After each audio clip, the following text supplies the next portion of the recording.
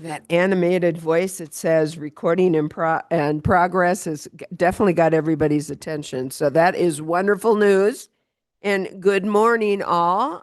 Today is Tuesday, September 30th, and today is our time for our regular scheduled board meeting. And I am here with some colleagues in person, and some are traveling. And you will hear probably as we go through roll call. One of the things I'd like to just at the beginning state, because I know there will people out there that are going to either want to come in this afternoon or are going to take part in our Zoom meeting. This afternoon, we had a 1:15 time scheduled for our wildfire and home insurance crisis that we have been reporting on and getting speakers to come in and talk about. Unfortunately, the guest speaker for this afternoon had a scheduling conflict, so he is not able to do this till 2. So our 1:15 has agenda item for wildfire and home insurance has changed from 1:15 to 2 o'clock, and Parks and Rec.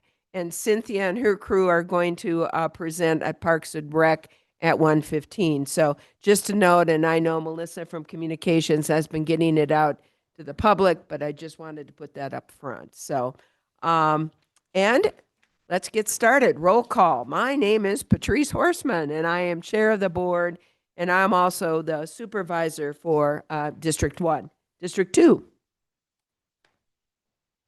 Is he on? Geronimo has been, Supervisor Vasquez is traveling from Phoenix. He's had a meeting down there. I'm sure he's going to join us virtually here and be here in person this afternoon. So, Lindsay, when he's on, would you please let us know? Do. All right. District 3. Good morning, everyone. Tammy Ontiveros, District 3. And District 4. Good morning, everyone. Thank you for being here and being in attendance and listening to our agenda items. And Judy Begay, District 4 Supervisor. And District number 5. Good morning. This is Lena Fowler, joining virtually today. Thank you so much. It seems kind of, don't we feel like we're, a little lopsided here. We're all on one side of the dais, but we miss you, Lena. Glad you're with us virtually. Next item of business is Pledge of Allegiance. Those that can, please stand to honor our nation.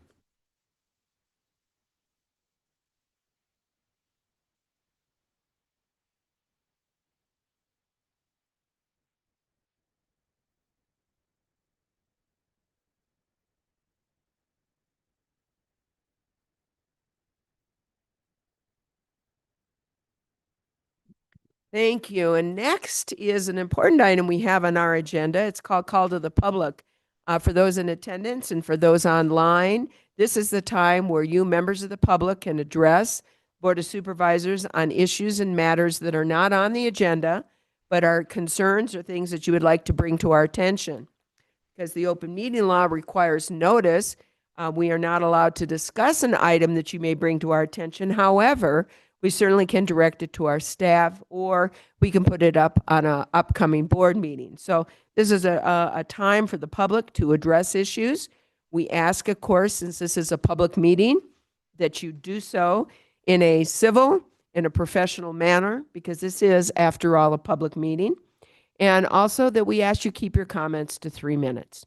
So with that, I'm going to turn this over to Lindsay Daly, our clerk, to explain how you can join us for Call to the Public. So Lindsay, please. Thank you, Chair Horseman. At this time, if there's anyone here that would like to make a comment, we do have comment cards on the table. And if you've joined and watching virtually, you can email in to board comments at coconino.az.gov. If you'd like to make your way up to the podium, if you didn't fill out a comment card, you can make your way up to the podium.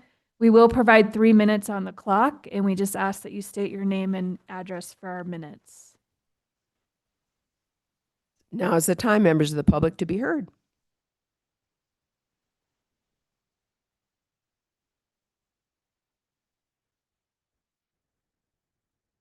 Chair Horseman, we do not have anything in our inbox for comments, All right. and we do not have comment cards. Last call, members. Let's give another 30 seconds.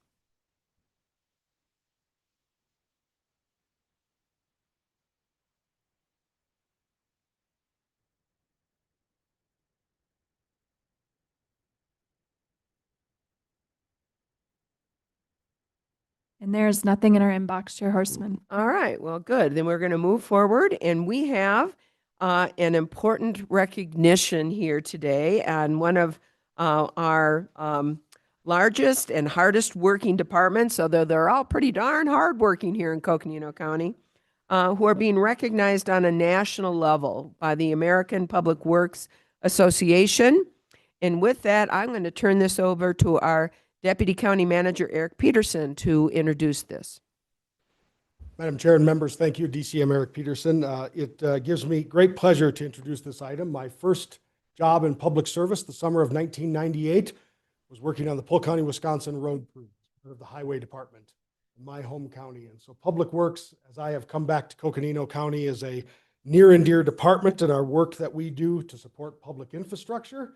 I think of my time with my grandfather's old Alice grader, run by cables, and I couldn't get a road level on our farm if I tried, but I think of the many people behind me that, every day throughout the year provide us infrastructure that is built the way it is meant to be, that work on our forest roads and that step into other jurisdictions' properties and infrastructure to help and really bring us a culture of excellence, of delivering excellence, of caring for the people that we serve. I think of those folks that are out on the nation, the BIA road operators that are grading roads so that children can get to school every day. And I just cannot commend our Public Works Department enough for their history of excellence and for the culture they have built and leadership that is there.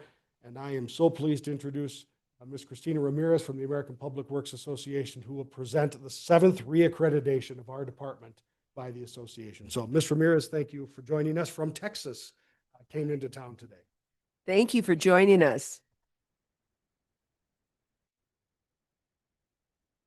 Good morning, everyone. And if you'll bear with me, I do have a few words to share. For those that are here in person and those joining us online, I wanted to provide you a few details in regards to what accomplishments your Public Works Department has done. I also want to point out that your Public Works Department is essential to the operation of your county, as previously indicated, and it has maintained a recognition that very few public works agencies across North America have been able to achieve even once, and you are on your 7th reaccreditation, so that is a big accomplishment. The dedicated public servants in your Public Works Department provide a wide range of essential services that connect your residents, support economic vitality, and preserve your region's natural beauty. Your Public Works Department is responsible for the maintenance of approximately 1,000 miles of county roads, almost 400 white iron vehicles. So those are your everyday vehicles that you would see, your pickup trucks, your sheriff vehicles, your search and rescue vehicles, and almost 50 pieces of yellow iron heavy equipment. They are also responsible for the development, implementation, and management of all of your standards to include design, construction, drainage, and drafting, capital improvement projects, pavement preservation, flood control, contracts for facility operations, engineering projects, and equipment purchases, human resource policies, annual budgets, and last but certainly not least, outstanding customer service. So going back to why I am here today, accreditation by the American Public Works Association is the mark of professionalism, indicating that a public works agency has made the commitment to continuous improvement in the delivery of public works operations and services in the community in which it serves. Accreditation is such a high achievement that several of our local and state Arizona chapter leaders from APWA will be in attendance later at a luncheon to thank your particular department. APWA accreditation recognizes an agency's policies, procedures, and practices, which have been evaluated against nationally recognized management practices determined to be appropriate for that specific agency. Currently, there are only 223 accredited agencies in North America, 176 organizations, 13 agencies here in Arizona. In addition to Coconino County, there are 4 cities and 1 county who all have 1 or more accredited departments. A team of evaluators of experienced public works professionals from Texas, Missouri, and Florida reviewed 135 practices of your Public Works Department to confirm their continued compliance with the internationally recognized management practices applicable to the agency's operations and responsibilities. I am proud to report that your department achieved full compliance with all applicable practices and has been doing so since their first accreditation in 2001. Following the evaluation team's recommendation, the Accreditation Council for APWA granted full reaccreditation to the Coconino County Public Works Department. And I would like to take a moment, I hope it's proper and acceptable. If you are here with Public Works or participated in this reaccreditation, would you stand up, please, to be recognized?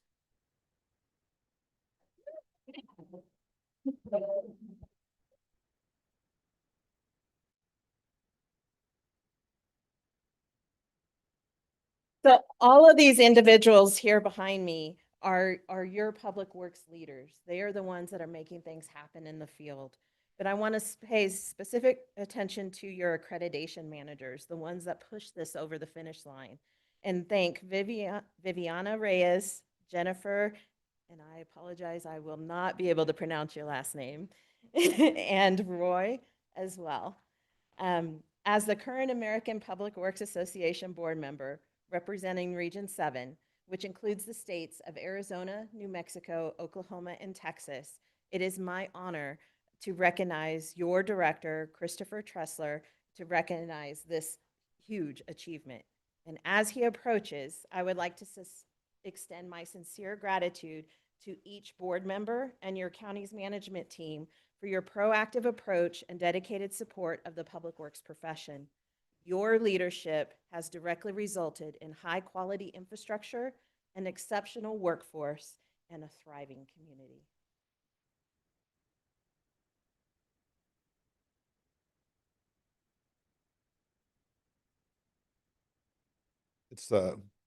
I'm Christopher Tressler. I serve as the Public Works Director, and it's great to be here to be recognized for this achievement. And it's truly a team effort. This effort started almost over a year ago as we updated our practices. And really, it's a continuation. Sometimes it's easier to stay caught up than it is to start from ground zero and build something like this. And so we've definitely stood on the shoulders of other people. Like Andy has been Public Works Director, and Lucinda Andriani as well. We rewrote many of our practices and policies, and we have a Public Works policy manual, and we use the county employee manual. And then we've even written some other things, like we call it our snow plan, and talks about how we do things. Because at the heart of this APWA accreditation is showing compliance with best management practices. And so when we get involved with outside agencies like or associations like the American Public Works Association, they help us see beyond our own view. Because oftentimes we have blind spots. I think as great as our team is and as successful as our team is, we know what we know, and sometimes we don't know what we don't know. And so it's great to be able to get this body of knowledge together and be part of an association and then contribute as well. And so thank you for this recognition. And I think we're going to take a picture. Yes. So as was mentioned, and I think it's great, that Jennifer Dufresne at Public Works, Jennifer, you want to raise your hand or stand up? She really led the effort and at Public Works in helping accomplish this and get us across the line.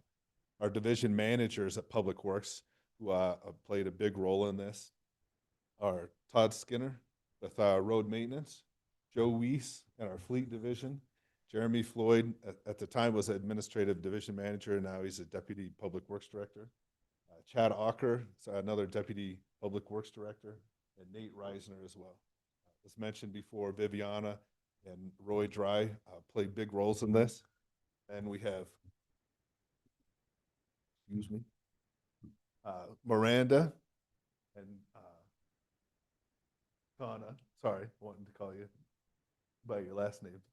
And Shauna helped us. We've been really successful. Like Shauna came to us as a temporary employee. Now we're trying to find ways to keep her more permanent. She's been a great addition to our team, and on the administrative side of all this, helped put the hundreds and hundreds of documents together. So thank you, Shauna. But I think that's our team. Am I missing anybody? Mark De La Roca. It's, he's constantly sending out updates about Public Works, and I hope he's not an unfamiliar face, but Mark plays an important role in most all things we do at Public Works. Thank you. Well, and before, we are going to take a picture, but before we do that, I think we need to have a few words here by the board.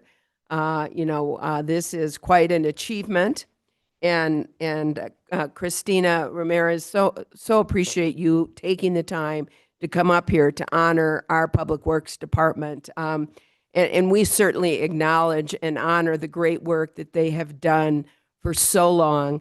The other thing you need to know, here in Coconino County, we're used to being first. And I understand that Coconino County was the first county to receive accreditation back in, 2001, and now this is the 7-3 accreditation. So I think that really speaks volumes to the commitment of this department and every single person in this department for serving our community. And believe me, we hear more about roads from our constituents than probably any other single matter here in Coconino County.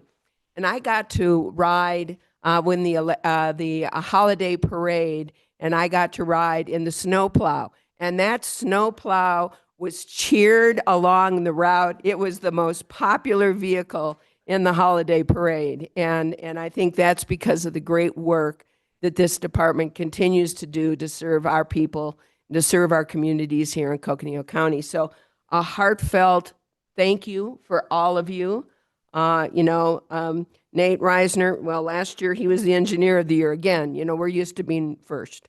And, and we like that. So, and the fact that we're such a huge county, really, it's amazing what we've been able to do. And that's all due to the dedication and commitment of this staff. So heartfelt thank you very much. So other members of the board, Supervisor Entreveras. Vasquez isn't here. Entreveras. Thank you, Chair Horseman, and thank you, Ms. Ramirez, for coming out here from Texas. And thank you for the review that you just gave of what is required to obtain this award. That speaks volumes about the job well done. And Mr. Tressler and staff, everyone here, because I know that this is a team effort. Thank you all for what you've done. This recognition is it's pretty impressive.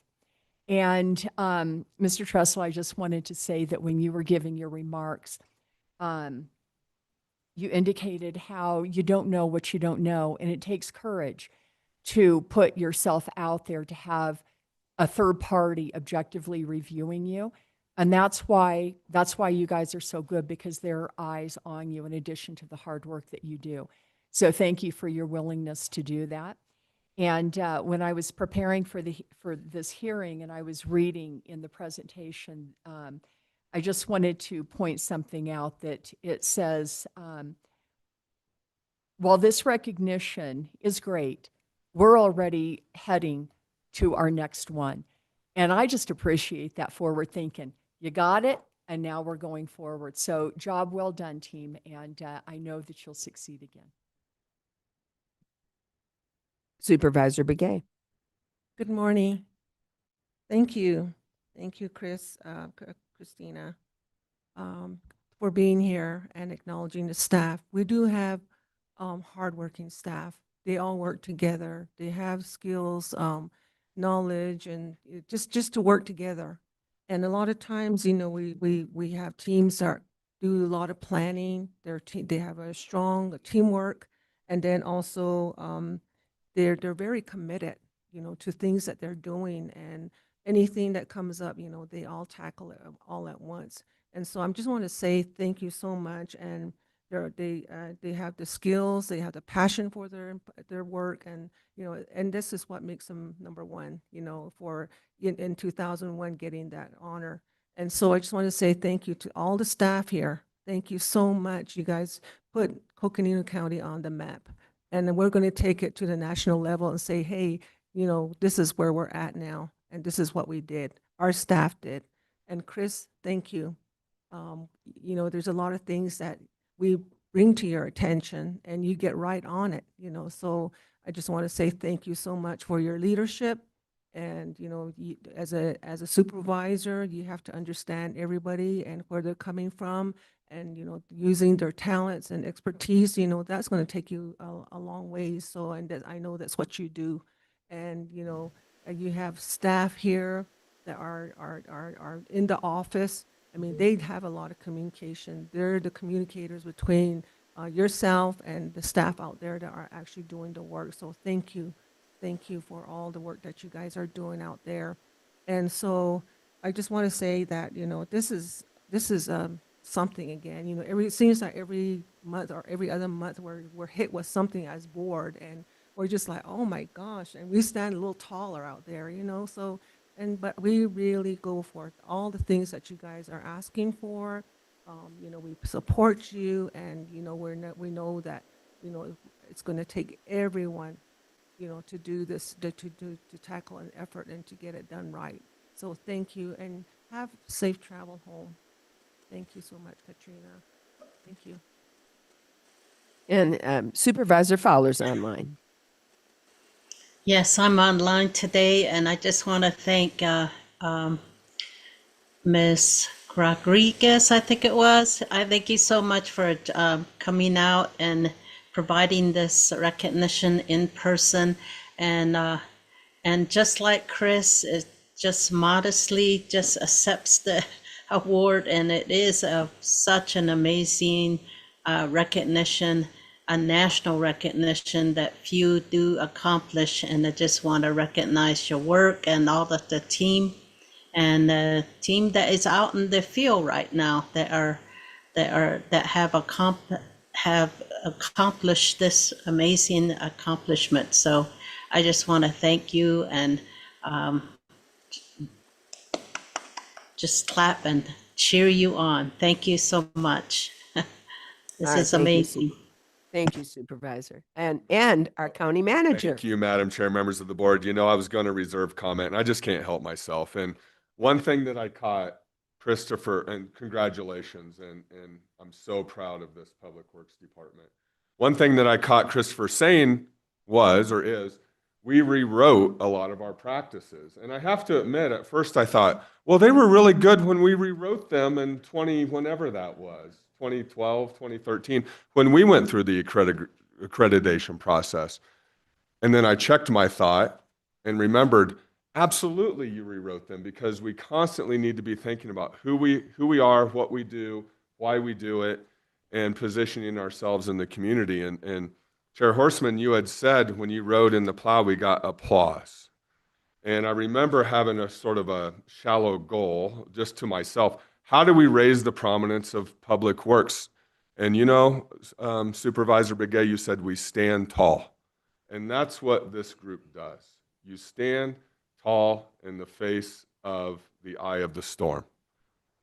Thank you for being that strength in the eye of the storm. Public Works, that's what we do, that's who we are, and that's what represents Coconino County out in our communities. Thank you so much. You're the best. Yep. Congratulations. Yeah, that's one more round of applause. And Supervisor? now a photo. Wait. I just want to say we forgot Lucinda and this whole thing. Why that woman, she goes after funds. She knows exactly what to do with Chris and get these dollars to our county. So thank you, Lucinda.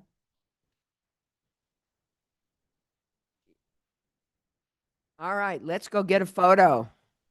Thank you. Well, we're going to have to Photoshop in yes, please. And I'm right on the outside here since there's so many of us. Supervisor Fowler and Supervisor Vasquez will have to Photoshop you in. What a great thought.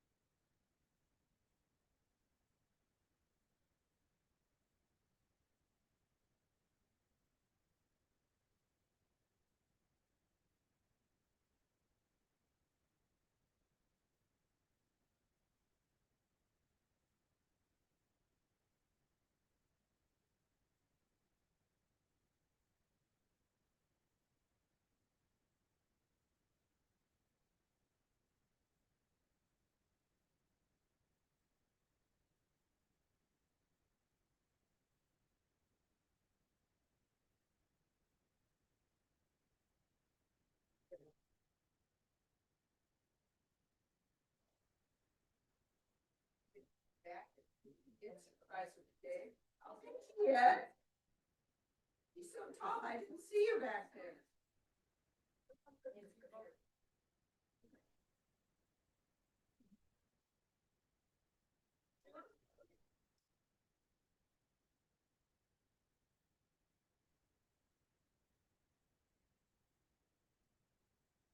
All right. Right now, seriously, did you take me down? Well, I'm blaming it on, I'm blaming it on her.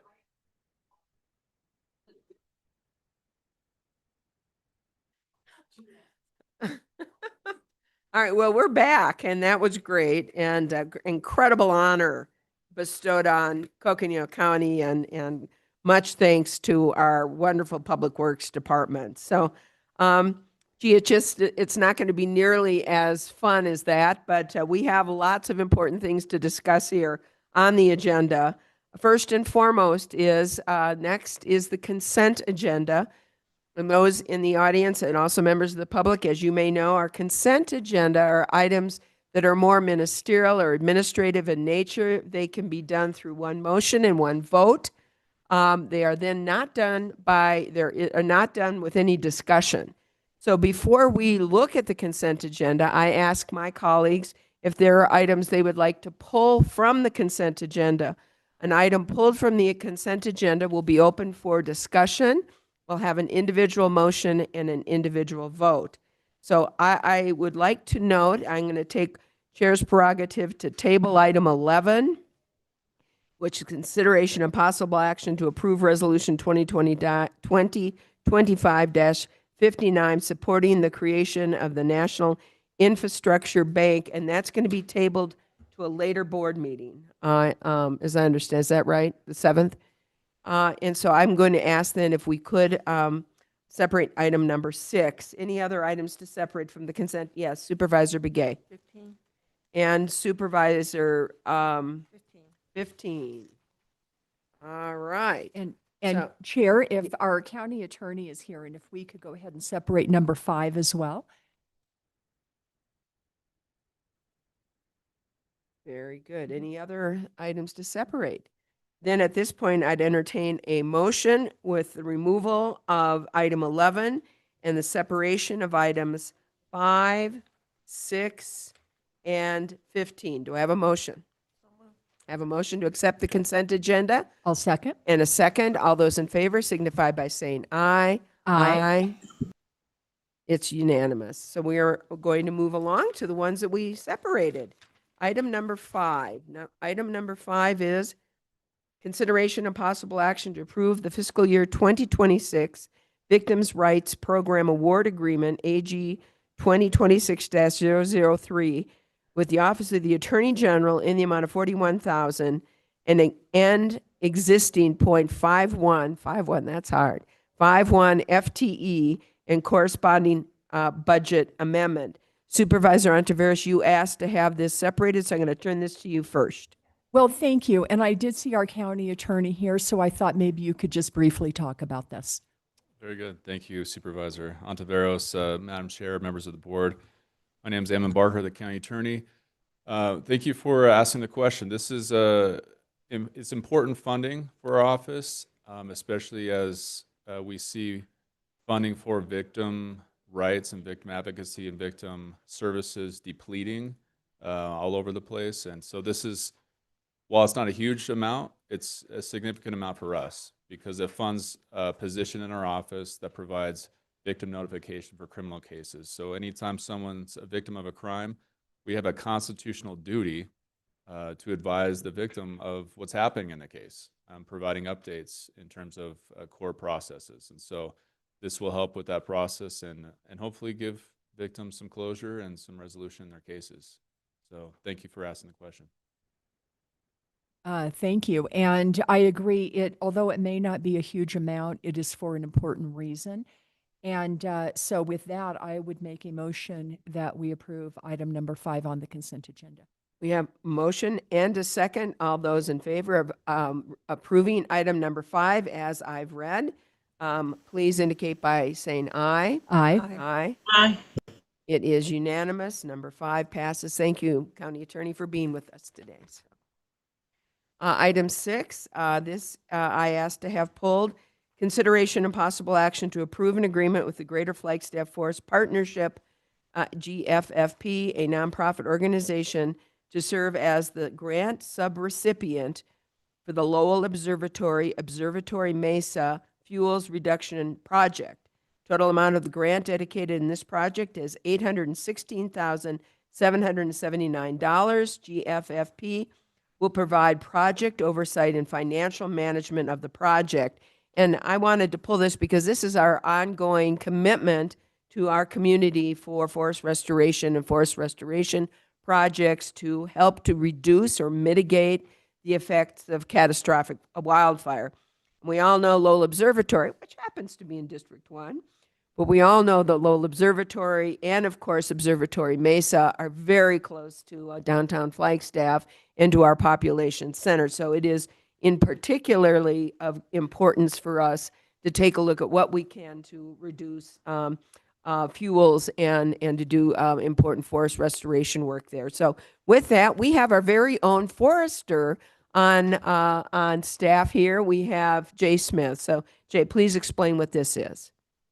Thank you. Good morning, Madam Chair, members of the board. Jay Smith, Forest Restoration Director for Coconino County Flood Control District. So this is some funding that we received through the congressionally directed spending, Senators Kelly and former Senator Sinema. But this all came about in 2022. There was a fire called the Railroad Fire that happened right off the railroad, heading up, you know, if it would have burned, it would have went right towards Lowell Observatory. Well, that kind of got Lowell Observatory to talk to Flagstaff Fire Department and look at what could be done on their 640 acres. They have one section there that they own. And so Flag Fire worked with Greater Flagstaff Forest Partnership. And we have Ann Motek here, that's the director of the GFFP. And so they started working on this, and they spent a lot of time building a proposal, getting maps developed and an operations plan, budget, everything was ready to go. They were going to apply for one of the community wildfire defense grants for this project. At the same time, we had applied for the CDS funding, but the project that we had applied for wasn't eligible because it was on federal lands, and they thought they could get it through, but it wouldn't go through. So they kind of came back and said, we want to give you funding, but we need a project that's on private land. So I first called Ann and said, hey, do you have a project? And she's like, yeah, we got a project ready to go. It's like here. So we had to scramble around. She had to write the grant kind of for the CDS funding. We flipped it around and we were awarded this funding. So that happened in 2024. The 800, well, it's a little over $1 million. Part of it's going to flood control projects, but 817,000 close to is going to this project. Well, the actual project costs about $1 million. So we're not quite there with funding. City of Flagstaff had funding that they said we'd put $100,000 toward this project. Lowell Observatory is putting $50,000 toward this project. So we were able to get the additional funding to be able to do the whole project, which is thinning their 640 acres plus removal of biomass, because we don't want to be burning piles next to the observatory.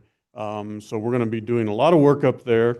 In addition, then as we looked at this, you know, Thorpe Park lays right below this mesa, and so SRP came and added another $50,000 with some funding from the city also, and they're going to do some more thinning around the base there at Thorpe Park. So we're going to do a lot of project work here that's going to protect that side of the community. You know, this is a very critical area that everything else has kind of been thinned around. This is a southwest wind, which is what our prevailing winds are. A fire in this area could go right into town. So, you know, I think it's what, less than a mile from right where we're standing here. So really close by. So this agreement, it came about first in 2024, but we found out that there was some issues with some of the insurance requirements. So we've been working through all that, got all that done. Now we're ready to execute the agreement and can then move forward with getting the project managers on place and getting a contractor. So, you know, it's been a little bit longer coming than what we wanted it to, but to look at the bright side of all this, all of our loggers right now are working in the Upper Rio. So if we would have tried to put a logger into this project, we would have been taking somebody out of the Upper Rio. So I don't think we want to do that. So exactly. So as we prioritize things, this project we expect to start sometime in the spring next year, maybe early summer, and we expect it to be done in one season. So this work is critical, but it's going to get done. That is such great news. And Ann Montek, I don't know if the rest of the board has had an opportunity to meet with you, but, you know, obviously GFFP has been a great partner with Coconino County for a long time in forest restoration work and projects. And thank you for, you know, getting this up on the very top and for getting this grant and the monies together. And of course, a big thank you to Senator Kelly and former Senator Sinema for making it happen. Very, very important part of protecting our communities. So thank you so much. And I don't know if you have anything you'd like to say. Just super quickly, thank you for recognizing this. And this is like, I have a little bit of tears in my eyes today, really, because it's been a long time coming. And the amount of work that we did to make this happen, I mean, it's just hard to explain everything that you have to do to get something like this going. And we have this incredible partnership with Lowell Observatory. I'm really looking forward to working with them. And I'm also so excited that we're going to expand in Thorpe Park. The city of Flagstaff, with the leverage funding from SRP of $50,000, the city of Flagstaff, the amount that they're going to put in is unknown right now because we still have to scope that. And we wanted to make sure the agreement got signed before we did, you know, more work, you know, because some of our contractors, you know, we need to get them contracted for. But we're really excited that it's going to expand into Thorpe Park, and we really feel like that we're really going to help with reducing wildfire risk, you know, right here in the city of Flagstaff and for, of course, Coconino County. And we also appreciate you so much as a partner and working with us. So thank you so much. Thank you. Thanks for being here. So really appreciate the information. Supervisor Ontiveros. Thank you, Mr. Smith, for that presentation. And thank you for the tenacity, for all that you guys have done and for being nimble. And it's like, we got to switch direction here and being able to do that.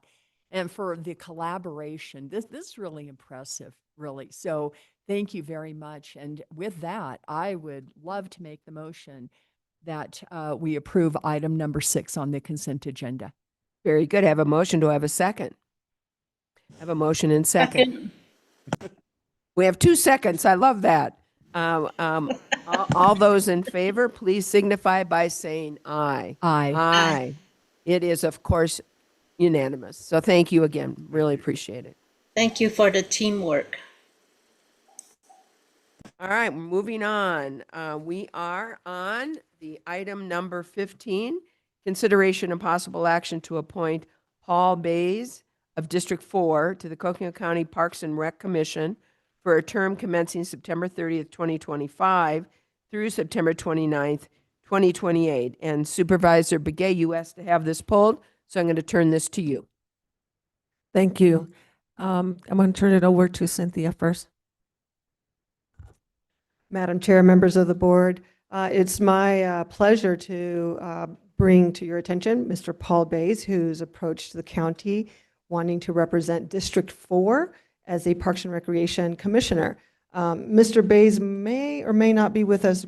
He is here. So I want to welcome Mr. Bays for joining us and thank him for joining us here this morning. Basically, his application stood out for his commitment to community, his experience in environmental stewardship, and a definite desire to give back to the community, both rural and urban parts of our community. And with that, I'll hand it back over to Supervisor Begay, and then perhaps Mr. Bays would like to say a few words. Thank you. First of all, I want to thank Mr. Bates for stepping forward and, wanting to do a task for the, be part of a member for District 4 Parks and Coconino County Parks and Recreation Commission. And so Paul is very interested in serving in this capacity, and he also has a lot of experience with recreation, trails, and just oversight and trail repairs, volunteers at parks, and various things that he does, and working with the nonprofit organizations. So I feel that his appointment is going to be a big asset to our commission for the Parks and Recreation. And I just want to say thank you and welcome. We appreciate you for stepping forward, and I know that you're already qualified and that you can carry out the duties and the responsibilities that's it's as far as your job is concerned. So I just want to say thank you so much. All right, and Mr. Bays, if you're on, feel free to address the board. And again, as already been expressed, thank you so much for stepping up and serving all of us here in Coconino County. Can you guys hear me? Yes, we can. I love technology. Madam Chair and board, thank you so much for this opportunity, and Supervisor Begay with the opportunity to serve District 4. I know many of you in the room, having worked for Coconino County for years.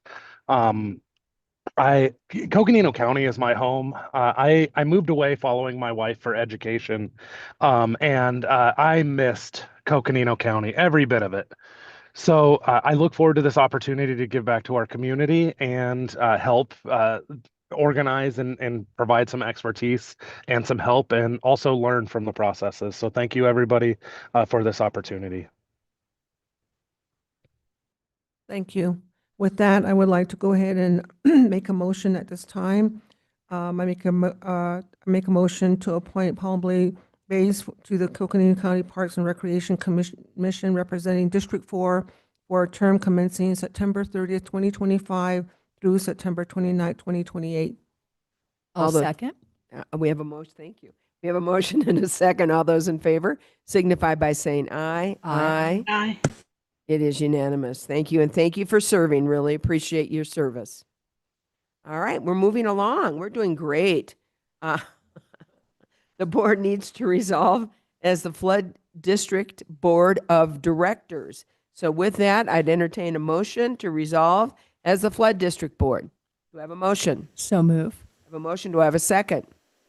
Second. We have a motion and a second. All those in favor signify by saying aye. Aye. Aye. It is unanimous. We are now the Flood District Board of Directors. So directors, we have a consent agenda item, and we explained earlier what consent items are, but we only have one. Do we want to keep this as a consent item, or is there a request to remove this from the consent agenda? Then I take a motion to approve the Flood Control District consent agenda. I have a motion. Do I have a second? Second. We have a motion and a second. All those in favor of approving the Flood Control District agenda indicate by saying aye. Aye. Aye. It is unanimous by the directors. Thank you. All right. We also now need to resolve back as the Board of Supervisors. Do I have a motion? So move. Do I have a second? Second. Motion and a second. All those in favor signify by saying aye. Aye. Aye. Aye.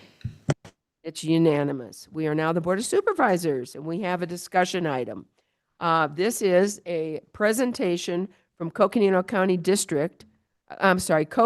Community College District on their bond proposal that will be on the November 4th, 2025 ballot. I'm turning this to the county manager. Thank you so much, Madam Chair, members of the board. I actually just communicated with Dr. Heiser. They were originally scheduled for 11:30. We are working with efficiency today, so we are a bit early. Some recommendations from me would be we could turn to, if you would like, item number 24 to discuss the planning calendar, or we could turn to 26 if you wanted to do a bit of roundtable. Boy, so he's not available right now is what you're They saying. are en route. They should be here by 11. So we Okay, have about good. I'm 10 minutes. sorry. Or we could break. So, yeah. Oh, go ahead and take a 5-minute break. And then if they aren't back yet, we'll go to number 24 to look at the planning calendar. you. Okay? Thank you. All right, we're on break.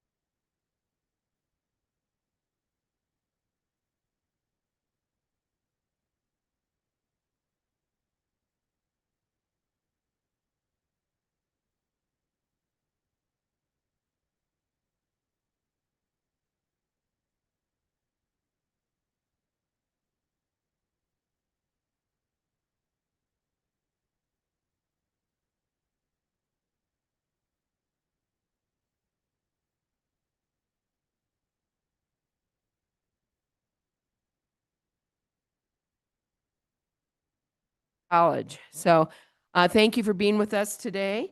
And we look forward to hearing from you on the proposal and the bond proposal on the upcoming ballot. So thank you.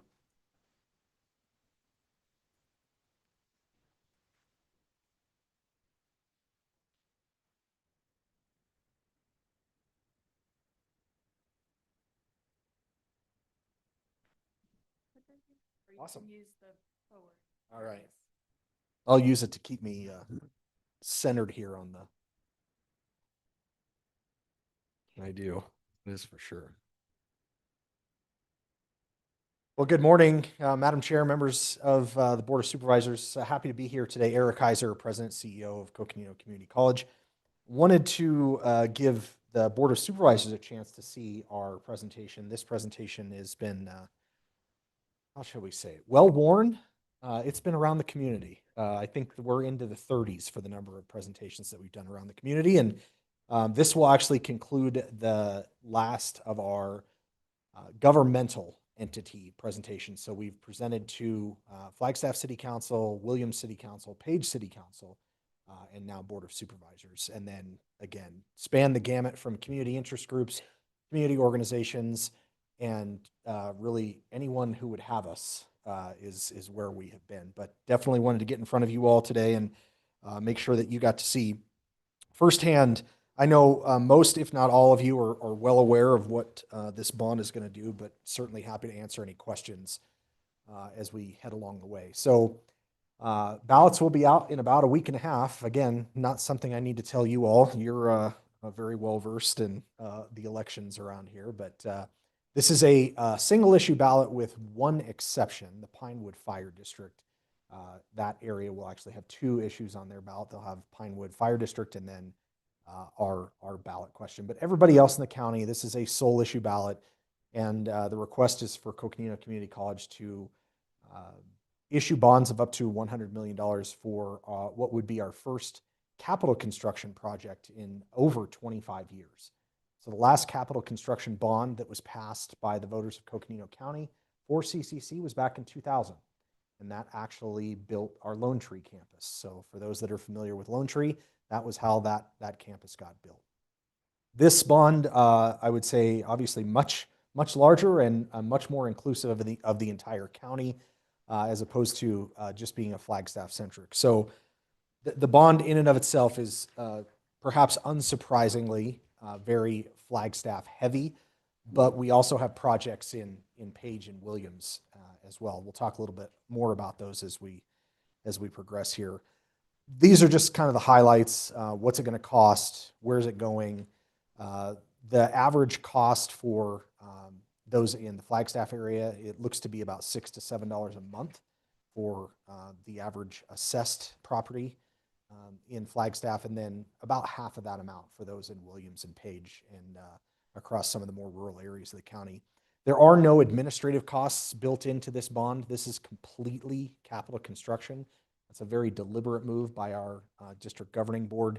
They wanted to essentially say, look, if the taxpayers will partner with us on a capital construction, we will essentially cover the admin side of things. And that's where our CCC Foundation stepped up and said, if the bond passes, we're there with a commitment of $10 million for fundraising to help us with the admin and staff costs. So that kind of covers that side of things. So what all are we going to do? First and foremost, those that, again, are familiar with the history of the college, we are in either, this has now gone back and forth. We said pretty unequivocally that we were in the oldest strip mall in Flagstaff. There's now been a little bit of argument. Maybe we're in the second oldest Flagstaff strip mall. Either way, 4th Street and the strip mall there is 55 years old and counting. It has more than served its useful life. And obviously was never meant to be a college campus or a East Flagstaff City Library either. So the bond would essentially, that would get knocked down and built back up. The college owns that property free and clear. We finished purchase of the ground of that property last December. And so the college has always, since we've been in there, we've owned the building. The foundation bought it first and then gifted it to the college. But we had not owned the land until last year. So now that is done. So we'd rebuild that campus. That'll be likely, let's call it between 60 and 70,000 square feet. Right now, that space is about 50,000 square feet. So we'd be adding about 10,000 square feet of space. We'll also construct a new allied health building on the Lone Tree campus. That's be about the tune of about 70 or 80,000 square feet. The project for Williams is really kind of an innovative project and something that we'd be expanding that we started with them last year. So Williams, much like Page, is a Monday through Thursday school district. So their students are in school Monday through Thursday. What we started doing last year is we started a program called Friday College, where we go out with our faculty on Fridays and deliver college classes in the high school at Williams. They have a definite need to expand the labs that they have available to them, specifically in the career and technical education space. So the bond would pay between $2.5 and $3.5 million to partner with Williams High School to build out some really high-tech labs, allow them to use those labs during Monday through Thursday, allow us to use those labs on Friday when we're delivering dual credit out there. And then the expansion of our Page campus, this will finally allow us to get to the point of launching our student housing project. But most importantly, in addition to being an investor, the college would be an investor in that student housing project. What the bond would allow us to do is essentially subsidize the cost of rent for our students within the student housing. So those rents would not be market rents. They would actually be lower than the market rent for the students at CCC. So it's be a big win for the students there in Page. 90% of our students in Page are Native American students. The vast majority of those students are driving at least 50 miles, if not 70, 80, 90 miles one way.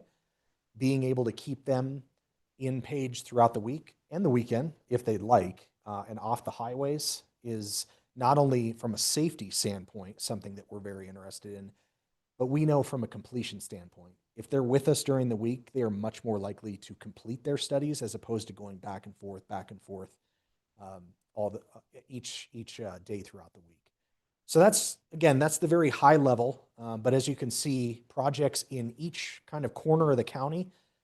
Again, Flagstaff is going to be the primary, but some very, even though smaller in dollar amount, high impact, both in Williams and in Page, what it'll benefit for those communities.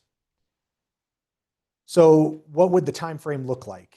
Let's say November 5th, we wake up and we're celebrating. Actually, we're going to be paying attention November 4th. Let's not kid anybody. But November 5th, we wake up, bond passes. Essentially, we will be ready to go with the releasing of RFPs for not only our what is called a CMAR, Construction Manager at Risk, but also our architectural contracts.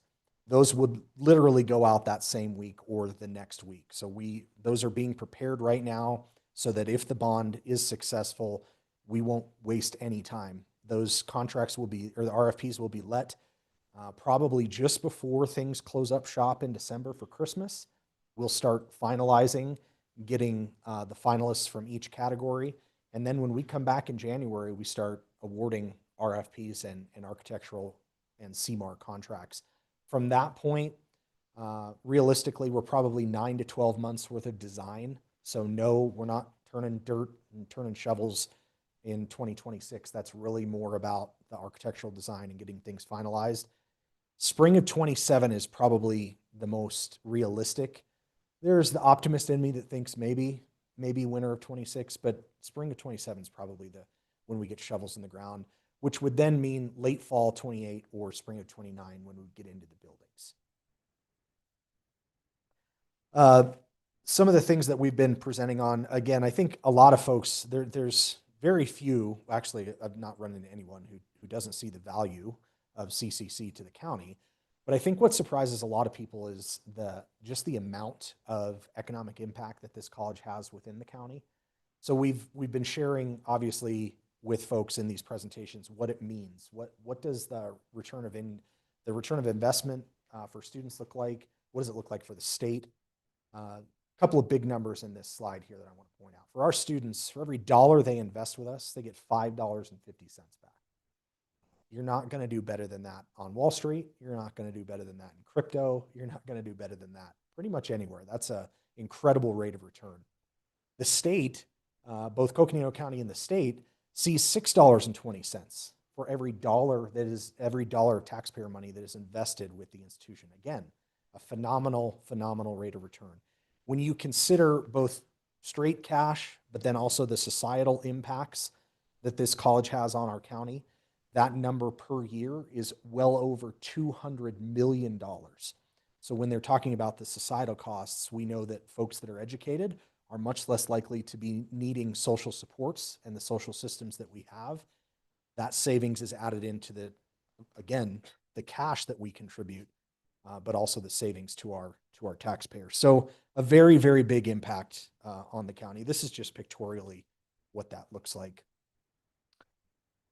So what are we going to do with these buildings? Like, why do we need these buildings?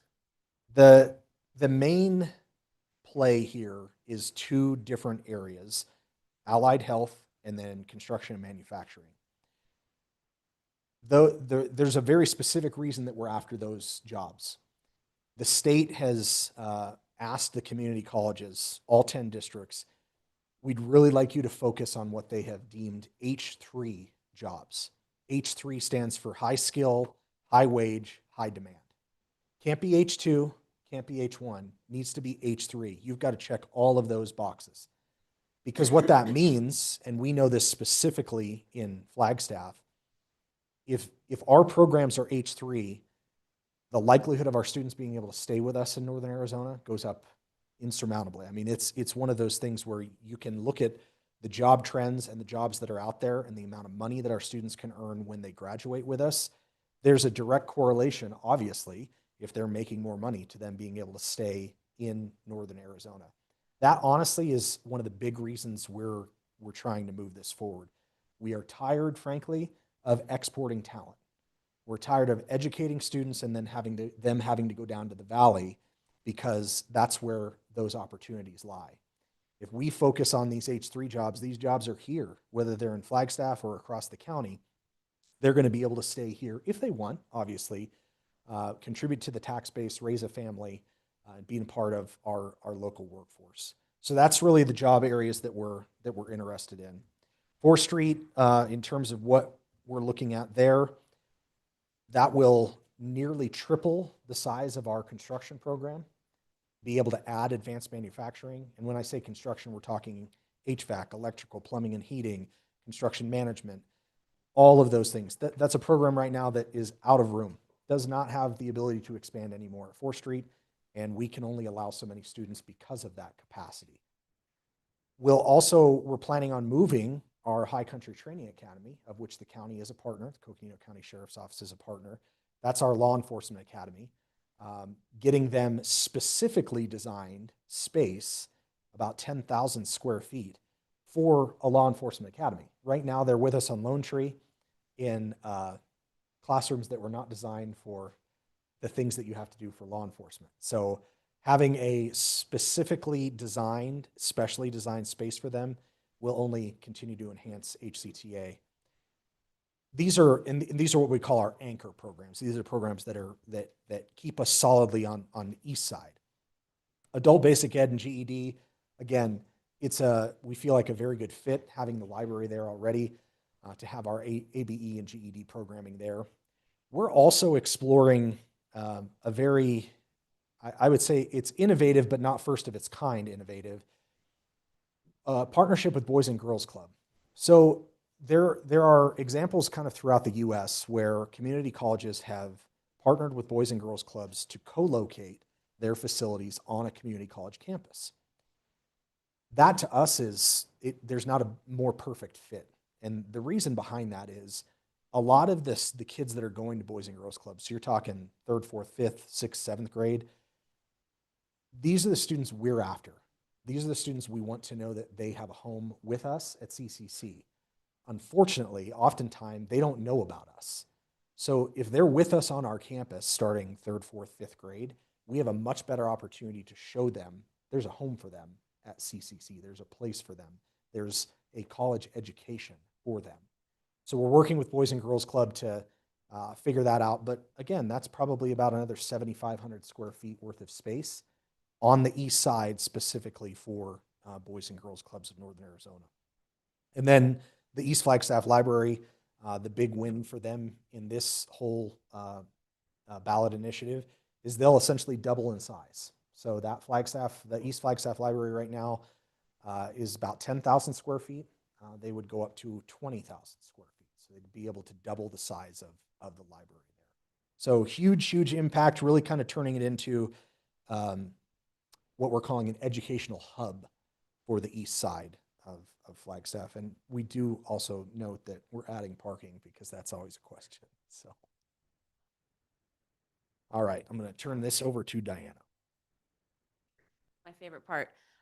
So these are renderings. Please keep this in mind as I go through this, but this is a potential rendering of what the 4th Street facility could look like. This is looking at the building from the south. The street right over there would be 4th Street. And as Dr. Heiser said, this would really provide us an opportunity to put a space on the east side of Flagstaff that would do so much. It would revitalize that area. I know we're all keenly aware of the challenges that have kind of been consistently present in that area. So really creating a space that would help that process along. Let's see, did that change? Am I changing slides? Okay, there we go. Did I just? Okay. This is looking at the building from 4th Street. Again, just lots of windows, lots of open light. And this is looking at it kind of a full scale version. So the CCC campus would be facing the 4th Street area, and then we've got the library towards the back. In the middle, the law enforcement academy there, and then Boys and Girls Club would live in there somewhere as well. This is just a sample of what these classrooms we're hoping will look like as we start the design process. A lot of the CTE classrooms are looking very similar to this, where students are able to look down into the spaces, lots of functional workspace, and a more modern aesthetic to the learning space. Regarding the Allied Health Building, keep in mind this will be on the Lone Tree campus.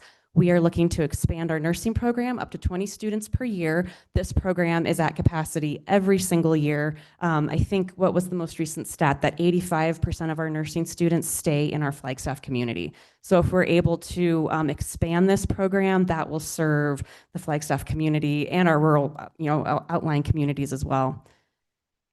The programs we're hoping to add are Surge Tech, Rad Tech, and Respiratory Therapy. And this is, of course, in its exploratory phase, but the respiratory therapy credential would be potentially CCC's first bachelor's degree. A lot of community colleges around the nation have kind of dipped their toes into offering 4-year degrees.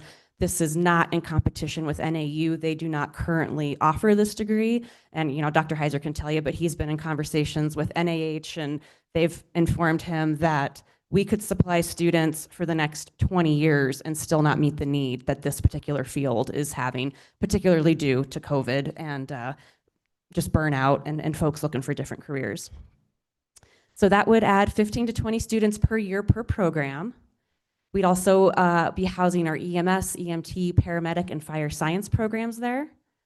Again, that would be on the Lone Tree campus. If you've been to that campus, there's ample space outside of that parking area on our parking lot.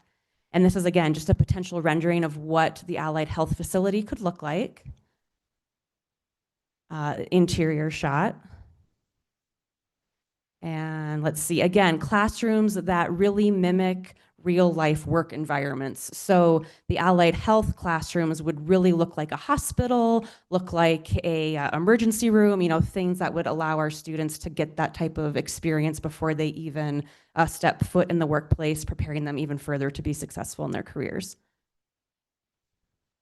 This is another part of information that we're sharing as we're sharing with our community partners, because some folks, again, as Dr. Heiser mentioned, just aren't quite aware, I think, of the scope and breadth that the community college has here in the county. The current educational partnerships that we enjoy with our community members is that we have an amazing relationship with United Way and their Kinder Camp program. I'm sure you've already seen the news that any student that completes the United Way Kinder Camp program gets to come to CCC for free. We're calling it the Teal Ticket. And then, of course, Dr. Jose Luis Rivera jumped on board as well, and those students will get to go to NAU to finish out their 2 final years there. So fabulous relationship where we're anxious to support those families, really from that kind of like cradle to career model all the way through their educational journeys. This is the second year that we offered middle school summer STEAM camps. Those were career-based camps that we welcomed middle schoolers to. And they were totally free. So thanks to generous donations received by the foundation, we didn't have to charge families a thing for these camps. And I have middle schoolers, and I'm surviving to tell the tale, shockingly. And there's not much for them at this time of life, which I don't know your experience, but this is not the age I want my children not engaged in anything. So we're serving rising 6th, 7th, 8th, and 9th graders with this program. They get a free lunch as well. That's been a great partnership with the Flagstaff Unified School District. And we had topics ranging from culinary arts to woodworking to coding to theater. So we had over 600 registrations with that program and served numerous families. This year was interesting because the word had gotten out, and we waitlisted every single camp within, I want to say, a week. So families are anxious for this program, and we're really proud of this offering for our community. We've got the dual and concurrent enrollment, which Dr. Heiser alluded to. We're expanding those opportunities into Williams especially. This is where high school students can essentially receive college credit for free as they're also working towards their high school graduation. And then last but not least, our Path to Purpose program. That is a program, again, in collaboration with the Flagstaff Unified School District. Thanks to a incredibly generous private donor, the foundation received a historic $4 million gift to pull this program off. We have success coaches working at Flagstaff High School, Summit High School, and Coconino High School, and they work with students who have been identified as just maybe needing just a little extra love through their high school journey and to help them meet their goals and to see success on the other end and hopefully ultimately enroll at CCC. We're looking for something in the end too, but if they don't come to us, we just hope they find job placement or higher education opportunities down the road. So again, just sharing those with our partners to let them know these are the other things that CCC is currently doing. So I handed out our RAC cards, and I won't spend too much time on this, but this is kind of a summary, again, of some of the main points we just covered and some of the frequently asked questions that we're getting as we're sharing this information. Why are we asking for a bond now? As Dr. Heiser mentioned, it's been 25 years. 4th Street is at its limit. I have to give our faculty and staff huge kudos because they really have been creative and innovative with that space to make it work for what they need. But it's time. And we know that the projects will rebuild the 4th Street campus, new allied health, lab space at Williams, student housing and Page. The cost is outlined there as well. Will this bond impact student tuition or fees? No, it will not. So our students won't see this on the back end or anything like that. There won't be any increase related to this bond initiative whatsoever. We discussed what kinds of programs we're going to offer there. How does it benefit local communities? I know we're not saying anything you all don't already know, but really enhancing our workforce here in our local community and making sure that our students are able to stay here in Flagstaff and that the programs that we're offering them don't saddle them with debt and give them the skills that are necessary to make not just a livable wage, but a highly functional, sustainable wage. And then we talked about the partnerships involved. We're very excited. The library, Boys and Girls Club. What happens if it's not approved?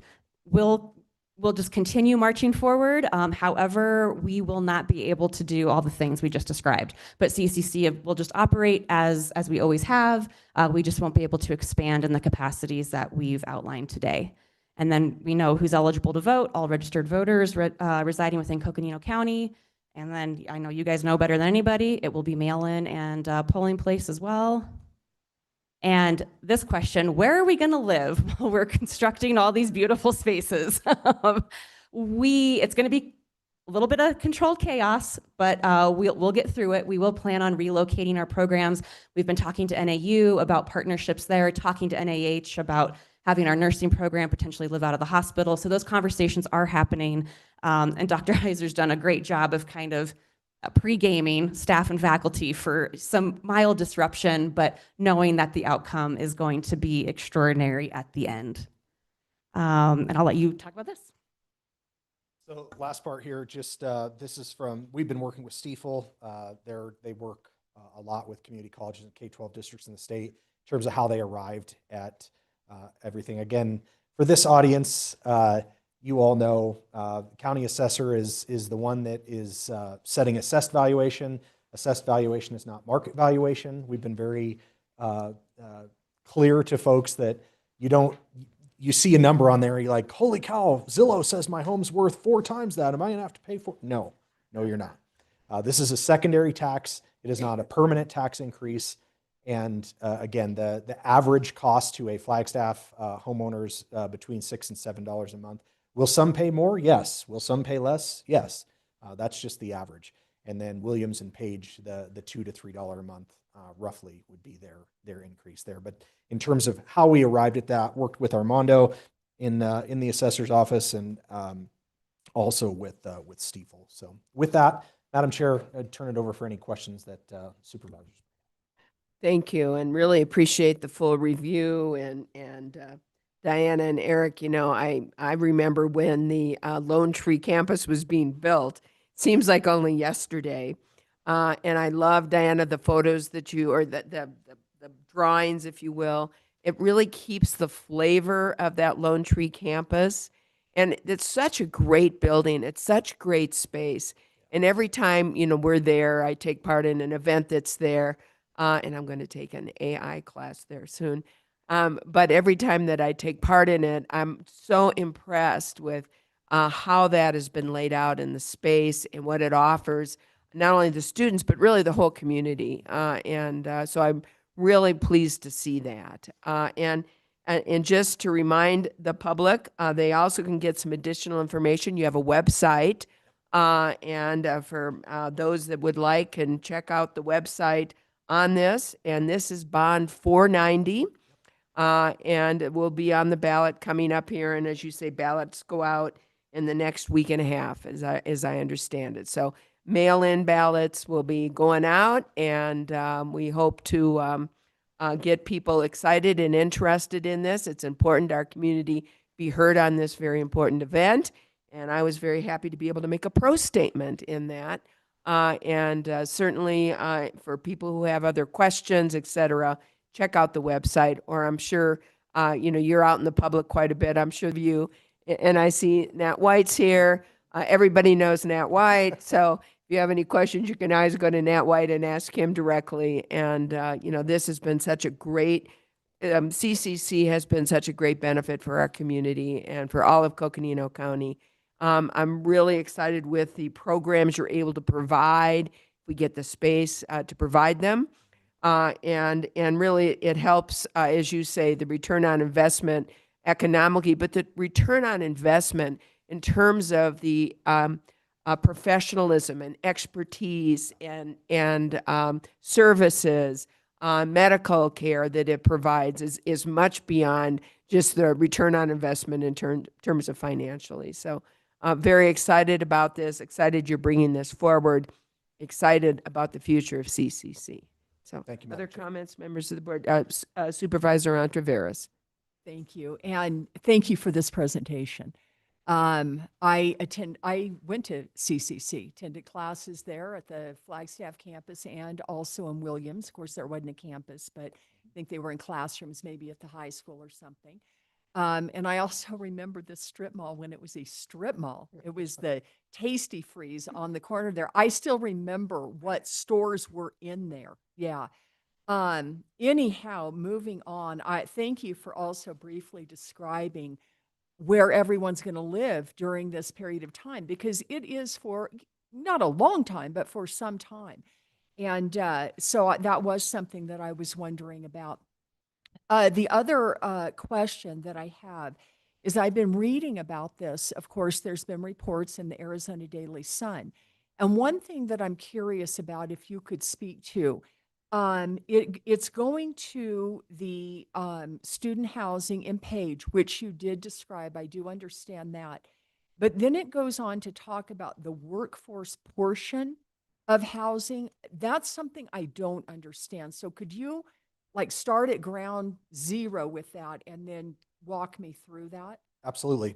Madam Chair, Supervisor Ontiveros. So that project, in order for that project to, just in layman's terms for the contractors, in order for them to get that to pencil, meaning make sense financially, they had to come up with a solution that was not just student housing.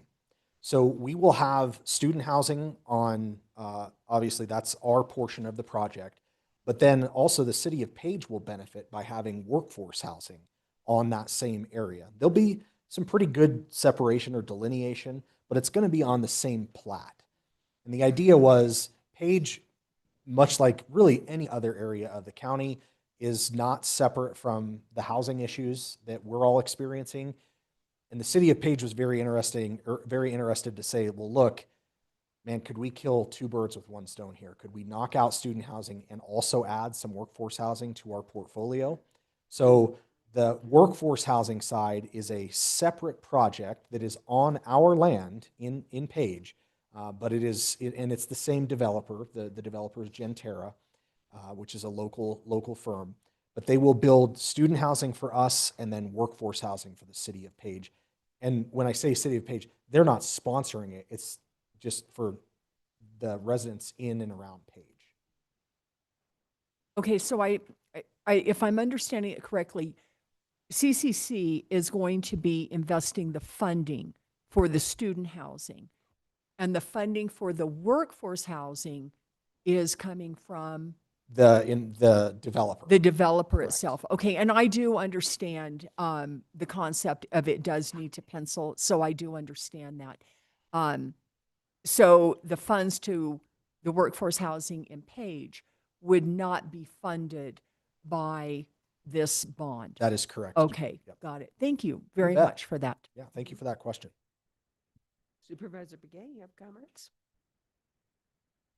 You know, as students, I was once a student going to various locations, junior colleges, just and working full time, and a full time mom, and everything else. So taking care of my parents and livestock, whatever it may be, and it was hard, And now I'm really glad that this is coming up, and I do support it, only because of what I had to go through, and driving from Comine Mesa to Flagstaff just to take classes and stay there at the library till midnight, and then go drive home and then work at 8 o'clock in the morning.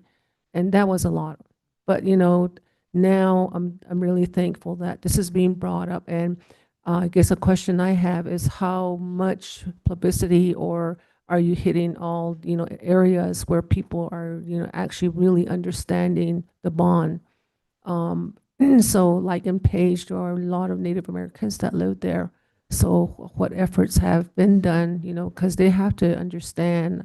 I go to the chapter houses when they have their chapter meetings and planning meetings at times. So I'm willing to take some of those flyers, whatever you guys want me to bring out to them, to their attention, especially in the Inscription House, Navajo Mountain areas, because that's the areas that I represent.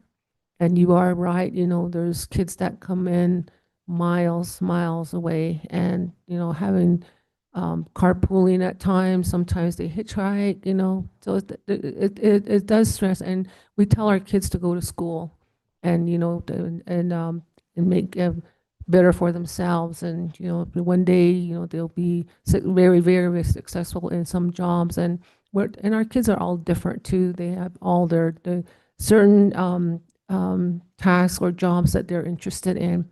My granddaughter was just accepted to NAU with her nursing program, so I'm so happy for her, and so I just want to say that, we have to keep pushing, because a long time ago, when we were growing up with livestock and no running water, no electricity, just in a hogan, and there was like 10 of us in that hogan with my parents. So nowadays it's different. And at the time, there was a lot of water, there was a lot of vegetation. We could, we could herd sheep and, make that our meal, whatever we need to do, to make a meal out of it, And so it's just, times have changed. And that's the more reason why we really need to support our students and, as far as education is concerned. And certainly, anybody, anything, any subject that is taught, any programs that's out there there's a lot of them too. And when I was at NAU, I remember we only had like 11 Native Americans on the campus. So that tells you how old I am. But anyway, I just want to say thank you for all your hard work and really, putting out this, and getting that, see what happens. But I'm willing to help, and I'm pretty sure Supervisor Fowler would be able to do some for you too. So just want to say thank you so much. Thank you, Madam Chair, Supervisor Brigade. Yes, actually, we've been very active at the chapter houses. Former First Lady of Navajo Nation, Fifilia Nez, has been doing the presentations along with her husband, Jonathan Nez, a former president of the nation. And so I think there are at least a dozen presentations to the chapter houses that have happened all throughout the nation that is on Coconino County, obviously. But yeah, anyone that can help get the message out, we'll absolutely take the help. So, and yeah, participated in the Western Agency meeting a week or two ago as well. So got the word out there. And to follow Chair Horseman's comments, coconino.edu is our website. If you go to literally just coconino.edu, right on the front page, there's a banner that says 2025 bond information. You click on that. All of this information is right there. And Supervisor Fowler, are you on? I wanted to note that Vice Chair Vasquez is on virtually. He just joined. Very good. And is Supervisor Fowler on? She is, yes. Supervisor Fowler, any comments? All right. Well, thank you for joining us, Supervisor. I'm here. I'm here. Oh. I apologize. Any comments you'd like to make? I'm having trouble turning it on. Yes, thank you. We're all familiar with this bond. We know that these presentations are happening in the community. Education in the rural communities are very important.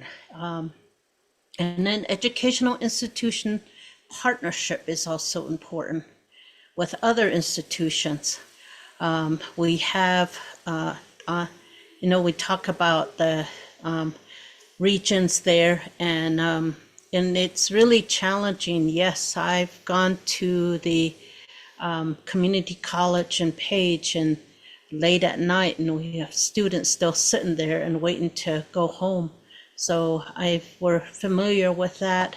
I think we're all very familiar with the community college from the first bond to now another one, and working with the various staff that are there and knowing the students that participate. So anyway, thank you for the presentation, and we'll see where it ends up, and happy that you're all doing presentations in the community.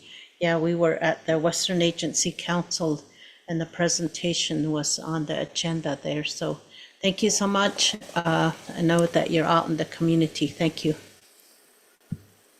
Thank you, Supervisor Fowler. And Supervisor Vasquez, thank you for joining us. I know you were at an important meeting down in Phoenix this morning, and so I'm not sure how much of this you've heard, but you heard the website. Go ahead and give them the website again. Coconino.edu. Thank you, Chair Horseman. I just wanted to say thank you to CCC to bringing this to us and educating the community on what a great opportunity it is to expand education opportunities for our community.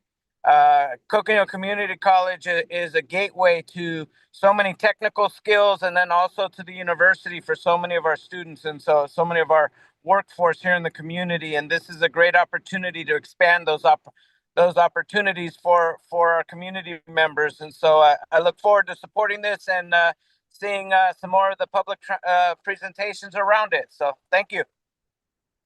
All right, thank you. Any other comments, questions, members of our I'm sorry, Supervisor Ontiveros? Thank you. Brief question. What is your projected enrollment in the construction fields? So, Madam Chair, Supervisor Ontiveros, that's a really good question. What I can tell you is in the last 2 years alone, that specifically our construction. So when I say construction, again, all of those areas, all the very areas, is up over 35%. What that means in raw numbers, I think we're into the 200s now for the number of students that are in some form or fashion in those programs.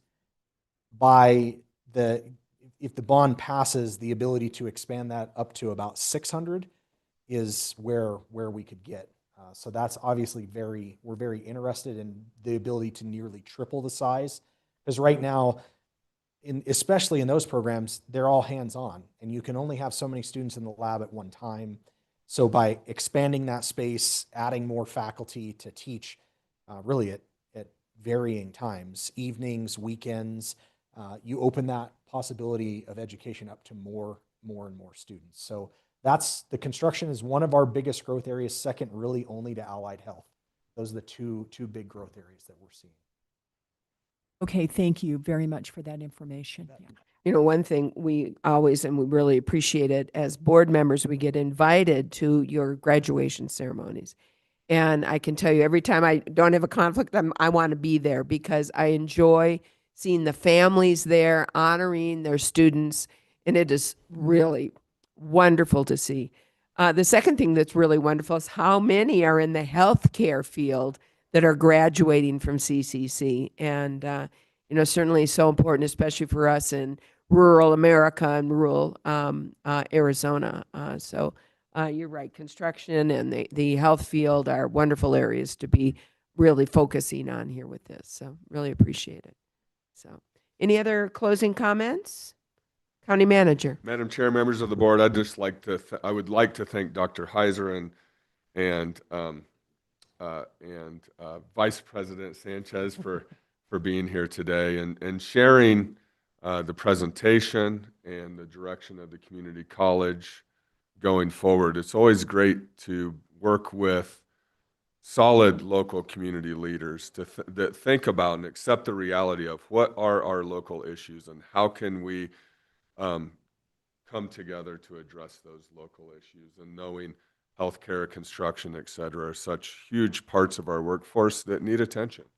So thank you. And also like to know Nat White, long-term CCC board member, is in the audience as well. Thank you for being here, Dr. White. And thanks for being you. Thank you. And he's from District 1. I just want to point that out. And I can just say, anybody that can go over Imogene Pass as many times as this guy's done can get this bond passed as well. This one too. This vice president did it as well. You too, Diana?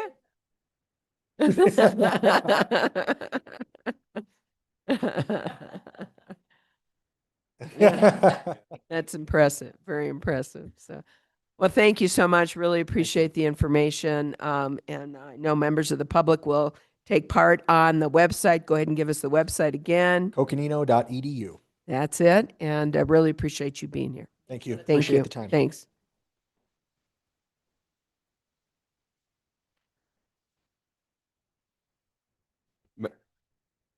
Here before we're going to break for lunch, and I'm going to ask County Manager, should we continue to go on as, with the planning calendar? What would you like to do? Thank you, Madam Chair, members of the board. I recommend that we discuss item number 23, and that's an update regarding state and/or federal legislative and administrative matters.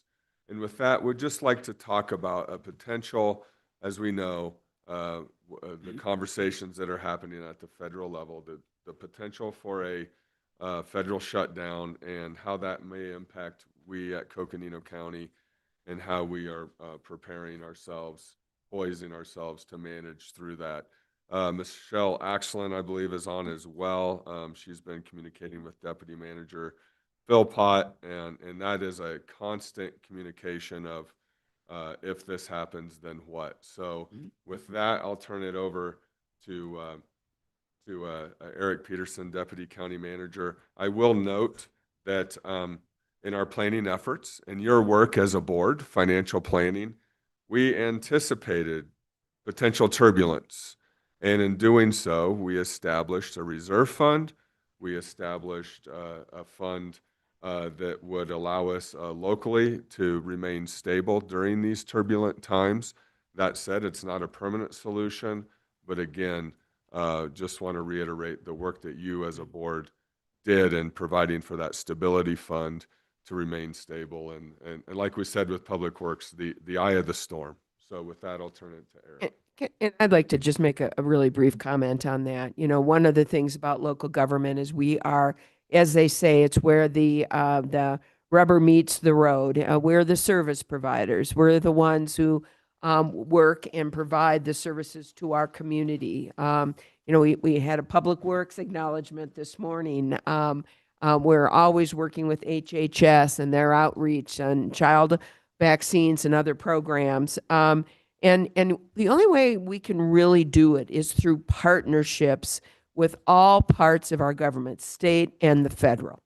And we cannot, as a county, take over the responsibilities for the state government. You know, that's something that Supervisor Fowler is always talking about, and she's right.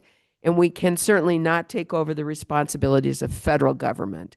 Having said that, we always try to work in partnership with both the state and the federal government and the cities that we are also work with to be able to provide the services for our community members. So given some of the uncertain times and the turbulence, as you, County Manager, have indicated, we have taken as a board proactive steps for not only a reserve fund, but a stabilization fund. This is not to replace, nor could it replace the revenues from either the state or the federal government, but as an emergency fund for a short period of time for essential services. So I want the public to be aware of that. We cannot do what our partners do, and we need to work in partnership with them moving forward. So thank you. And with that, I'm sorry, Eric, just had to put that out there.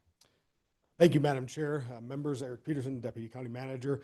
I wanted to start this conversation. First of all, Chair Horstman reiterated exactly what you said. There is nothing that we can do that will replace the full impact of the federal government should a shutdown happen, right? So there is no way that we can stop some of the pains that will come with a federal shutdown. We can mitigate some of those impacts, much like when we talk about our flood work, but we can't stop them. Nor can we say that we'll never experience those pains. I wanted to just give you some political prognostication as we've talked to folks. We are 99.9% sure that a shutdown will happen tomorrow. It is unlikely, given what we see in DC, that there's an agreement to be reached today. It is likely, all politics aside, which is funny to say in the most political conversation that we've had today, all politics aside, it is likely that we are probably facing a longer shutdown than even the 2018 shutdown under President Trump. Quite possibly 45 to 60 days, potentially stretching into the new calendar year. So we have some time of shutdown that we are looking ahead. The document that Keith has put together, which I'm going to let him go over and such, really starts to outline some of the possibilities. But again, we're on the last day of funding, right? Things are open today. We do not know tomorrow what will be open and what will not. We do not know what a federal shutdown will mean. In the past, a federal shutdown has meant, you know, obviously there aren't park rangers at the park. Use the Grand Canyon as an example. Governor Ducey did provide funding to help keep the park open in the past. I cannot tell you that the state is in the same financial situation where they may be able to do so, and that is a question of political will as well. Will that provision be, will that help be forthcoming? We have created a letter on that because we are such an outdoor economy, a recreation economy. We've created a letter to the governor asking for that kind of assistance to help keep our baseline federal lands open in some way. But again, that is not our decision. That is a request we're making in partnership, you know, with the state. And we've had already some partnership requests about, can the county help to open some roads on the North Rim? You know, should the federal government be open? I also can't tell you what the federal government's going to say, do with the gates, right? What they're going to tell Superintendent Keeble to do with the gates, what they're going to be happening across many different areas. So there are some really unknowns until tomorrow. Tomorrow we'll know. But we're here today. So this is a living document that you see in front of you that's going to be added to with specific cases added, quite likely starting tomorrow. Director Axland is on as well, so that she can provide some HHS background as well to those items. But I'm going to turn it to Keith here shortly. If you have questions for me, I'm happy to take them as we look at this in the totality. Again, we cannot stop all the pains that will come, but we can help to mitigate where necessary as you choose through your discretion with stability fund and such. And if I may, and I really appreciate us and you all being proactive on this, because I think that's important. We need to do what we can to plan in very uncertain times for our community. And federal lands is just one of many impacts. Impact to education, impact aid loss, if that were to occur. Certainly the effects that it would have, not just on Flagstaff, but Tuba City and Page, and certainly other jurisdictions, even a greater impact. Health and Human Services, and I'm glad Michelle is on because I'd like to hear from her. Concerns about Health Start, behavioral public health services, and then, of course, the economic and community ripple effects that it's going to have. I just was in, where was I? California. And in rural California to talk about Western interstate regions and public lands. And we talked a lot about the fact that really here in Coconino County, which has the second lowest primary property tax in the state, we depend so much on our local and state sales tax for our county revenue. And so that, and when you have only 40% public land or private lands and the rest, the vast majority are public lands, certainly when you have our public lands and the opportunities of our public lands shut down, it's going to have dramatic effects, which are going to have dramatic effects on our budget. And so when we, as a board, and if the inevitable happens, we're going to have to weigh and balance very limited funds on what we can and cannot do for providing these essential services. So economic uncertainty affects us all, Madam Chair. And certainly we also, part of this, I will say, working with Melissa Rondazzo and our communications team, if the federal government is shut down, if those Congress people have shut down, then I like the alliteration, Flagstaff will be open and the Colorado Plateau will be open. Come and eat and dine and take that short trip rather than the long trip. Come up north from the valley, and that helps our economy, right? In inspiring that tourism. So I want to invite Keith because I know we have time before lunch, and then we also have Michelle online. So Keith will walk quickly through some of those things, and then Michelle hear some of those direct concerns, and they have some great partnership with the state that they've got some advice on. So. Good morning, Chair Horstman and Board. I wish we had better news, but like Eric, I think we're spiraling towards a shutdown, and that's probably going to happen. So we'll brace for impact, so to speak. I did want to give two quick updates before that, which might seem a little out of place, but I feel like these should be mentioned. The first one is on the state level, CSA did send out the packets for the summit. And what we'll try to do by the October 21st meeting is have the whole binders ready for everybody and what we're looking at on all the resolutions. So just for that up ahead. And then one other positive, just in terms of our county's lobbying efforts and the work people do, is the most recent sponsor on the House Secure Rural Schools bill is our Congressman. Representative Crane signed on after the visit that Eric and Sharon Mango Paget made. He is the only Arizona House member on it, so I think that speaks a lot to Coconino County getting his attention. Both senators are on the Senate version and have been for some time, and none of that probably matters in the short term because SRS isn't going to be funded until the government's open and they get to a budget. But the fact that he's on it, I think, speaks well of our lobbying and well of him and his staff to listen and to do that. So we really appreciate that. And then as far as the updates, I guess you'll see we have some information there.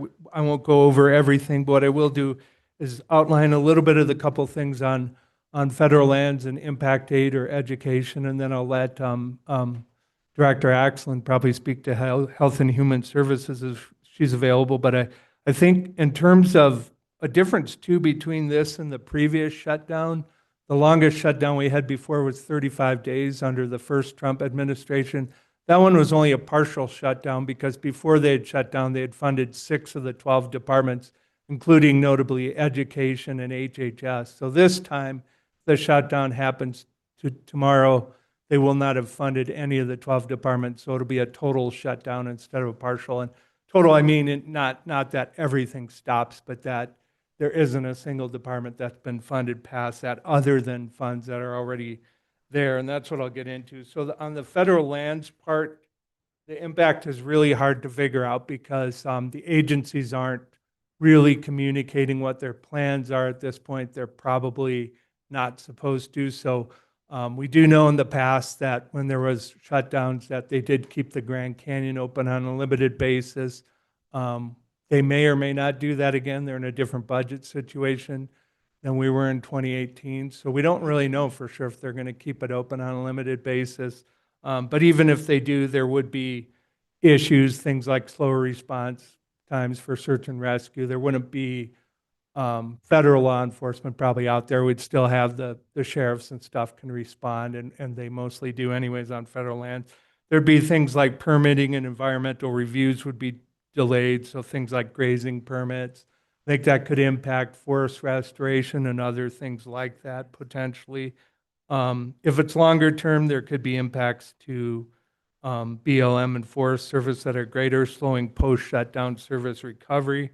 But again, on the federal side, I don't think we know how the Forest Service or the National Park Service or the BLM, how they're going to respond. We'll probably have a better idea the day after the shutdown, which, we might know by tomorrow, but we'll keep you updated if we hear any big updates, especially with some of the higher profile recreation areas like Grand Canyon and Glen Canyon. Just gonna pop in really quick. I think to add to that, members, some of you know about the efforts on the dead and dying wood from the fires on the North Rim and trying to move to a mill in Fredonia. I think that has been encapsulated enough that program can continue. However, that will depend on how much the Park Service has gotten done through today in terms of paperwork and necessary things between the Park Service and the KIBAB. So we don't know if that program will go on. We think we have a good indication that it can go on despite a shutdown, but we just don't know if the paperwork has progressed enough of the way through to make sure that it can go on during the shutdown. Obviously, the longer that wood stands, it may end up in a spot where it's no longer valuable and it may end that possibility. So the point of dead and dying wood is to get it off of a fire burn as quickly as possible. And of course, on education, we have a big concern about impact aid. That was the other thing that Eric and Cheryl talked about in DC. And impact aid is critical to school districts serving Native communities as well as military communities. In our county, the big concern is the communities that are on federal lands or that impact Native communities. So for example, Tuba City School District, that's 13 million annually that they depend on. Page School District, it's 8 million. There's also a significant portion for Grand Canyon School District for their proximity to federal land. So shutdown would likely pause payments, forcing potential payroll gaps, service cuts, and costly borrowing for those districts. And of course, those are big numbers, so it's not something that the county can pick up by itself if they had to, pick up 21 million for those 2 school districts. It's not something that is within our capacity. So have to look at that long-term, what that's going to do. The kind of instability there too could have ripple effects into local economies. Layoffs and reduced spending could affect communities like Tuba City, Page, Grand Canyon Village. So just something we're watching for. And I think in Health and Human Services, not everything is discontinued, and I'll let Michelle take it over, but I do know there are some programs that the state is already funding, like tobacco, opioid crisis, car seat program, vaccines, healthy families, some other ones that have contracts that have already probably are being executed. But so I don't speak out of turn. I'll let Michelle, if she's available, talk about HHS impacts. Thank you, and thanks for the update. Michelle, are you on? I am. Thank you, Chair and Board of Supervisors. Hopefully you can hear me. We hear you great. Awesome, thank you. Some quick updates at the federal level from the HHS side. Medicaid has enough funding for 1 quarter. So come December, that will be when the tides turn if the federal shutdown continues. The FDA will continue monitoring all new patents, but it will discontinue monitoring food safety and alerts for recalls to the public. IHS has identified no stoppage at this point. They have received their funding for the Tuba City area. So funding under IHS at this moment, this is what we know today, will continue without a stoppage. SAMHSA, any grants that have been already received and are in process regardless of the fiscal year will continue with no stoppage, including the suicide hotline, as well as behavioral health. Vaccines for children under the CDC will continue at this moment. Under HHS, what we do know is that all the FOIAs, all the staff that are non-exempt will be put on furlough currently. But the grant portal, along with the payment management system that reimburses us on our fee-for-service contracts with the pass-through to the state, will continue to be operational. So as far as the state to the Coconino County HHS department, WIC is our biggest concern at this moment. There is enough funding in the state to last 2 to 3 weeks for food benefits. The food benefits are run separately from the pass-through to us. This is run at the state level to the grocery stores. So at this moment, the state believes they have 2 to 3 weeks worth of funding before those payment voucher cards are discontinued. There's enough funding for our staff at the WIC department here to last 8 weeks. So the state can reimburse us up to 8 weeks to provide that support to those families. Currently, Coconino County has 1,800 families enrolled in the WIC program countywide.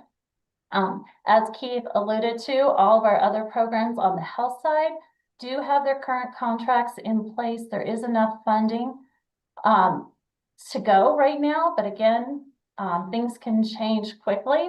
What we do know on the rental and utilities side is that this federal shutdown will hurt programs. Individuals who are laid off from the federal side will not qualify for those federal programs. Their income levels are too high. The income thresholds are very, very high on the poverty level that the look back period would make them not available. Currently, Coconino County does contribute to the health rental assistance. The county has approximately about $33,000 left in our discretionary funding that we can help individuals in Coconino County. We also have utility assistance through APS that will be available and Unisource during the shutdown. Those are not affected by the shutdown, but rental, which is LIHEAP, community service block grants, and TANF will be affected. Any questions? We're just stunned, so we're just listening. Hopefully tomorrow, as Keith said, and Mr. Peterson, that tomorrow will show a better light, but we are preparing for the worst and getting our resources ready. Any comments, questions, members of the board? Supervisor Ontiveros. Thank you, Ms. Axland, and thank you, Mr. Peterson, and Mr. Breckus. I appreciate the reality approach that we are taking, because I've always said I can deal with anything if I know what I'm dealing with. And so I do appreciate that we are being forward thinking. And I also want to thank, I guess it's you, for reaching out to the state to see what they will or will not be doing on keeping some of the, specifically the Grand Canyon, open or not. But this is coming like a freight train. So I think this time tomorrow, we're gonna be in a different world than where we're living at today. So I just want to thank you for that proactive, realistic position that you have taken. Other comments, questions, members of the board? Well, I know that our messaging from our communications team, Supervisor Fowler, do you have a comment or question? Sorry. Yes, thank you. Yeah.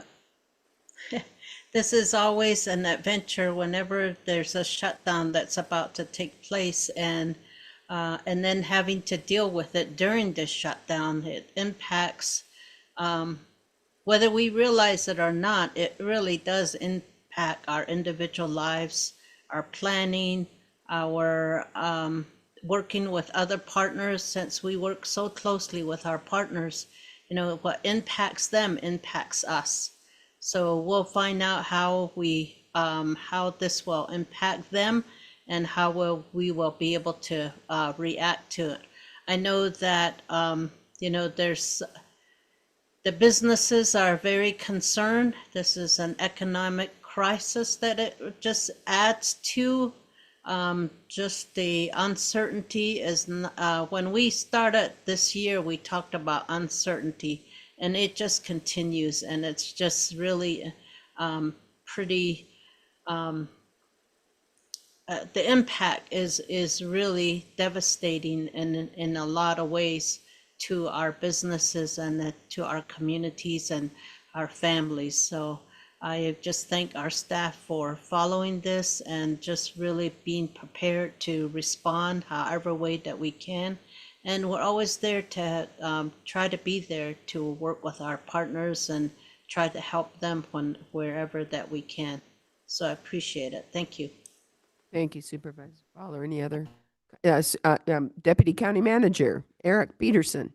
Thank you, Madam Chair and Supervisors. I just wanted to highlight again the all-team approach to this. This is not a government affairs issue. We will track and we will continue that work, but the work that Director Axland has done, the work that my colleague DCM Erica Philpott does, that the county manager does, that our elected officials do, all departments will be affected by a government shutdown.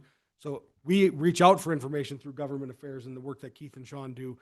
But it is really every hand in this county apparatus will have a piece in how we respond to this government shutdown and to how we help our community. So I want to highlight and thank our partners within our county, because we could not be successful in advocating without a very strong team behind us, providing that information and the impacts that they're feeling.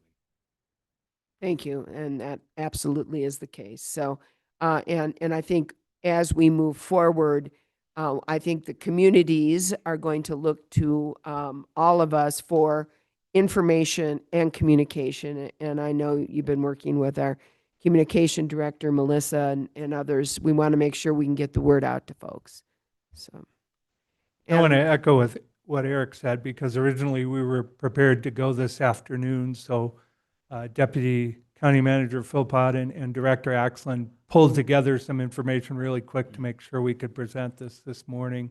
And that information came in really fast time, and it's really comprehensive. So I really appreciate that. And you did get 2 handouts from Sean. I'll mention on the HHS part of the handout, go with what Director Axland has. My initial one, if there's any contradiction, I don't think there is, but the hot off the presses one from HHS is the more accurate one if there is any discrepancy. And we'll be hearing from you, I'm sure, tomorrow with more Absolutely. Yep. specific as we move forward.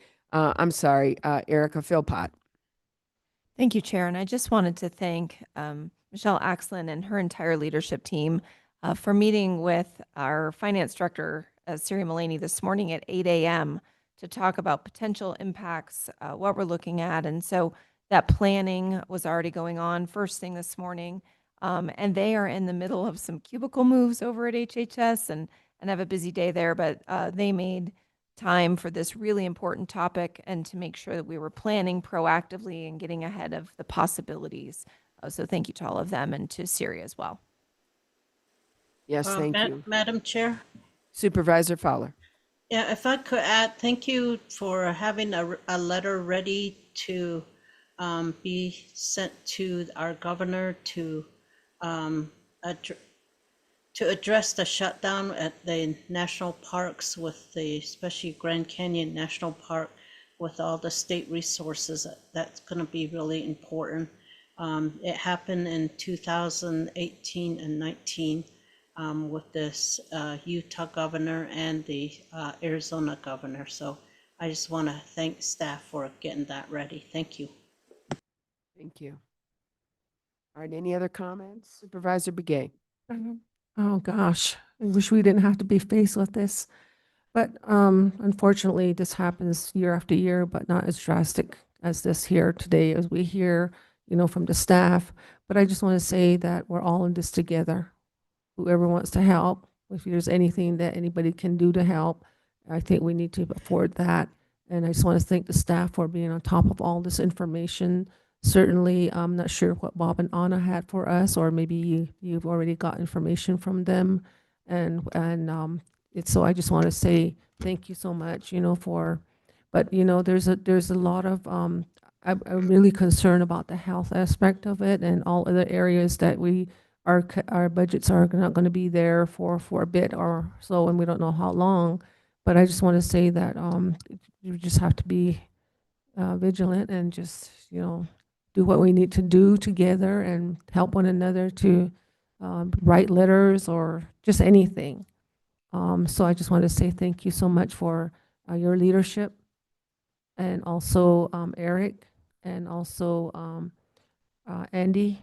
Thank you so much for being here, and then everybody else here. So thank you so much. Supervisor Vasquez, you have a comment, a question? Just a comment. I just wanted to first off thank the leadership team for providing us with the impacts to a potential shutdown, and be thinking forward on how we mitigate the potential impacts. And these are scary times, and we don't know what's going to happen moving forward, but I have confidence in our staff and our team to help make sure that we protect the most vulnerable in Coconino County, and make sure that we support each other, and make sure that we get through this together. So, thank you. Thank you. And, I think it's also important to note, because this is a little different than some of the others, is we have two things going on simultaneously that are going to affect direct services to our communities. Number one is the potential looming shutdown, and number two are the budget cuts that were made, which will directly affect Medicare, or at least Medicaid, and a lot of the programs in HHS. So I know some of what we're talking about within HHS with women, infants, and children, with SNAP, and with some of these other programs. Those are cuts that have been made to the budget, not just the loss of federal funds due to a shutdown, but even when the shutdown, I'm assuming the government will open again one of these days if it shuts down. When the government opens again, we are still faced with these very drastic budget cuts. Madam Chair, to add to that and to all of yours, it is incredibly important as we talk about state advocacy as well this year, to realize that, as we used to call it on the Hill, time for shift the shaft. And when the feds make those cuts, then it comes to the state, and what happens is the state starts to move those cuts and those costs onto the local government. So we're going to be in an incredibly big time of state advocacy, and we've already seen the JLBC baseline show a deficit already after one big beautiful bill cuts, if potential assumptions are being included. So we've got some challenges at the state level there to then take forward starting in January on many of these programs. All right. Any other conclusory comments? And if not, on this happy note, we will go ahead and take a lunch break and be back here. For the public, again, just a reminder, we'll be back at 1:15. We're going to be back talking about Parks and Rec, much better subject. And then afterwards at 2:00 is when we will start our presentation on homeowners insurance in the wildfire crisis. So thank you all.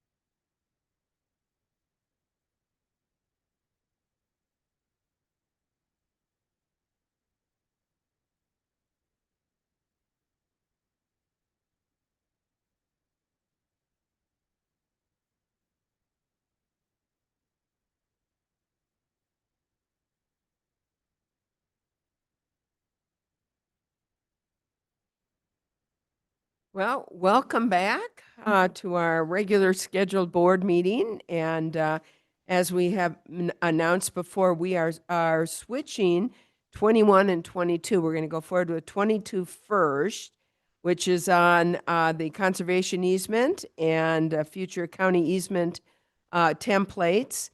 And after that, which about 2 o'clock, we will then go to our Insurance Institute for Business and Home Safety presentation to the board on our ongoing wildfire/insurance crisis discussion. So with that, let's go ahead and move to 22 first. And I'm going to turn this over to our Deputy County Manager, Eric Peterson. Madam Chair and members, thank you. I'm glad to be back after lunch talking about a much more happy conversation and something we do very well here at Coconino County, and that's conservation and our dedication to our public spaces, to making new public spaces and to preserving the wild land of this beautiful county we work in. It is my pleasure as one who works directly with Parks and Recreation. Our director, Cynthia Nemeth, is here with us to give us most of this presentation. She's joined by our county attorney, Bill Ring. We obviously did the Museum of Northern Arizona conservation easements a few weeks back, but this conversation really arises out of a framework forward as the county is more and more recognized as a place that can do conservation easements, and as those property holders in the county wish to protect the conservation value of their lands. So this is a conversation really to ask you as the board. Are we on the right track? Is this a pathway forward that we want to pursue? Is there some frameworks that we wish to put around this as our august chief deputy in the civil side, Attorney Bill Ring, who is a land use aficionado, can tell you there's lots about a conservation easement that can go wrong if you don't do it right. So I look forward to this presentation. I want to thank them for their time. We've got about 45 minutes, and then we'll be into our conversation about building codes and with community development and our general counsel from the Insurance Institute of Building and Health Safety. So with that, I'll turn it to our Parks and Recreation Director. Good, thank you. Good afternoon, Cynthia. Good afternoon. Madam Chair, members of the board, as Deputy Manager Peterson pointed out, we are going to be talking about conservation easements in general. More specifically, we're going to talk about the purpose, pros, and cons of conservation easements. We're going to talk about potential tools that we could bring forth to help the Board of Supervisors, staff, our Parks and Recreation Commissioners to utilize if the board wants to continue in pursuit of conservation easements, whether that be our property or us holding the easements, the deeds of others' conservation, properties in conservation. And then I'd like to give you an update on the conservation easements that we currently have, as well as those that are kind of out there pending, that we've been targeted to either hold, or the opportunities that have come to the county to the benefit of the county citizens. We'll start with the pros, cons, and the purpose of conservation easements. And basically, a purpose of the conservation easement is a voluntary, legally binding agreement between a landowner and a land trust. A land trust could be the Trust for Public Lands. We have worked with the Central Arizona Land Trust, for example. And we have also been the government agency that holds the deeds for others. So the conservation easement restricts certain uses of the land to protect its conservation values, such as it could be natural habitat, it can be scenic values, it could be historical significance, it could also be working lands. And this, I'm a little concerned that I might have a different presentation here. Yeah. Okay, mine was just a little bit more like, I'm going to just jump through. Yeah, I think I'm going to put it in my jump drive.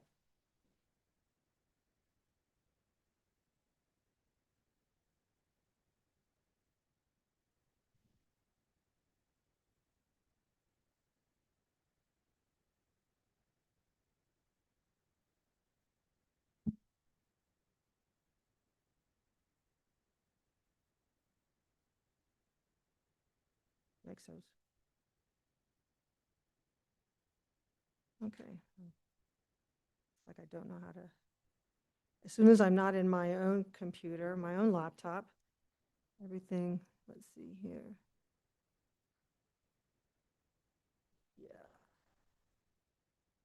Madam Chair, as they're working on that, I think we had a conversation this morning, some things you learned and talked about in the conversation at the WIR meeting in Mono County.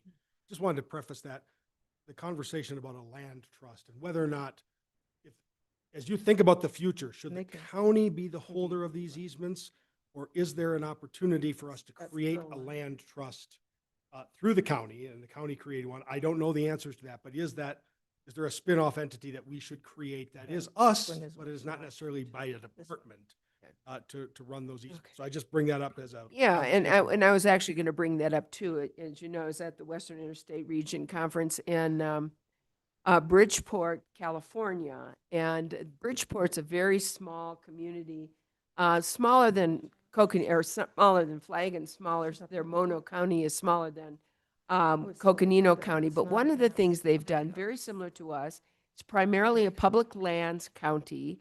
And number two, there are large ranches and farms in this area. And what they have done, many of the large land owners have basically worked together with a land trust and have put on their ranches, on their farms, on their large lands, conservation easements for the purpose of preserving that rural community feel and really preserving the land base of Mono County, which, like Coconino County, is just filled with a lot of beauty and a lot of monuments and national parks. So it's a way for them to kind of complement the public lands with what the actions that they're taking privately as private landowners through a conservation easement. And that was a conversation Eric and I had,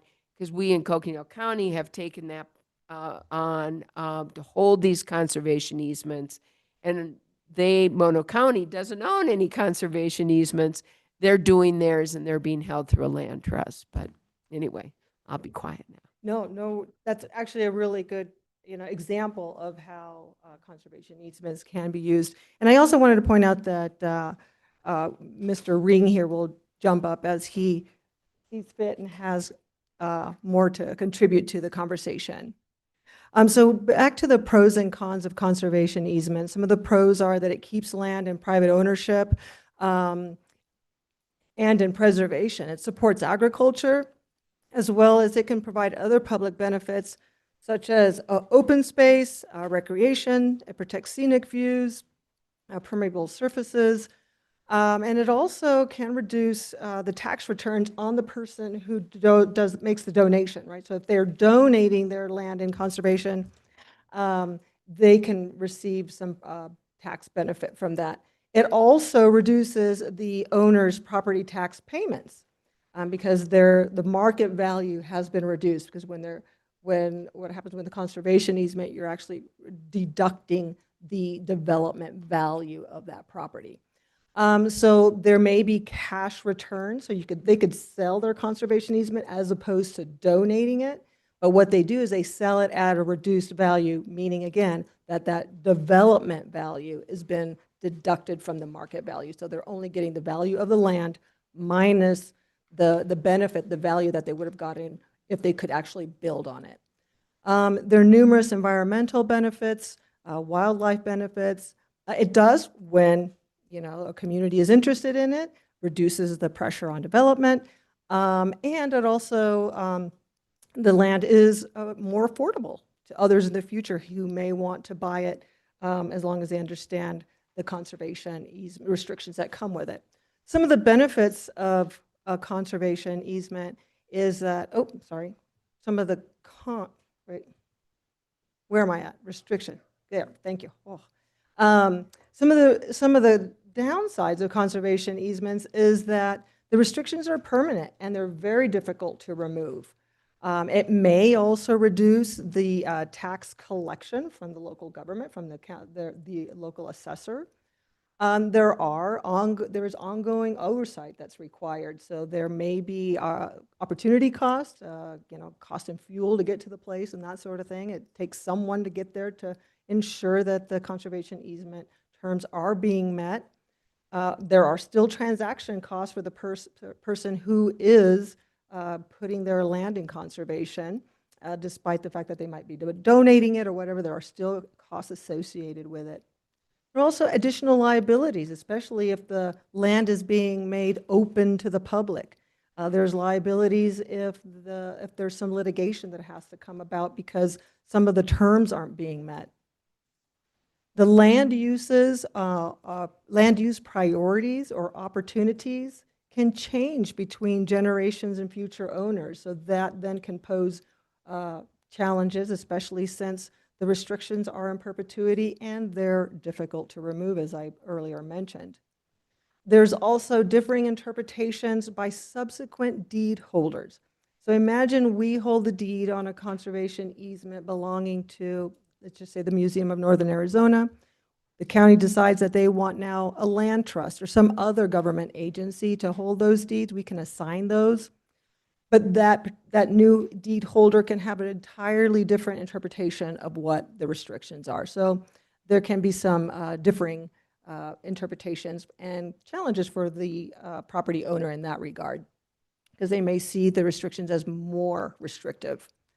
And there can be potentially a negative public perception if the deeds are held by government entities. And I bring this up because if you think about where this board in particular or other governing agencies might have particular values or goals for development. And we talk a lot about affordable housing here.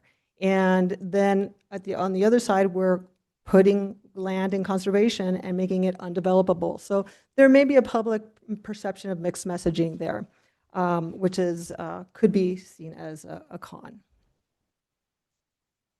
So how does a conservation easement work?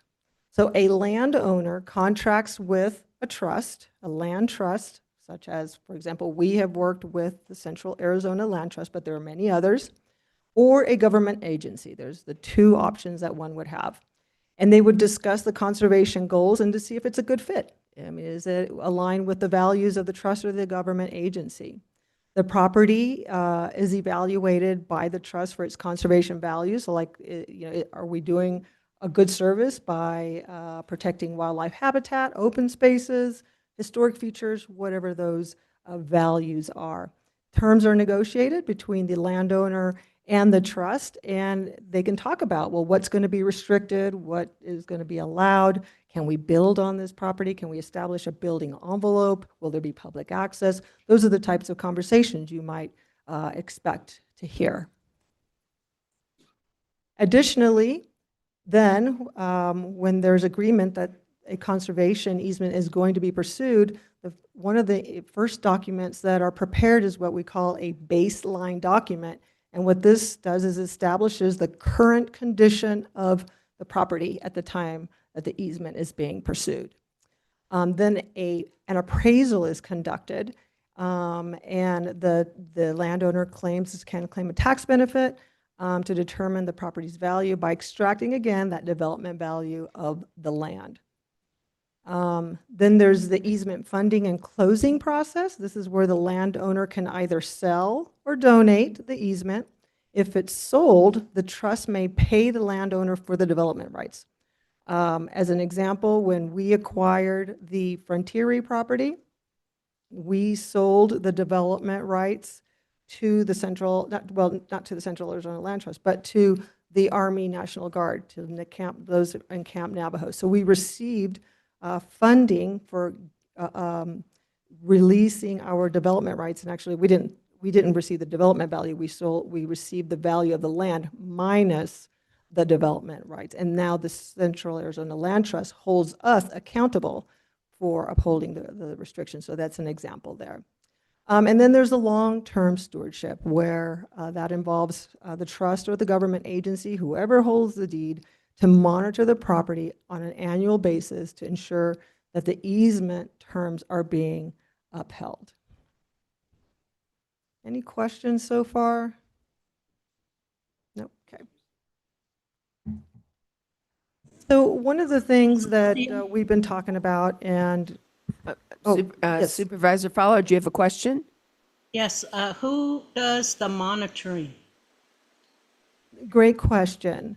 Thank So you, Madam Chair. the easement holder does the monitoring. For example, the Central Arizona Land Trust, for example, they do the annual monitoring on our properties, as an example. We hold easements, as you recently approved, with the Museum of Northern Arizona. So we are doing the monitoring for the Museum of Northern Arizona, ensuring that those easements are being upheld. Does that answer your question? Thank you. Yes. Future tools, and I know perhaps Attorney Ring might have more to add here and in general, but we're thinking that future tools for not only the board, but also staff and our Parks and Recreation Commission.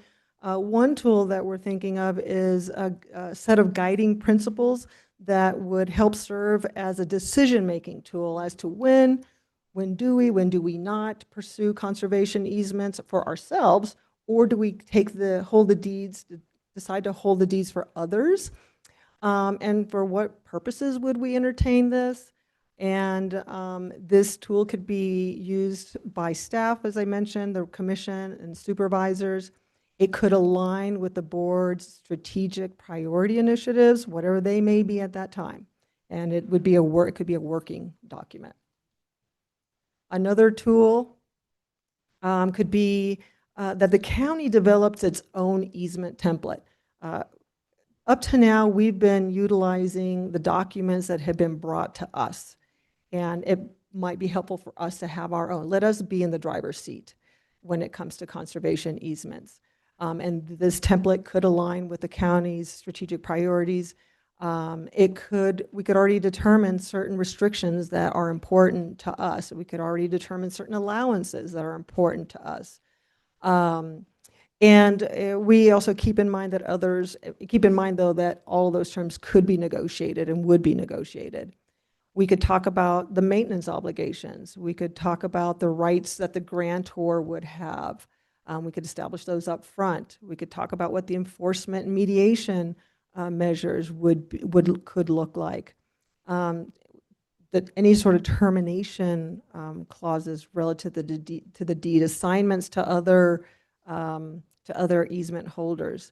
And there's also a thing called stewardship fees, which we've never pursued, and that is an upfront fee, a one-time fee that the person donating or selling their land for conservation purposes gives the easement holder money up front to help the cost of oversight, exactly, over time. So those are the things that could be considered in a county easement document template. Okay, so again, any final questions relative to conservation easements, how they work, why they are available? Any questions, members of the board? Please proceed. So here now is a spreadsheet, and we'll get into just a little bit more detail. These are all of the conservation easements that the county is involved with. In some cases, you can see where the easement holder, for example, Rogers Lake is Arizona State Parks. You can see here how many acres are involved, the year that it was established, and where they're at and what district they're at. So we've got Rogers Lake, Fort Tuthill. Part of Fort Tuthill is under a conservation easement, and the easement holder is actually the U.S. Navy. Frontier property, the Miller property, and we'll show you these on a map where they are. We have several on Babbitt Ranches, and as you know, most recently we've rounded out several conservation easements with the Museum of Northern Arizona. So relative to Rogers Lake and Frontier and the Miller property, you can see those that are all contiguous to one another. The Rogers Lake is held by state parks, Frontier by Central Arizona Land Trust, and the Miller property by the Navy.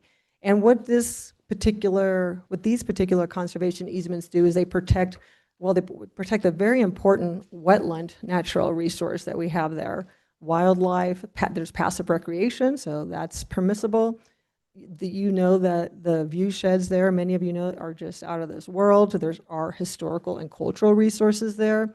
Protects grazing for cattle and sheep, dark skies, as well as any development near the Camp Navajo, and that's why they really were interested, especially in that Rogers Lake conservation easement. Fort Tuthill, there you have the back 40 as we call it, and it's the north west section of the park. It's about 220 acres. There is wildlife there, passive recreation. It does create this open space, and then our active space of Fort Tuthill, the 660 acres. So we can clearly define what is developable and what is not. And there are a lot of historical resources there as well. Here is, and it's kind of hard to tell, this is the Cedar Springs Babbitt Ranches. It's 630 acres, and it's that section that is highlighted in blue. You can see it's to the east of US Highway 180. And what is across there is the Red Mountain hiking and natural feature. So it's in that particular area. And there's open space protection, view sheds. But really important, there's some riparian areas in that 630 acres, but also protects their ability to graze and provide water for wildlife, manage their forest, drill for water, and ability to build fences. It's very specific in the conservation easement. And here is a splattering of what it amounts to about 8,000 acres, and it's all those little squares that are highlighted in blue are all part of one conservation easement that does allow for grazing, view sheds, open space, and the ability to drill water. And this is just southwest of Tucson. This is the Museum of Northern Arizona, and all of those 5 tracts are now in conservation, and the county is the easement holder. So now, where are the conservation easements that are in flux right now or pending? It's been a while, but we have spoken to you about the Bull Basin project, and that is through a Forest Legacy program or project, and it's a federal project, and this is a private property. It's in the middle of the Kendrick Wilderness area. They are not allowing any public access, but they're surrounded by Forest Service, so this makes it some very contiguous open space. And right now, the owner is reviewing the appraisal, and so we'll hear more from them, but this board has heard about the Bull Basin project and has previously supported the county holding this easement. Gonzales Ranch is another one that we've been hearing a lot about, ever so slowly of a process that it's been. But right now, the 2 interested parties, the 2 separate family members, are in discussion in reviewing the appraisal. They're working with the Trust for Public Lands right now, and they've come up with a formula where they're dividing it 75-25, but both parties are interested in the donation and conservation of this land. They just need to figure out their transaction. And the way it's looking, the families are right now looking at appraisals. In conversations with the Trust for Public Lands, looks like this transaction could be complete with us and the Trust for Public Lands by next spring. And so let me just back up a little bit to make this clear. The families are working with the Trust for Public Lands right now. They would donate the land to the Trust for Public Lands. Then the Trust for Public Lands would convey the 488 acres to the county. This family very specifically wants the property to be utilized for community recreation.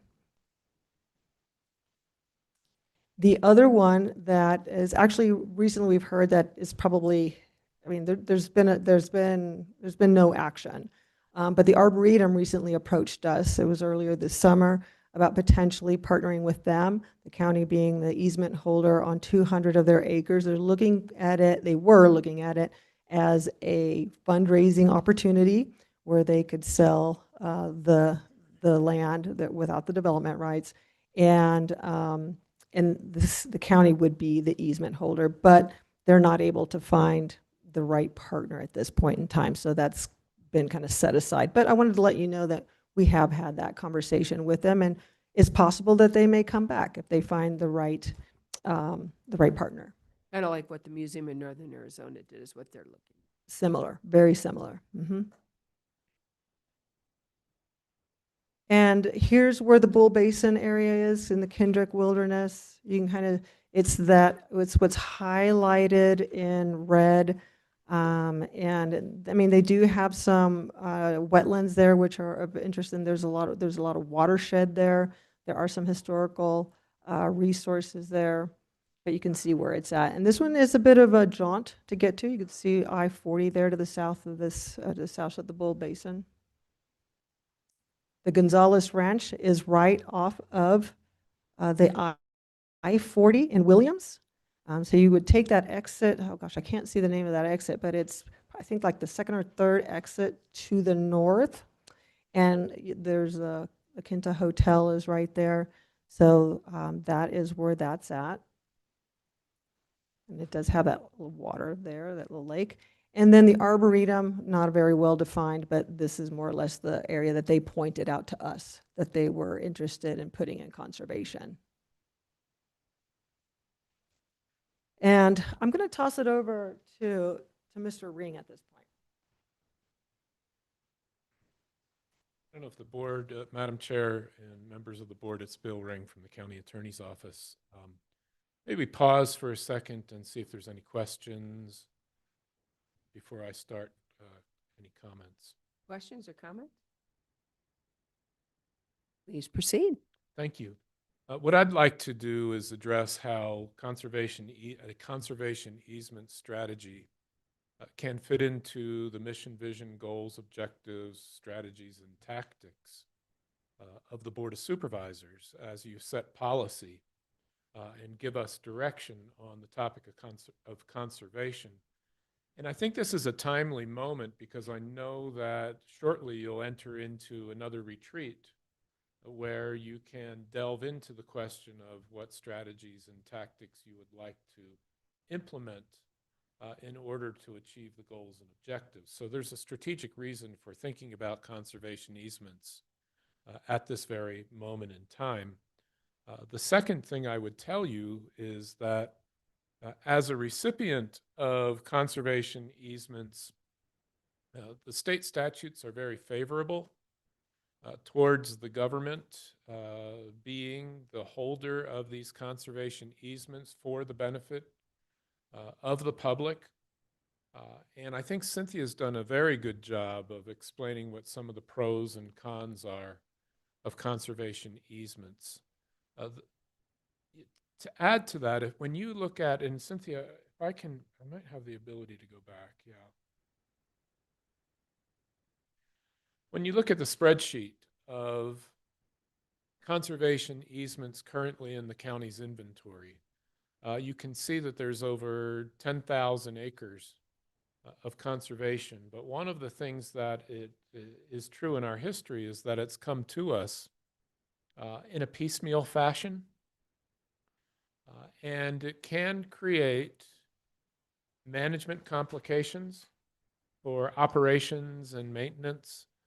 Oftentimes what you'll see in the way that these properties come to the county, they're really the county's part is a smaller part of a larger estate plan where the donor receives some type of beneficial treatment under the tax code if they're not if they reduce the developability of the property that they own.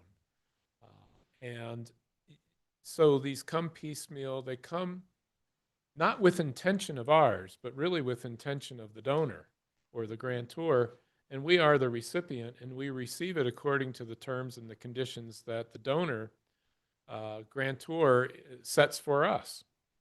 And so they can be all beneficial for the purpose of conservation, but the conditions can appear kind of scattered. You know, that we have certain obligations as to one property and a different set of obligations as to another property, and the obligations may not look similar, And if we have, as the receiver, the grantee of these easements, if we have obligations such as to inspect, such as to maintain the baseline condition that Cynthia mentioned, then we do have some duty and a responsibility to go to these places to assure that the purposes of the conservation easement are being met. And if we're going to have to make a larger effort as an organization to meet our obligations, and these, of course, are scattered around the county, and they may have different objectives. And so part of our recommendation to you is to consider standardizing the practice, consider organizing the practice for us, so that if we are, first of all, if we are asked to receive a conservation easement, we already know the terms and conditions under which we're willing to accept that offer. The second item, and if you look at the far right side of the exhibit here, the easement holder, you can see that we have property and inventory on the left side of the screen, but we have a different set of easement holders on the right side of the screen. And we may actually want to consider standardizing, who the easement holder is and what those obligations might be. Now, the state statute allows us to be the receiver of the easement, but there can be a third-party enforcement agency who actually assumes the obligation of and the duties of going out and enforcing the reasons why there's a conservation easement in the first place. So all those objectives that are laid out, as Cynthia laid out very well, in each of the parcels can be enforced by a third party, not by us. On the other hand, if we're achieving our goals and objectives that we set out in our strategic priorities, if we're also achieving some of the goals and objectives that we adopt in our own comprehensive plans about what conservation means to our community, then perhaps we might want to get more sophisticated about how we are the easement holder and we are the party who takes on the obligation. If it's important enough for us to put into our plans, and including comp plans, if it's important enough for us to work into our subdivision regulations, like the example we saw just previously, where a 200-acre area of land had clustered development and dedicated open space, if that really means something to us, then we may want to step up our game when it comes to conservation easements. And the third thing that I might mention, and I can pause, is that, currently we're the receiver of these easements, but perhaps we want to be proactive and become and pursue easements of some kind. That's for you to decide. The final thing I would say, and I appreciate the chair's observation that chair made in Mono County about the way they achieve their strategic objectives for conservation was to investigate the possibility of forming a land trust to complete those obligations. And a lot of that, the terms of the land trust are in the negotiation and in the setup of the nonprofit corporation that would be the trust. But it tends to formalize the process, and formalization actually eases everyone's expectations about how you go about the process, how you engage in the process, and what the results of the process would be. So I think one of the things we wanted to do in conclusion is to take your questions. But the other objective may be to appeal to your appetite for this kind of work. And if you would like us to explore it further and come back to you with recommendations for how we organize a set of priorities and properties and priorities that look like this, then we may be able to come back to you with recommendations for how we go about this in a deliberate fashion. And so at this point, I think I'll stop and see if there's questions. Again, I think Cynthia did just a fantastic job in the way she created this presentation to just give you an introduction to conservation easements and how Coconino County is involved in the conservation easement practice. First, thank you both very much for the overview on conservation easements. And, I've been involved from the other side of creating conservation easements. And, as sitting on the government side, I certainly see the benefit of us working as a board to develop the goals and objectives. And you're right, this has been piecemeal. It seems to have met our goals and objectives, which we're really, really happy about, but it kind of came after the fact. And I think what you're saying is let's us be the leader. Let's us, basically be the ones who are in charge of the process. I really also like the idea of us standardizing a process. I think it makes it easier for everybody, not just us as a government to oversee what we're doing, but for those who are coming to us and asking us to hold their deed for the conservation easement.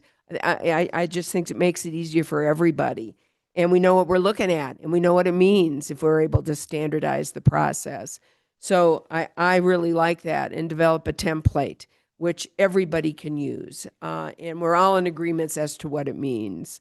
And then thirdly, which I never thought of before, but is a great idea, and that is, if we do this, does that also, since we're in the driver's seat, put us in the position that we can pursue easements? Because there is a financial benefit and other benefits, community benefit, financial benefit, social benefit, legacy benefit for landowners to consider pursuing easements. I mean, I have jokingly, but not really jokingly, have said, around Fort Tuthill, for example, I'd love to see that there be more of a how you say, open space envelope, because there's a lot of private property there, and something that would be open for development, which could severely impact and potentially negatively impact Fort Tuthill. And so I never thought about the fact of us pursuing this. They continue to hold their land, but working with them and pursuing a conservation easement to create that buffer. I think never thought of that before, but I think it's a great idea. And that's just one area. I'm sure there are others as well that would be very helpful. So I think this is an excellent presentation. I would be myself would be very much in favor of having you look at this deeper and present some recommendations to us to really kind of move this forward to that next level and get us in the driver's seat on these conservation easements. So thank you. Other comments, questions? Supervisor Begay. Thank you, Cynthia, for giving the presentation. And Bill, I think, this is a good start, getting, trying to get our goals, objectives in place. And then also that this conservation easement is in line with our strategic priorities. And that's what I think, we did a lot of work on establishing those. So, and it's in line with that. And I appreciate that. And I, for one, as a board member, I think we really need to have you guys continue to work at it and just do a standardization, how we're going to be dealing with developing conservation easements and obtaining them and, putting it to work and whatnot. So thank you so much. Supervisor Taveras. Thank you, Chair. And I can see, I was looking at the years completed on this, and it looks like the first one was 2001, if I'm reading this correctly. So this has been something that's been going on for about 25 years. And I think that it has worked so far, but I also think that having a more formalized process might be advantageous for the county. And just to directly answer your question, Mr. Ring, I think it would be good to have you guys take our thoughts and come back to the board with a set of recommendations, and then we can move forward in the conversation with that. And I also think it's timely because if this is something that we could pick up at our retreat in November, I think that might be, I think it might be a very good topic for us to be discussing. So that directly answers the question that you asked. That's where I'm at. Mhm. Supervisor Fowler. Thank you. Well, you know, through the years, as we've been working on easements, we have learned. So we're at a transition now to the point where we can take it on and be able to develop our own guidance, just as you presented. I really like the idea. I've gone through this a number of times since I've been in office, and I really like easements. I think it's really worthy, and it really does help the family as well as the public. So I would appreciate a recommendation to the board on how it could be done. So thank you.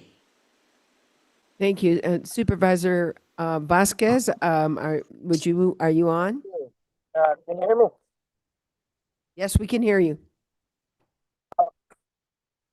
I just want to contribute. I also am in support of conservation easements. Over the years, in almost 5 years that I've been on this board, we've done a couple easements, and each time it just seems like we're getting a better bang for our buck by putting these lands in conservation and protecting them. And so I'm encouraged to see what we're doing, and I'm encouraged to see how we grow moving forward. Thank you.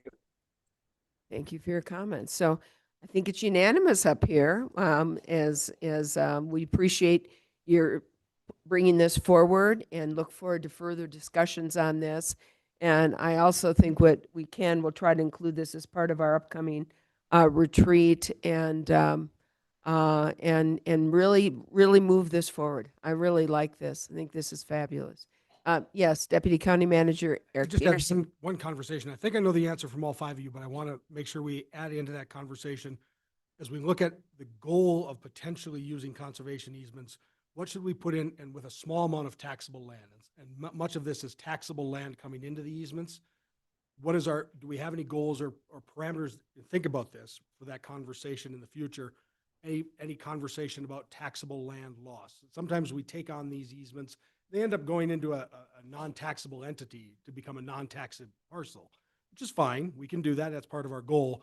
Is there a critical point where we won't take that, or we will take that on the front end? We want to understand taxing revenue and given such a small land mass available for taxation. Everything is a cost-benefit analysis. And quite frankly, there may be lands that we lose a certain tax base to, but has an overwhelming benefit to us as a county for the values and for the goals and objectives that we've set. So I don't think there's an easy answer for that, but I do think it should be part of any discussion. Yeah. That's the adventure of the whole process. Yeah. Case by case basis. Yeah. I mean, that'd be my comments.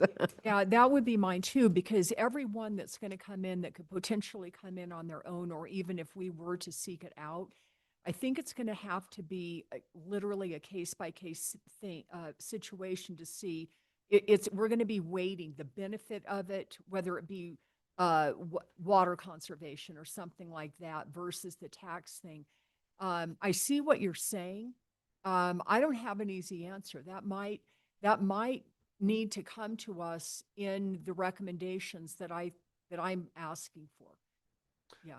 Absolutely believe so. I think there's future development value, right, that we cannot comprehend, but we're taking an action well ahead of that could limit that value. And so that's just a conversation for us to have as we do these, but it's also to be contemplated. That's part of, there's not just a potential for reduction in value, but I mean, the benefit to a landowner and such, but also what is our benefit in the future? I mean, we do need to look at that very, very efficient, as we've just talked about earlier today, right? I mean, those issues do affect us as well, and our ability to produce revenue out of the streams that we're given through the state. Good. I really appreciate this very much. Thank you. We look forward to continuing to discuss this. Thank you. So, thanks. All right. Well, we're almost right on time. You got to love that. So, and as I said, we had if you will, traded places with Parks and Rec for our next discussion here, which is on Insurance Institute for Business and Home Safety presentation to the Board of Supervisors on the wildfire insurance crisis. And just members of the public, this is, I believe, our third in a series of discussions and bringing experts and those stakeholders to the Board of Supervisors to really bring information to our public. As we've said many, many times, if it was up to us, we could, to set the insurance rate, we would be very happy, or maybe we wouldn't be so happy, but at least we wouldn't have the kind of problems that we're having right now. We, as a Board of Supervisors, have no involvement in setting insurance rates for the community or for our homeowners, and that this currently is solely in the hands of the insurance companies themselves and also the state of Arizona. Having said that, we're trying to get all these stakeholders together to look at maybe some ways that we can influence the insurance industry and look at some ways that we can be proactive in reducing our wildfire risks by home hardening, as well as ways that we can reduce our risk as for communities and mitigate wildfire risks across the various communities in Coconino County. So by doing this, it's an education process. It's an opportunity to hear from some of the experts in the field as we move forward in this. I think we're also going to open this up to try to hear more from individual stakeholders, individual homeowners. And I can tell you myself, and I know my colleagues have been receiving quite a bit of communication from homeowners in our districts who have either gotten the notice that they've lost their insurance and/or that their insurance rates have skyrocketed. And I can guarantee you, we're all in this together. We're all in this boat together. And so it's important for us as Board of Supervisors to be proactive in how can we work with the stakeholders to try to help address the problem and hopefully come up with a solution. But I just want everybody to understand it is not within our control. I wish it was, but it isn't. And it's going to be in all of our control to do what we can to reduce our own, to mitigate what we can for our own homes and property, and then try to work together as a community with the stakeholders to see if we can reduce risk, which hopefully will also then decrease premiums and make insurance affordable and available. So just as a background on that, I want the public to understand our limited role. And I know we're going to continue this discussion, and I really want to give a lot of kudos to our Flood Control District Director, Lucinda Andriani, who, when this started to service, really kind of came to us as a board and said, hey, we need to try to do what we can to get, to the extent that we can, to get on top of this and to start this very, very important discussion. So I really appreciate that, and we're going to continue that and continue to move forward and continue to work with all of our community members to try to address this issue and to continue to put pressure on both the state and, quite frankly, possibly even the federal government as we try to ferret through this problem. So, that's kind of my background. I don't know if any other supervisors want to make some preliminary comments before we open this up. Otherwise, I'm sure we'll have an opportunity as we go forward. So with that, I'm turning this over to Lucinda Andriani, our Flood Control District Director. Thank you, Lucinda, for your hard work on this. Yeah, I think Andy wants to make a few comments. Okay, great. So thank you, Chair and board members. It's good to be back today. As the Chair mentioned, this is the third in a series of presentations regarding the wildfire insurance crisis that's facing really the West, not just our county. The first presentation in June was an overview by Kimmy Barrett and Doug Green with Headwaters Economics. And I think that provided some good fundamental information. The second session on September 9th was a presentation by Ethan Aumann, who's with APCIA, which is an association that represents the insurance industry and is really taking the lead for the industry on this specific issue. I wanted to note that both of those presentations and the recordings of the meetings are on the Flood Control District website under a tile that says wildfire insurance crisis. And so that if there are members of the public that want to miss those and want to go back there, they can certainly do that relatively easily online, or they can reach out to us and we'll certainly provide that information as well. Today's main presentation is by Michael Newman, who is the General Counsel for the Institute for Business and Home Safety. IBHS, which is the acronym, is an institute funded by the insurance industry. And it's set up to conduct research and really has specifically looked at a full range of natural disasters over the years: earthquakes, hurricanes, tornadoes, and now wildfire.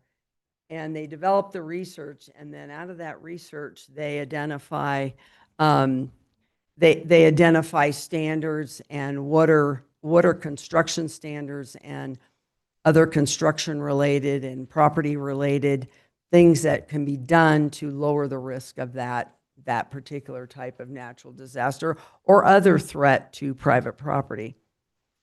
And today specifically, he'll be covering the wildfire research that they have done, which is pretty interesting. I know I shared a documentary that had been done by PBS that had some good information in there, highlighted a lot of the research that they had done. And then he'll also discuss a new program that they've developed, which is called the Wildfire Prepared Home. And then after Michael's presentation, we'll see if the board has specific questions for Michael. And then we'll have an update from Paula Trogi with the City of Flagstaff's Fire Department on they're doing have initiated a risk reduction program here in Flagstaff. And then also Jay Chrisselman will talk a little bit. Jay and I have met and on a couple occasions now and have been discussing this next year, the community development, it would be their typical year to revisit building codes as part of their process, their ongoing process. And certainly now we're expecting that will involve looking at the fire code specifically as well. So he'll kind of provide an update there. I've been provided some cities and towns, well, primarily counties, I should say, counties, and some examples. I know he's been doing research on that. He may not have time to get into all that depth today, but give you some preliminary information as well. I've also reached out and had meetings with Missoula County, Montana, who's had a program in place now, I want to say 3 or 4 years. Boulder County, Colorado, who's had a program in place since 2014. Very robust, successful program. And then also recently, in a program, San Diego County in California has had a program for a number of years as well. So a lot of information out there in terms of what are different counties attempting to do to address this issue. And a lot of lessons learned. So with that, I'm going to go ahead and turn it over to Michael. A little bit of background about Michael is he serves, as I mentioned, as general counsel for the organization. And he is head of their public policy group and partnerships co-development teams as well. And again, really the focus has been, how do you reduce the risk to properties? Michael joined IBHS in 2020. He came from the U.S. Department of Treasury, where he worked on a range of domestic and international policy issues related to climate change, resilience, cybersecurity, and insurance supervision. So With that, I'll go ahead and turn it over to Michael. Thank you. Thank you, Lucinda. Thank you to the chair and to the board members. I'm really pleased to be with you today. I caught just the final remarks from the board chair as I signed on to the Zoom. And I heard you talking about the challenges you're having with the insurance market in Arizona that some homeowners are experiencing, and a sense of powerlessness. But I just want to really emphasize what you said afterward, which is, but we are in control of our own risk. And so often, I work with states all around the country and with families and communities all around the country. And it is at the county level where the rubber hits the road when it comes to the decisions that can make a difference in the level of risk or the level of resilience for families and communities. So I thank you all for your service and for your commitment to this issue on behalf of your county. I'm going to spend some time with you this afternoon talking about how science can inform policy to help bring down the risk of the devastating conflagrations that we see all around the western part of the United States. I'm going to share my screen. We have not had a chance to do a tech check, so we're going to hope that this works. One second.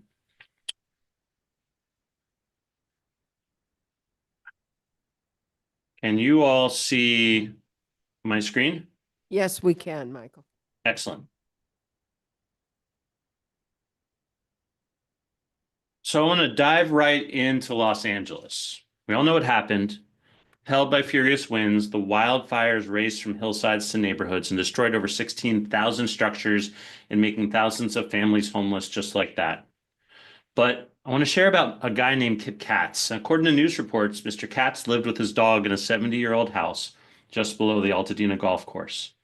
It was probably the proximity to those open spaces that protected his home. But what if luck or happenstance or proximity to a golf course didn't dictate whether a family's home survives or burns to ash? That's the fundamental question we have in front of us. You see, at IBHS, the Insurance Institute for Business and Home Safety, we've identified a set of mitigation actions that can reduce the number of home ignitions and better protect our communities from wildfires. We can't eliminate those wildfires, but we can narrow the path of damage that's associated with them. A little bit about us. IBHS is a 501c3 nonprofit research institute. We're funded by the property insurance industry. And their investment allows us to recreate severe weather across the perils of wind, rain, hail, and wildfire, and to conduct full-scale testing of the built environment, our homes and our places of work, to identify vulnerabilities and close them with mitigations that are effective, achievable, and affordable. We do so ever mindful of the deep need to make our homes and our communities more survivable and more insurable. By survivable, I mean simply homes and communities that are better able to withstand the severe weather and the wildfires that we know they're going to face. So families can return home after the evacuation order lifts and get on with their lives. By insurable, I don't mean a guarantee, but rather the recognition that homeowners that invest in science-based, verifiable risk reduction make themselves more attractive to insurance companies. I'm going to dive into IBHS for just one more minute. It's really the research that drives change. We do events, media interviews, and more. We are all about actionable science that drives people to change their behaviors. Change is most evident after disasters, whether that's a hurricane, a derecho, a wildfire, a hailstorm, or a tornado. When some roofs are damaged, and fortified roofs, fortified being an IBHS program, are not, like here on this cul-de-sac after Hurricane Sally, or here in this neighborhood in Paradise, California. We are informed by our work in the field, observing fundamental hazard characteristics and studying the damage after disasters. Our research center enables us to do what no one else can. We can recreate severe weather. We can turn the knobs on Mother Nature. We have a 6-story airplane hangar with 105 wind turbines that produce winds in excess of 130 miles an hour. We don't do downscaled work. Everything is at full scale. Now, our full scale work on wind shows us how both residential and commercial structures perform as a system and the actions that we need to narrow the path of damage. We simulate wind-driven rain that amplifies losses, and our innovative thinking in hail research and testing is reshaping understandings of this peril and how to make our homes better withstand it. Our ability to recreate wildfire ember storms and conduct full-scale wildfire research gives us unparalleled insights into building ignitions, and it drives our wildfire prepared program. We do all of this, and I'm going to use an insurance-y term here, to bend down the risk from natural hazards. So IBHS can carry out our mission to prevent avoidable suffering, strengthen homes and businesses, inform the insurance industry, and support thriving communities. So today we're here to talk about wildfire, and our increasing focus, really our primary focus in the wildfire space, is conflagration. We need look no further than what happened in Los Angeles earlier this year to see what can unfold when wildfires enter into communities.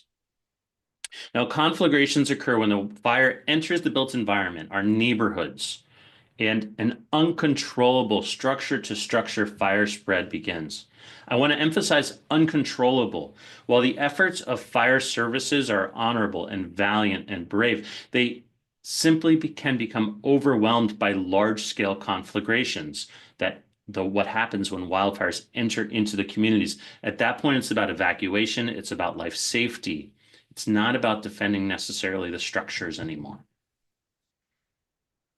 We've seen an exponential increase in the number of structures destroyed by wildfire since 1990.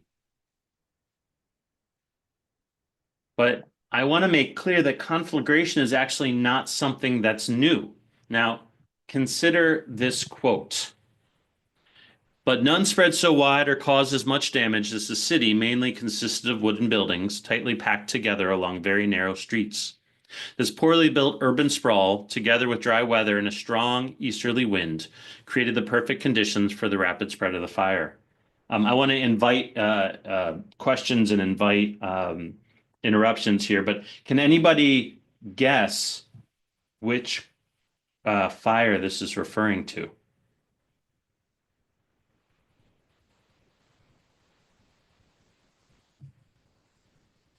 I can't hear anybody. I don't know if they're guessing. Is it the London fire of 1666? That's what's on my.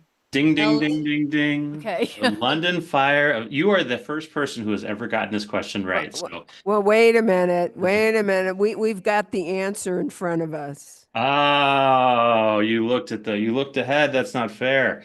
You asked. So, the London Fire of 1966. And here's the reason I like to highlight this quote. We have been dealing with the challenge of conflagrations for centuries. In the urban environment, in the city environment, we solved it. But then we went and recreated all the same building practices that led to urban conflagration in the suburban context. We already solved for this, but we have to make, and we can solve it again, but we have to make different choices. So conflagration, here are the drivers of conflagration. On the one hand, it's people, drought, and wind. And if I go back to that quote, people, drought, and wind, right? Dry weather, that's drought. Strong easterly wind. The city was tightly packed together. That's where all the people lived. People, drought, and wind. It was true in 1666, and it's true in 2025.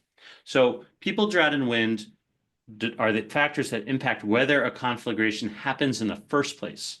And then as we look at structure, density, connective fuels, and building materials, those are the factors that impact just how bad the conflagration may be. And when these factors come together, the result can be devastation. Dr. Jack Cohen, who many consider to be a father of wildfire science, says, and I quote, "Community wildfire risk should be defined as a home ignition problem, not a wildfire control problem. That is to say, we cannot suppress or control our way out of a wildfire crisis. But there are things that we can do and policies that Arizona can embrace to help reduce the likelihood of its neighborhoods looking like this. So, how do we do it? What are they? What are the actions we can take? Well, it's actually really simple in theory. When we reduce home ignitions, we can also reduce conflagrations. And when ignitions do happen, because they always happen, we have to break the pathway of the fire so it doesn't spread. This requires individual accountability and collective action. It's simple, but it's not easy. Not easy, but possible. Wildfire science is finally delivering answers and solutions. I'm going to spend the next chunk of time walking you through our understanding of wildfire and how IBHS science is helping to move it forward, both from a partial level and a community level. And then I'm going to talk about the solutions that can help your county and others like it enhance the survivability and insurability of your homes. So I want to start at that parcel level where an individual home is. Now, wildfires have three ignition mechanisms: embers, flames, and radiant heat. When wildfires enter into a community and start attacking structures, all three ignition mechanisms are happening. Flames make the news, but it's actually embers that are often how fire first enters into a community. When those embers ignite spot fires around a structure or ignite the structures themselves, those ignitions lead to more embers and to flames. And then burning structures or burning vegetation or fences or even cars produce radiant heat, and all three can ignite still other structures. Once you add wind, it exacerbates the conditions, fanning flames and carrying embers even deeper into suburban neighborhoods. Addressing these actions requires a collective set of mitigation actions. As I mentioned before, we know that homes must battle both embers and flames in a wildfire scenario. So our research at the lab has allowed us to examine how to combat both of these, learning more about the nuances of specific components that matter in the sequence of ignitions. Now, both of these clips are from earlier this year in Los Angeles. So I'm going to give you a little bit of an inside look at research that we conduct at IBHS at our facility in South Carolina. It allows us to see how homes are threatened by wildfire as embers aloft in the wind. And where those embers collect drives the mitigation actions that we need to take around the building. As you can see in this side-by-side, one structure built with wildfire resiliency measures, the other is not. They're subjected to the very same embers, the very same wind. One is a flame ready to be consumed, and the other is not. We're also able to conduct structure-to-structure experimentation on the concrete pad outside of our test chamber. That allows us to better understand these community dynamics of wildfire risk. Now, something I want to highlight for you as incredibly important is defensible space. Now, most building codes are focused on the structure, but when it comes to wildfire, we need to think about hardening the structure and having the right type of defensible space. And when it comes to defensible space, it's the 5 feet closest to the home that is most important. You can see it on the screen in this time-lapse photograph where the embers alofted by or carried by the wind are kind of collecting in a vortex that the wind makes at the base of the structure. That's where they sit. And if there's anything that's combustible in that 5-foot area, in that zone of protection, it can ignite. And then it's that ignition that transfers flames to the home itself. You'll see it in this video. The structure, the home and defensible space on the right has that 5 feet of non-combustible space, that zone of protection. On the left, however, you have mulch, you have vegetation, you have a wooden fence that is going all the way up to the structure. And what you can see is over time, the flames are inexorably leading to the house. They've now actually transferred and ignited the home. Whereas on the right, this area, this moat, if you will, is keeping the home protected. Fundamentally, this is or may be the difference between a family that's able to come home after an evacuation order and a family that comes back and just is sifting through ashes. This is how important that defensible space in that first 5 feet is. And as you're thinking about solutions, we'll get to policy later. I hope you think about strong defensible space requirements with a particular attention to the 5 feet closest to buildings.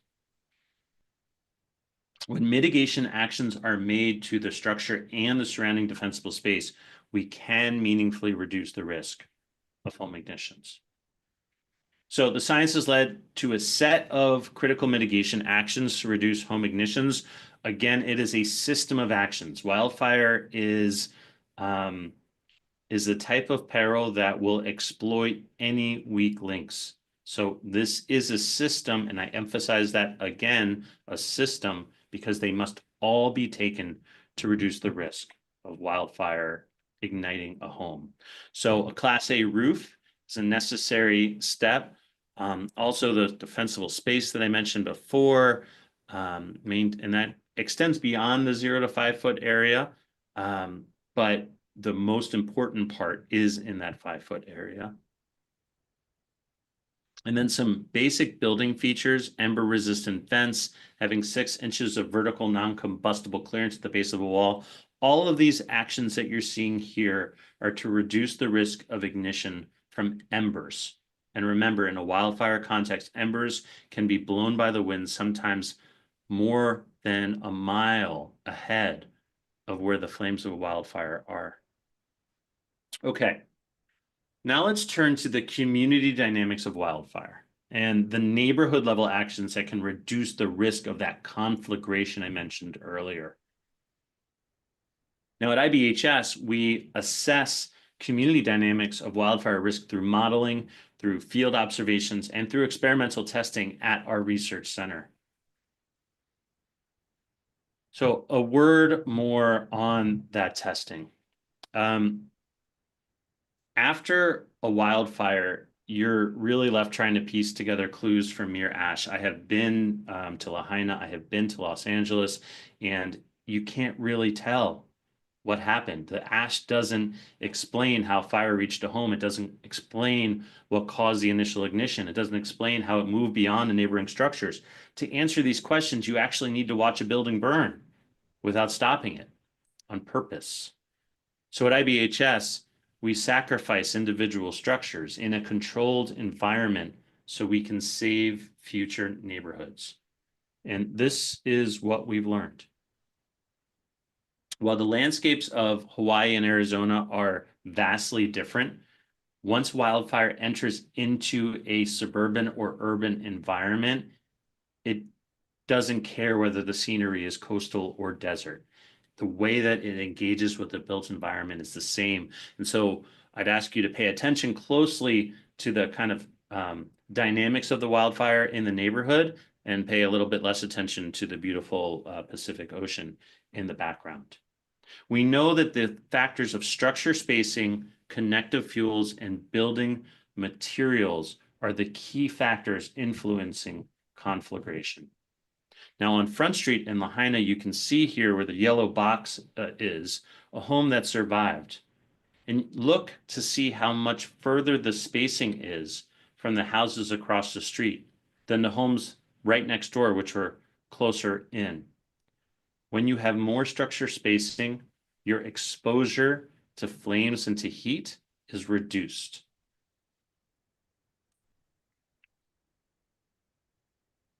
Here's the front of the house. You can see some charring on the fence, but it did not reach the home itself.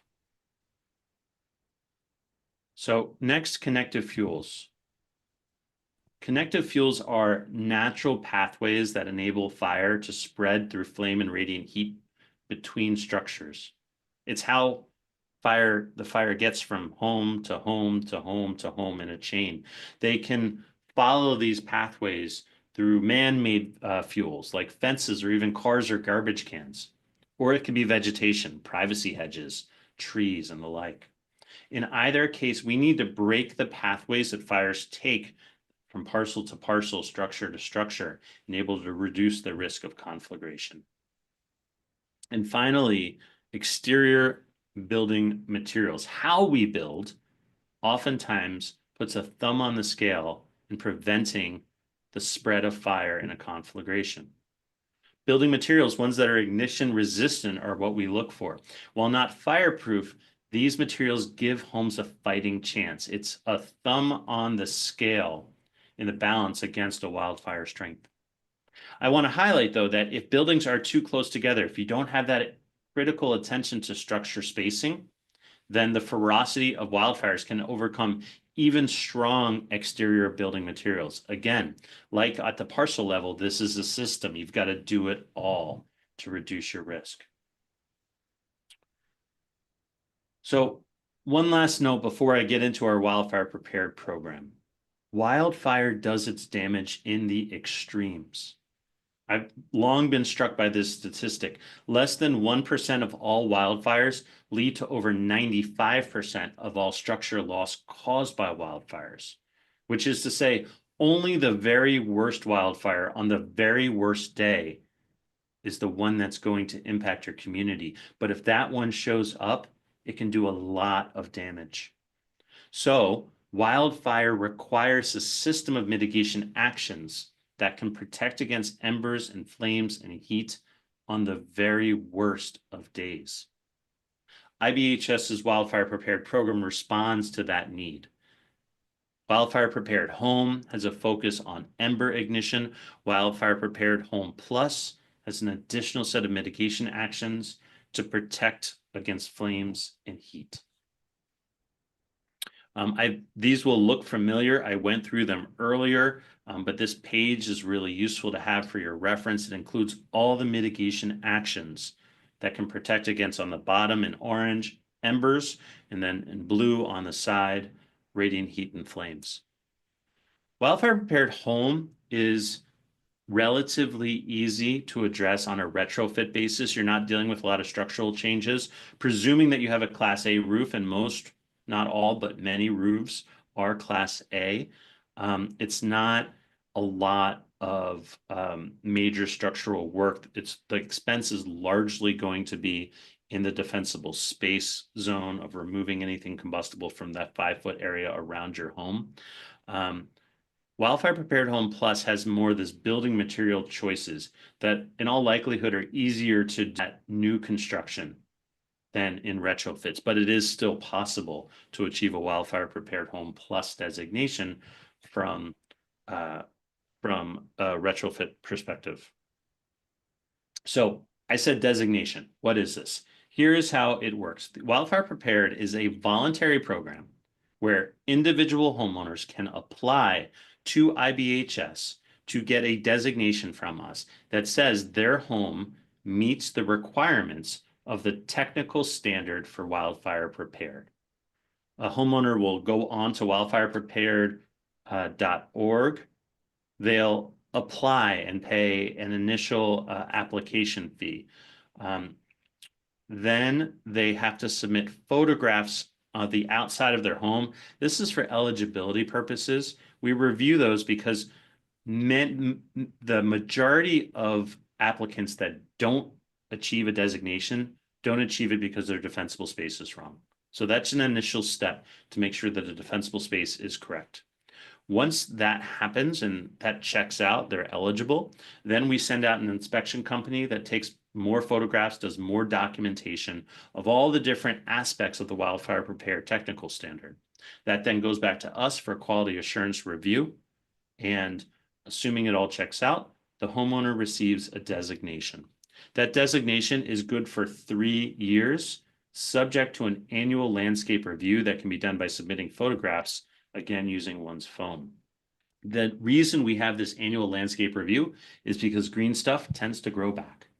And sometimes people make choices along the way. They might remove certain vegetation when they're applying, but then forget or change their mind and then move it back, and then the risk has gone back up. So we want to make sure that they are continuing to meet our technical requirement throughout the 3-year designation period. After 3 years, a homeowner can reapply for a new designation.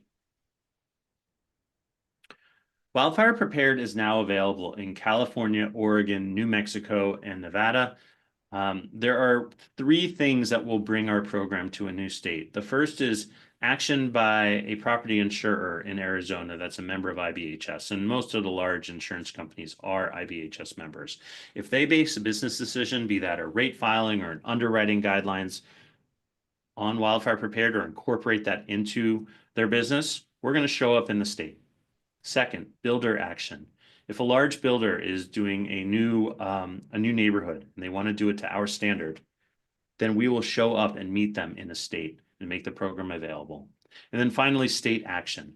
New Mexico just invested $10 million in a grant program to try to bring more homes up to the Wildfire Prepared program. It's actually what brought us into the state. So that's how we end up in a new state. I am very hopeful that one of those 3 things will bring us to Arizona soon. But certainly the science that underlies Wildfire Prepared is available whether or not we are operational in a state, no matter what. So you can mitigate at the parcel level, but what about the whole neighborhood?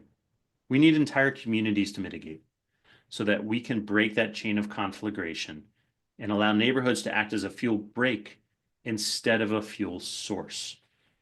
We know that when mitigations go from parcel level to neighborhood level, we can save whole communities. We've already seen this success in other contexts. So the goal of our Wildfire Prepared Neighborhood Standard, which we have rolled out, it is available. You can review it at wildfireprepared.org.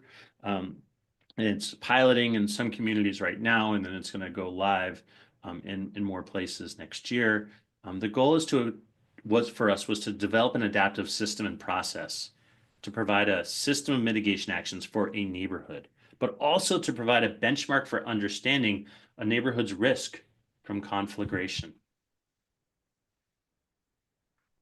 Here are the basics. The way the methodology works is it breaks a given neighborhood into 2 zones. The neighborhood, and it breaks them down into these zones based on the fuel loads coming from a 360-degree view around the neighborhood. So the neighborhood ember zone we require has wildfire prepared home, that ember ignition piece. The homes in the neighborhood ember zone must be the wildfire prepared home.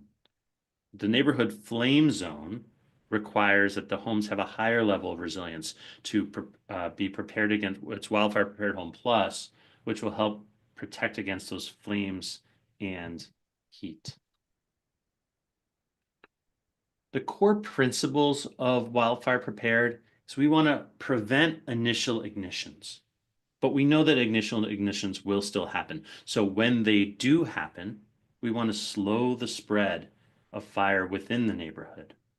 And I said this before, but I'm going to say it again because it's worth repeating. We want the neighborhood to act as a fuel break, not as a dense fuel source. I mentioned earlier that I was in Lahaina. And we were there after we had done a post-disaster investigation, and we were sharing our findings with county staff, actually, in Maui County. And after our presentation, one of the staffers raised his hand to make a comment, and he said, you know, one of the pictures that you showed, because when we do a post-disaster investigation, we are focused on the homes that survived to better understand that, because as I mentioned, there's not much you can tell from a pile of ash. So he said that white house that you showed, that was my father's house. He was a firefighter and he knew what to do, and he was really, really careful. And we didn't have any vegetation near our home. He paid really close attention to how the home was built because he knew the danger from fire. But the thing is, he went on to say, it wasn't just my father's house that was protected. It was the 5 houses behind it. You see that his father's good decisions had made a fuel break that protected his neighbors a few houses back. So even though there was devastation around, there was this pocket of homes that survived because of the decisions of that one individual. So at IBHS, we define conflagration as greater than 10% structure loss in a neighborhood. That is the design level we are targeting with Wildfire Prepared Neighborhood. That's what success looks like. If and when a wildfire enters a community and an initial home ignites, can we keep the losses to below 10% of the neighborhood? If we can do that, then we're winning. Another consideration, and it's a pretty large one. This can really help our fire services do their jobs better. When neighborhoods can passively repel conflagration, firefighters can focus on putting out the flames that do ignite while also concentrating on life safety and evacuations. This makes everyone safer, including our fire services. So we are continuing to work with major builders. This summer, we joined KB Home to celebrate the opening of Dixon Trail, which will be the first wildfire prepared neighborhood. Dixon Trail is in Escondido, California. Neighborhoods built with science-based and verified risk reduction are easier to insure. Homes that are easier to insure are easier to sell. And so it's really a win-win-win proposition in that respect. So fundamentally, wildfire is different from all other risks. When it comes to wildfire, we are our neighbor's keeper. Our neighbor's actions absolutely impact our risk and our resilience, and vice versa. What I hope you take away from my comments is that we can take action. We can lower our risk and enhance the survivability and insurability of our homes and our communities all throughout your county. We just have to do it together. So thank you very much. I appreciate your attention across the last 30 minutes or so, and I am happy to take any questions you have. First, thank you for this presentation. It was engaging and incredibly informative. So I want to thank you for that and really appreciate your time spent with us here this afternoon. I am going to open it up for some questions here I have a couple myself, but I'm going to open it up to my colleagues first. Any comments, questions here, members of the board? Yes, Supervisor Ontiveros. All right, thank you, Mr. Newman, for that presentation. And as you know, this is the third in a series of what we call the wildfire insurance crisis. And at the beginning of your presentation, you talked about how the mitigation can make it attractive to an insurer, but does not necessarily mean it's going to be insured. And I think that is kind of what the problem has been, is that we've been trying to make it attractive. In some ways, I feel like we've almost been throwing the kitchen sink at things. And we still have insurers canceling policies or raising rates so high, as you know, that it makes it, it's an effective cancellation. So as I continue to listen to your presentation, in the previous two presentations, we have heard something called the certification program. Is that what you were referring to when you were saying that, and if an insurance company, let's just talk about Arizona because it is not here, and a large insurance company reached out and said, we would like to have you come in.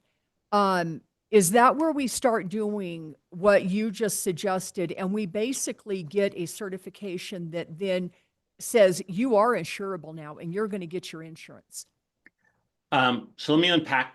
There's a lot there, and I understand it's a very complicated topic. So let me unpack just a few things. First, we are funded by the insurance industry, but unlike APCIA, who spoke to you at the last session, I don't represent the insurance industry.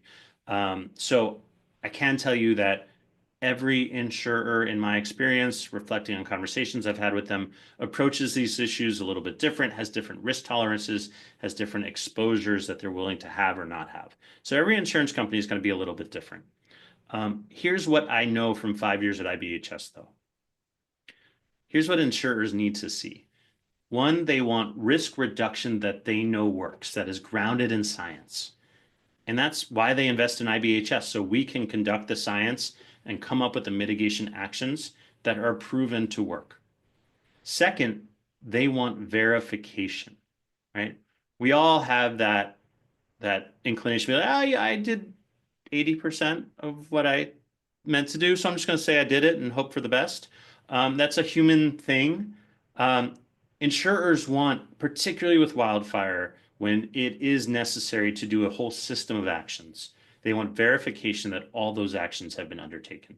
When you can marry science-based risk reduction with verification, that gives confidence to the insurance company. Now, it doesn't mean that every insurance company is going to be competing to insure a given home, but it makes, as I said before, a homeowner, a policyholder, more attractive. I can't give any kind of promises or guarantees in that respect, but the indication we've gotten from our members is that this is something that they are looking for. They pushed us to create this designation program. So let's say that we do come to Arizona, and I hope we will soon. If a homeowner in your district gets a wildfire prepared designation, takes all the actions to reduce their risk, that helps them in two ways. One, it really does make their home safer from the risk of wildfire. And I always want to start with that because the reason I started doing this work, my why, if you will, is because I think every child deserves to live in a house that they can come home to. And my kids have that. I want all kids to have that. And so that survivability really can't be undersold. We can't make a house fireproof, but we can reduce the risk it's going to ignite. But then also, it should make them a more attractive risk for the insurance companies so that if they do get non-renewed for whatever reason, there are other insurers waiting in the wings saying, hey, that's business that we want. I can't speak to any particular, specifics on that, but what we have heard back from our member companies is we think this does reduce risk. This is what we're looking to do. Do a follow-up? Sure. Okay. Yes, I have one. Oh, okay. So, okay, and I understand what you're saying, and I agree with you that if a homeowner does do the mitigation, regardless, he or she is going to have a benefit. So, kind of towards, again, at the end of your presentation, you were talking about the less than 10% in a neighborhood. So if I'm understanding that correctly, if you have a neighborhood of 100 homes and 90 have done the right thing, but you have 10, you're going to have those in the neighborhood that are just not going to cut the trees, they're not going to do the mitigation. Did I understand that you were saying that if a neighborhood reaches that level, it doesn't have to be 100%, but an insurer would be it would be far more attractive? Because we have that. I think probably a lot of neighborhoods do, where you've got neighbors that just aren't going to do it. Yeah, so I think two things. One, from the insurance perspective, and really just from, let's call it from the risk perspective, it is good to have a partial level, a home that has reduced their partial level risk. It is better when let's go good, better, best, right? It is good for a home to do the partial level risk reduction. It is better if everyone on their street has done the partial level risk reduction. It is best if their entire neighborhood has done the partial level risk reduction. I think that's true of the risk, and it's probably true for how insurers think about these things. What I said with the 10% is we expect that wildfires on those worst days, remember 1% of wildfires cause 95% of structure loss. So on the very worst days, we expect that there will be losses of homes in neighborhoods. What we would like to get to a point to, though, is where those losses are limited. So in the 100-home neighborhood, if only 10 homes burn in a wildfire, it's heartbreaking for those 10 families. And yet, from a neighborhood protection standpoint, it's successful because the other 90 didn't burn as well. Hey, thank you for that clarification. Mm-hmm. And of course, there's established neighborhoods and there's new, building new neighborhoods. Yep. So when you're dealing with, which many of what we're dealing with here in Flagstaff are established neighborhoods, and where the homes have already been built, and I have no idea if you've got an idea or a ballpark on the cost for bringing these homes. I know you talked about the roofs are probably going to meet the standards, but everything else, in fact, probably isn't. So Yeah. do you have a ballpark on the cost of something like that? It varies so much from state to state that it's hard to say, both in terms of the cost of building in your area of Arizona, as well as the style of the homes and the like. I'd say the bulk of the cost for wildfire prepared home, that's the Ember base level, is going to come from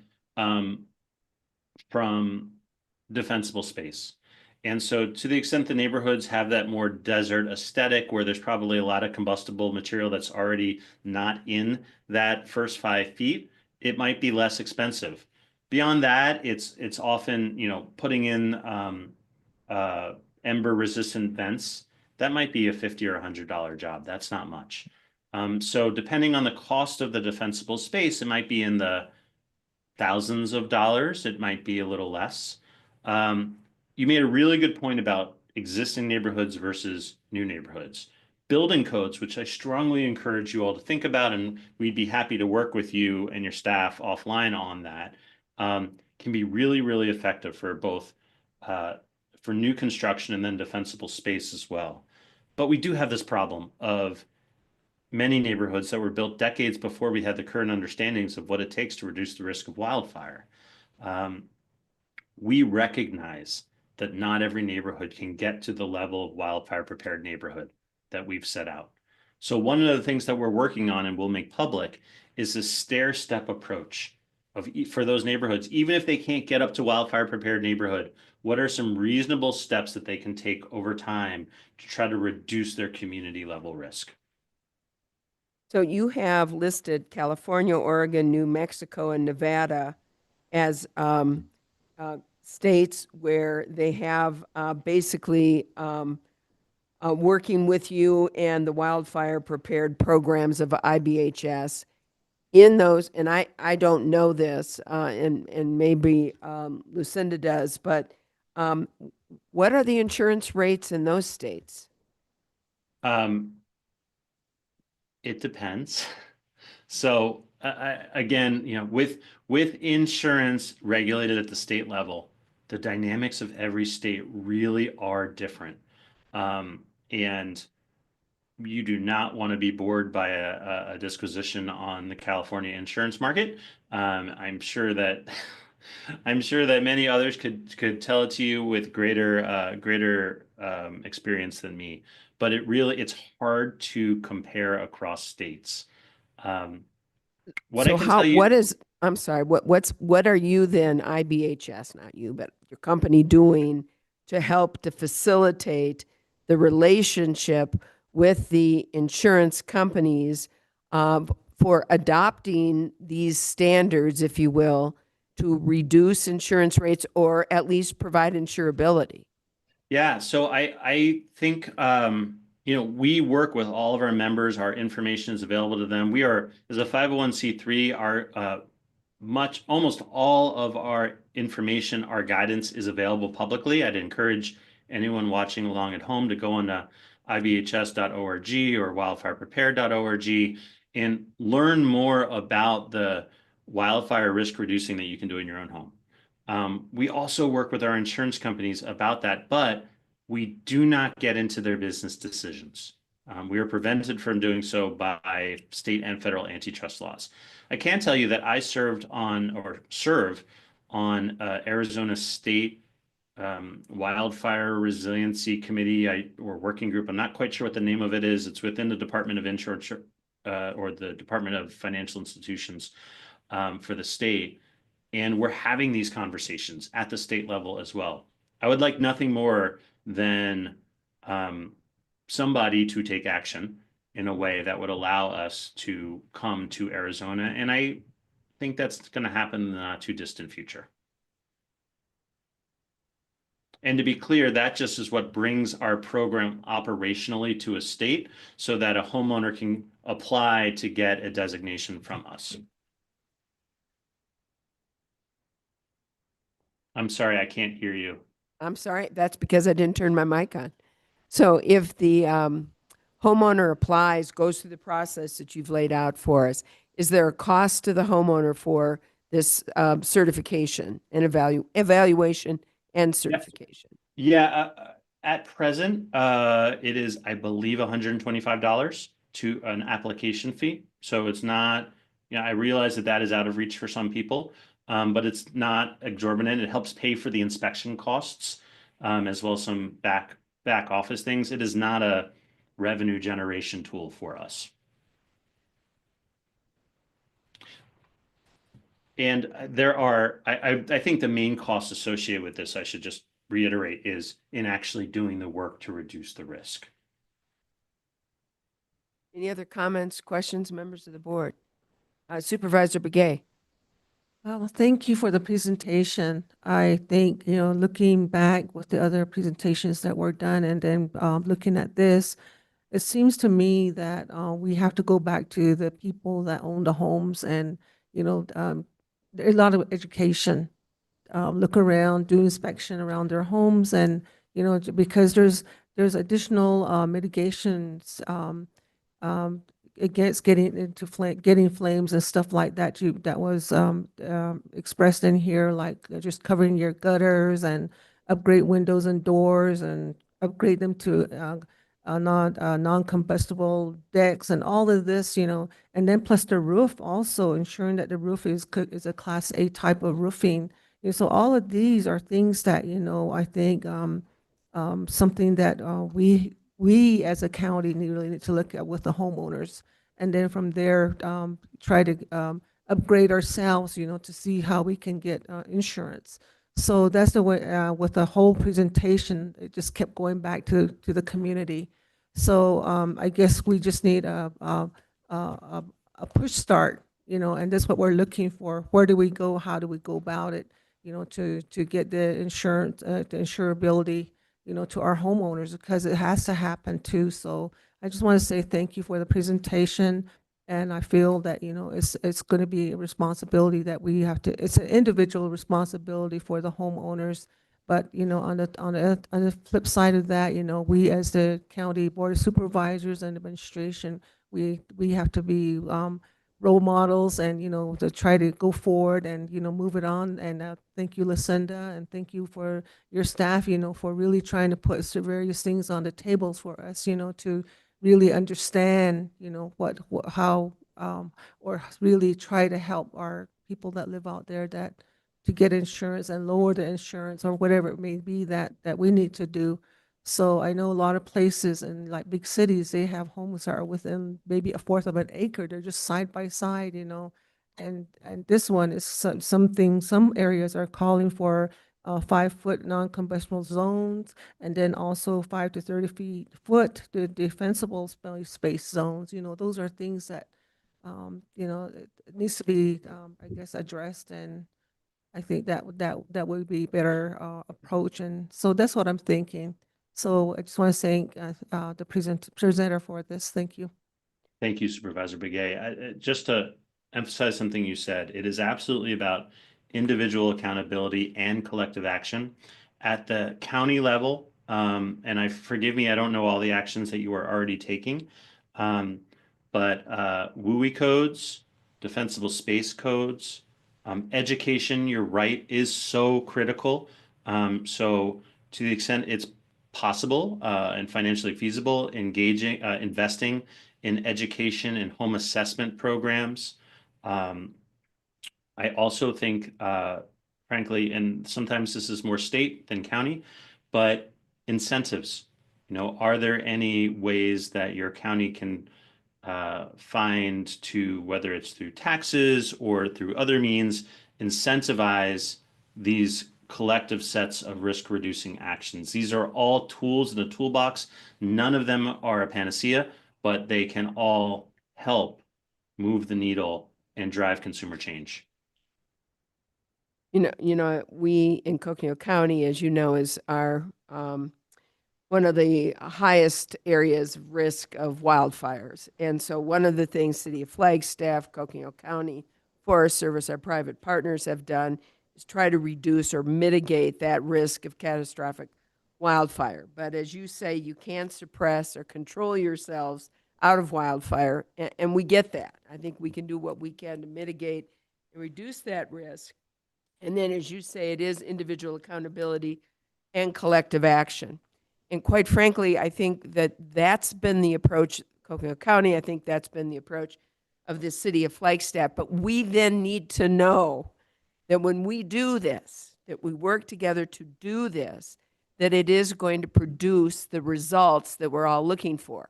And that is to have insurability and premiums that we can afford. And I think that's going to take all of us. And I think it's going to take government action. You are having conversations that I am hearing throughout the West. And I can't speak for any particular insurance company. I can tell you that reducing risk is always a good idea for your community, and that there are separately, hopefully the insurability will come along as well. All right, any other comments, questions? Supervisor Fowler. Thank you. Thank you for your presentation. What have you seen in the communities you're working with? How much of the reduction in insurance costs have you seen? And also the insurability, what's the percentage of increase have you seen? They're great questions. They're hard ones for me to answer. Nevada and New Mexico, Wildfire Prepared Home has been active in those states for about 24 days or so. So I don't think we've seen anything quite yet in those two states. Oregon has been around a little bit longer, but not much. And frankly, there aren't a lot of designations there yet. The program is just getting off the ground in that state. And California is just its own beast. 30 seconds on California. The California insurance market has been regulated in such a way for decades that, generally speaking, insurance industry thinks that the prices are significantly below what the risk would dictate, and there are regulatory pressures that prevent them from raising the price. The price of insurance, notwithstanding all the wildfires in California, the price of insurance in California is significantly less than other states like Oklahoma, for example. And so that just makes it a very difficult environment overall. So it's very hard to say. In a state where there's a healthier insurance market, where prices are seen as being on par with the risk, if you can reduce your risk, you should see a reduction in the price as well. Okay, thank you. And I do have a question for Lucinda or Jay. Where in Coconino County do we see a community, a neighborhood that is that is ready or almost ready as to what is being presented with all the criterias? They are very rare, I would say, particularly the existing built environment. It's very rare. I mean, but there are a few developments, a couple of developments that have adopted some code, I won't say adopted codes, but adopted their own standards, Madam Chair and Supervisor Fowler, thank you, Jay Christelman, Community Development. So some of the most recent subdivisions that we've approved in the county are under Firewise principles. That was included in our subdivision ordinance in 2018 update. So anything that's been approved since then does adhere to Firewise principles, but that's more about defensible space, ingress and egress for our fine firefighters, and to get the public out, more so than structure protection. However, two subdivisions that have been approved recently, Kachina Highlands off of Tovar, as well as Walnut Creek Meadows off of Loop, those have sprinklers. Their HOA requirement is to have sprinklers in those homes. The state statute prohibited counties from requiring sprinklers in single-family detached dwellings years ago. So that's not something we can require, but to that point, 60% of county residents are on hold water. So that is a very difficult circumstance to require sprinklers for those homes. I hope that answered your question. Thank you. Madam Chair, if I may again, I'm just wondering, what is the county authority on this? Because of just what you brought up, the state, what their policies or laws are compared to here, and then also the building code that we have. This is a whole it's a system that's being that is used, that Mr. Neiman uses and his company, and to reduce or else to get homeowners insurance, and yet I'm just wondering how that would apply here, and if there's even a house that would be eligible. And we have the Firewise program, but we don't have the structural, just as you mentioned. Why don't I just speak to, and then Jay's going to present a little bit here about the codes piece. Oh, okay. So I think relative, and the chair's discussion right at the beginning, where the authority over insurance companies rests with the states. Very little authority at the federal level, virtually no authority at the local level. Jay will speak to the codes element. One thing I wanted to ask Mr. Newman was, so there are communities and particularly counties, I mentioned a couple early on, Missoula, Boulder County, San Diego County, that have moved ahead with programs or have had programs in place for quite some time. Is IBHS willing to look at, endorsing those programs or working in concert with those programs versus you have to pay IBHS, who then is going to bring in a private entity to then do the program. If a governmental entity like City of Flagstaff is doing assessments now, is IBHS willing to work with those communities on establishing those programs, who then would be, I don't think you all charge, right? Your assessments for free. That the program then could be offered to anyone irrespective of cost. I mean, I understand that if people went through a training to be certified, which would be very legitimate, there'd be a cost to that to certify those individuals doing the assessments and the certification. But I guess I would just put out there that I think, that there's going to need to be a range of mechanisms to deliver it, not just through the private sector. Yeah, so a few responses. First, I want to respond to something Superintendent Fowler said, and that is, I just want to emphasize these actions can be undertaken by anyone. None of us are powerless. None of us live in a house where we say, well, I can't do anything. So the wildfire prepared home base level for ember, protecting against ember ignition, can truly be done by just about any homeowner. And regardless of where their house is, how close it is to their neighbors, or how old their home is. And so there are actions we can all take regardless of where we are today. And our job collectively together is to help bring people along and help them feel empowered to take those actions that they can take. Lucinda, in response to your comment, I think we are open absolutely to working and partnering with government entities at all levels, of figuring out ways to deliver education, to deliver mitigation services, to deliver inspection services. I can't get into the program administration, how it will play out in different places around the country. What I described to you is, generally speaking, how the program works today. Is there opportunity for us to take another look in your county or elsewhere? Potentially. and we want to work with you to figure that out. But I can't Great. sit here today and make any promises. We do want to be value add and particularly like Boulder County is a great example. The Boulder County Wildfire Partners group has been around for years and they're fantastic. And we are in all likelihood going to be growing into Colorado at some point in the near future.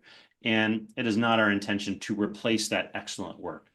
It's our intention to complement it and to help think of us as helping to provide a bridge between the actions and investments of individuals and communities and the property insurance industry. So where there is already really good work happening, where we can layer our pieces in and work side by side with you, we want to try to figure out ways to do that. What that will look like from a cost perspective, I can't stand here and tell you today. But we do want, when eventually Wildfire Prepared comes to Arizona, we would be open to exploring that with you.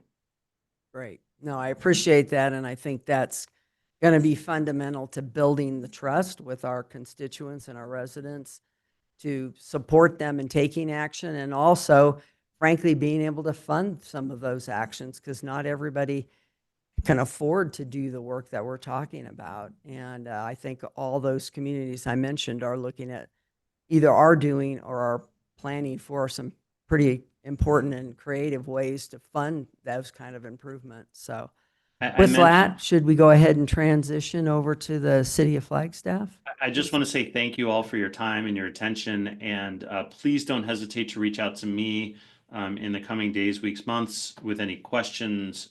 We're always happy to engage with you. Well, and thank you again for being here. And as I said, incredibly informative information and really appreciate it. And we are recording this, and so we will make it available to the public here to be able to look at this. And I think they will learn a lot. So thank you so much, and thanks for your information. You're welcome. Thank you, Michael. Goodbye. All right, turn it over to Paul.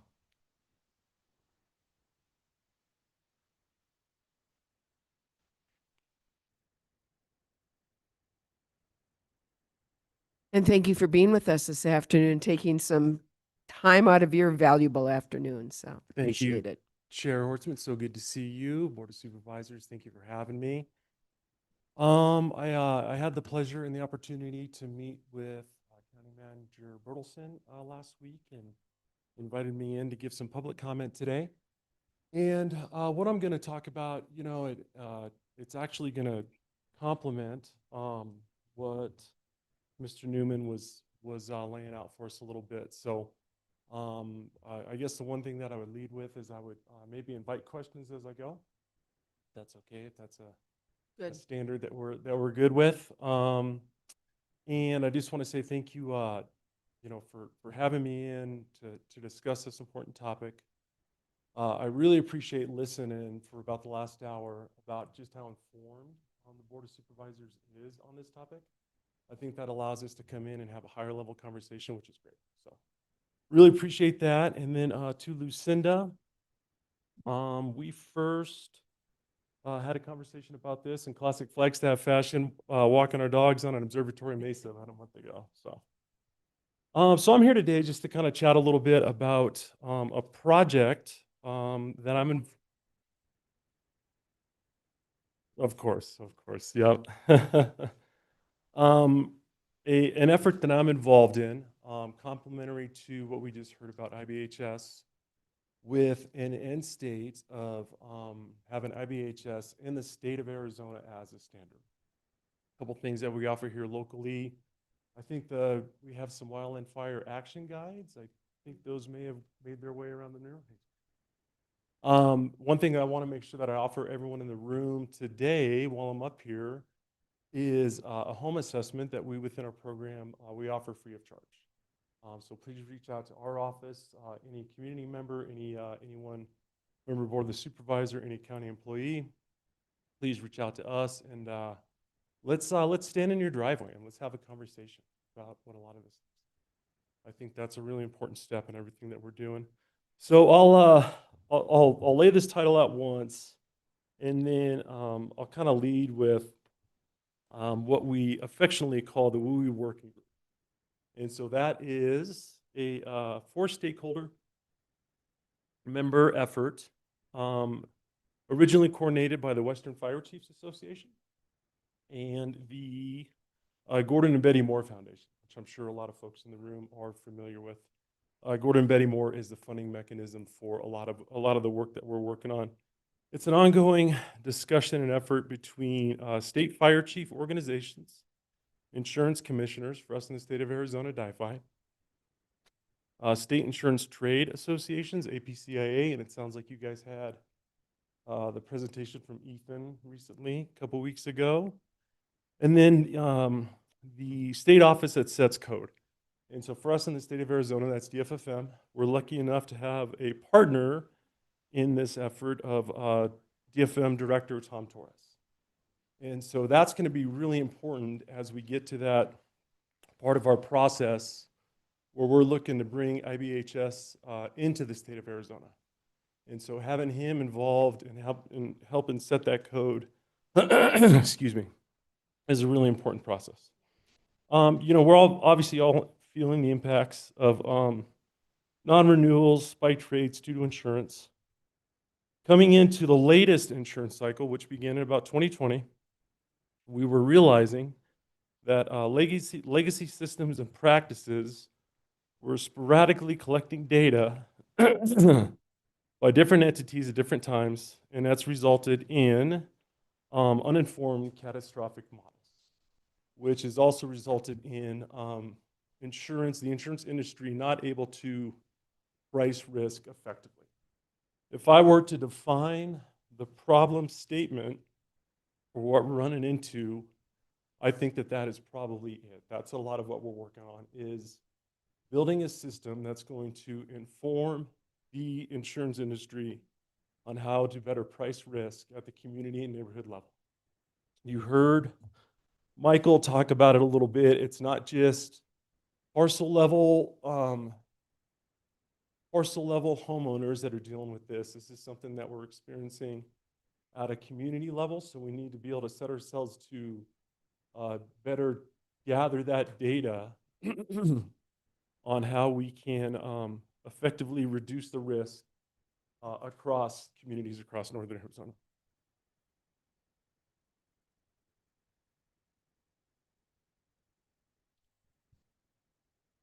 So some industry professionals that were involved.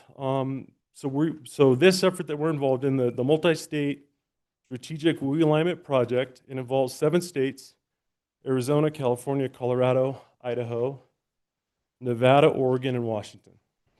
As you heard Michael say, IBHS is now being used in 3 of those states, and there is a major effort to bring that into Arizona, to allow them in to help us partner in better informing and pricing our models.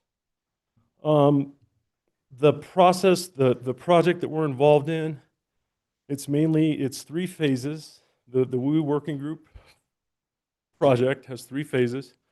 Phase 1 was mainly around developing and beginning to identify those mitigation measures that matter, which Michael spoke to a little bit during his presentation.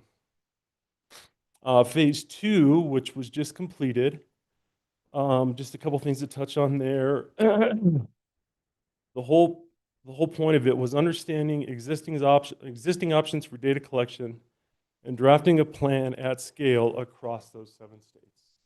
So that's really what we're after doing. And going into phase 3 of this WUI data collection effort, we will begin to be able to implement that across communities. There are 30 to 50 communities across the western states that are going to be identified in that process, Flagstaff being one of them, which is something that we are certainly excited about, and I think that's going to give us a better opportunity to inform those models.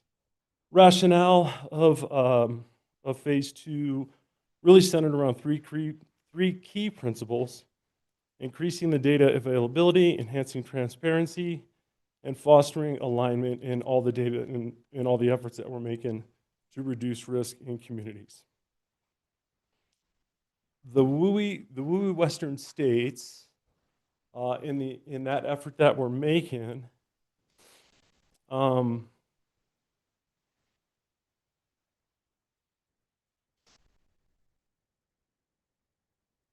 back up just a little bit, sorry. So the tool that we recognize that we need is a model, is an opportunity to better collect data. So that's something that we're referring to as the WUI Data Commons, the WDC is what we're commonly referring to. And that should focus on the ability to collect difficult data, difficult to obtain, rather than compete for readily available data in communities that we've made legacy decisions on that have not informed our processes nearly as well as they should. The WDC should be able to focus or able to process and compile both parcel and community level data. We heard Michael talk about that a little bit. I think that's something that is going to be really important for us in feeding these systems, feeding these models, understanding exactly what our mitigation efforts look like. So it's not just about collecting data about the current state that we're in, but about what the mitigation efforts look like and what they need to look like moving forward. There should be verified, inexpensive, easy to operate technology. And that's where our program at the Flagstaff Fire Department comes in.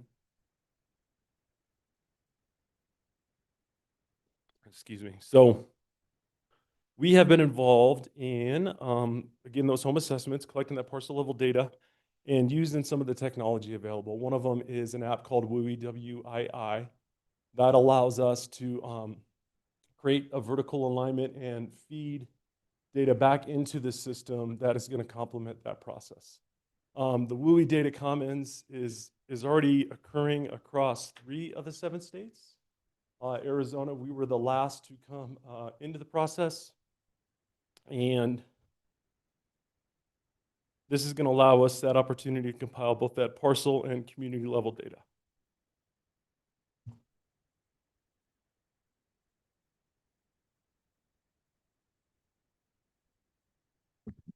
So if I can just real quick, IBHS, I guess they have done that from a very different perspective. They've kind of done it from a laboratory perspective, if you will. And I guess you all are really looking at an opportunity to collect data and mitigation efforts that work with existing homes in place. Is that a way to look at this? Yeah, and I think something important for me to touch on is, going back to what the original title of the effort is, that multi-state strategic WUI alignment project we're working on, the WUI working group. It's those 4 key stakeholders that we talked about. And for me, I'm here representing not only the Flagstaff Fire Department, but the Arizona Fire Chiefs Association and the Arizona Fire Districts. And so this is an effort that's occurring across the state of Arizona, not just here within the city of Flagstaff and our surrounding communities. So an important piece of that for me is representing not only the Flagstaff Fire Department, but all the different fire district chiefs in the room, those county response entities that are so important in Coconino County. Gives us a better opportunity to empower them, not overload them with work necessarily, but use them at capacity to better inform our process. Oh, sorry. Yeah, sorry. Well, and meeting homeowners one-on-one to do individual assessments, it sounds like. Yeah. So, which I think would be very beneficial. Yeah, that's the effort that we're making here locally. And so within our wildland fire management program at the Flagstaff Fire Department, we have a program where we go out and we do home assessments. We stand in driveways, we go over all those mitigation measures that matter, what we've agreed upon, what that looks like. Supervisor Begay alluded to it a little bit. Michael talked about it in his presentation, that fuel-free 5, that zone of 0 to 5, that's incredibly important. In that wildland fire action guide that's going around, that's meant to be more of a checklist. And so I think that would marry up well with some of the presentation materials that came out of what Michael talked about today. But that's meant to be something used a little bit more locally. And we talk about zone 0, 1, 2, 3. He talks about that, or that's presented a little bit in that PowerPoint presentation. but just giving us a better idea of what things need to look like on the ground level. I think coming into phase 3 of our project and everything that we're looking like, what we're looking to do is set up Arizona communities to be better prepared to help us synthesize and gather that data. That's going to be a really important piece of what we're doing. So home assessments for us, that allows us, reading the tea leaves a little bit and understanding what the process is going to look like. We can engage in that data collection now through one of the 3 verified applications. Again, the one we use is WUI, W-I-I. And then that is beginning to feed what is going to be our WUI Data Commons, which is the tool agreed upon by all stakeholders in the process to help better price risk in the future. And then insurance industries throughout the Western states have agreed to use that as the data collection system that they're making decisions on, if that makes sense. So that's that's kind of where we have it tied together locally. We're making those efforts here within the city of Flagstaff, in the local communities at the fire district level, and then throughout the state of Arizona. One thing that we've realized that we want to be really careful about is not trying to legislate our way out of the problem. There have been cautionary tales, mainly out of California, with fair plans and some of those processes that can typically or have shown to overregulate a little bit. The fair plan's been around since 1968, and that has put risk on local, state, federal governments that cannot be sustained to pay out those policies, especially when we're talking about Lahaina, Pacific Palisades, some of those. So I agree that you can't legislate yourself out of a problem. That usually creates a bigger problem. And it sounds like that may have happened, in fact, in California. But we also are in a situation where we want to come up with a standard of mitigation efforts that can be acceptable or will be accepted by the insurance industry to reduce premiums and hopefully increase insurability for homes. Right. Yeah. I think that, something in my research today, I was looking at some stuff, and something that really stuck with me is policy actions intended to change insurance behavior without actually reducing risk will force the underlying pillars out of balance and will accelerate the collapse in the current catastrophe scenario that we're in. So better informed models, understanding the different steps in the process, what we're doing to collect data, and then what that's going to look like going into, again, phase 3 of our project, the WUI working group. The tool to inform that system is going to be that WUI Data Commons. And as we begin rolling that out this fall, that's going to be an opportunity for me to come back and give some formal presentations and better engage partners across Northern Arizona. Supervisor Antiveros.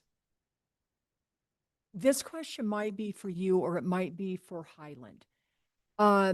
We're kind of looking, we're trying to see, is there something that is actually working?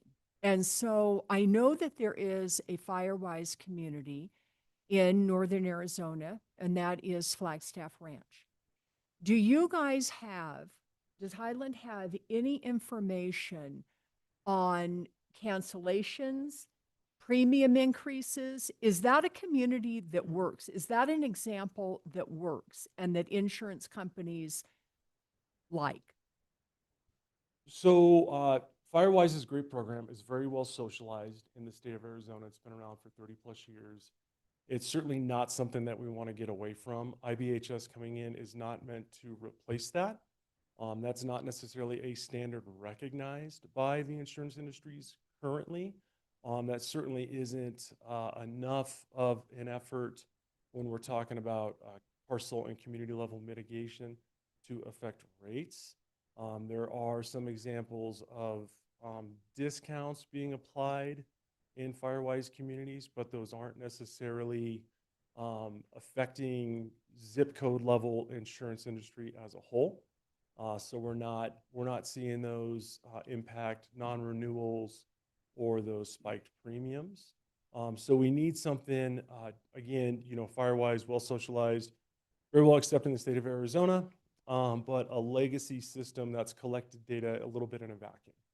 And so we need to bring these industry professionals, mainly DIFI state regulators, into the conversation, and we're forging a little bit of a new path. We're making decisions that we're hearing from the insurance industry are actually going to be able to impact rates and the way that we do business.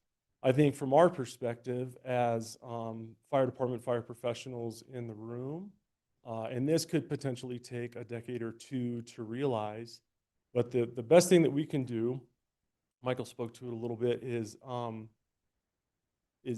stop burning down homes, right? Like get away from these conflagrations. We've had, Michael referenced London of 1666. We had Chicago, the Great Chicago Fire of 1871. I mean, that wasn't that long ago, right? 150 plus years ago, when we're looking at the overlay of policy and everything that we've experienced in the fire space since then, what got us out of those issues was code. And realizing that those codes have been effective, and the last thing that we want to do is begin to step away from those. So when we talk about legislation, when we're talking about not wanting to do anything on the front end, is we don't want to try to legislate the symptom, not the problem. Right, coming in and trying to force the insurance industry to do something that their data is telling them not to do.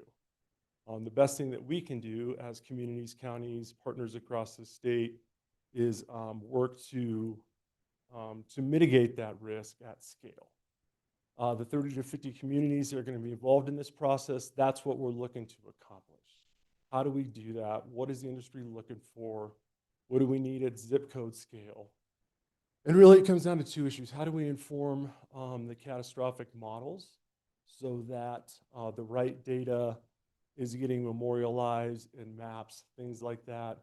And then how do we help them better price risk? I don't think that we're ever going to be in a situation where we're seeing major discounts in the insurance industry, anything along those lines. What we want to do is we want to keep our customers, our community members in the marketplace and give them a fair opportunity. What we've kind of talked about within our working group is having 2 to 3 vendors per zip code at least keeps things competitive in the short term, until we can realize the long-term effects of better mitigating that risk and what that's going to look like.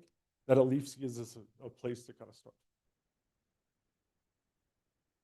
If I could do just a follow up, and Lucinda, this might be for you, because I know DIFI has completed their meetings, right? And okay, so who are they going to be advising? They're going to be taking this information somewhere, and is IBHS in there? And in Arizona, do the insurance companies seem receptive to this? Because it seems like we might be heading to an answer. Like I feel a bit optimistic today. I know, maybe I shouldn't, but I know. They did conclude their process. They had their last meeting. But what I'm understanding, and Paul chime in here, is that they're not making, I've not heard the word that specific recommendations are going to be made, that they're going to share their findings. So they basically went through a findings process to develop a basic understanding, similar to what we're doing right now, right? But at the state level, to really understand what is the issue, what's contributing to the issue, and so forth. But there isn't specific legislation. There has been discussion about, through various stakeholders, to take that conversation further and try to identify, are there areas where various stakeholders could work together to take legislation to the legislature, right?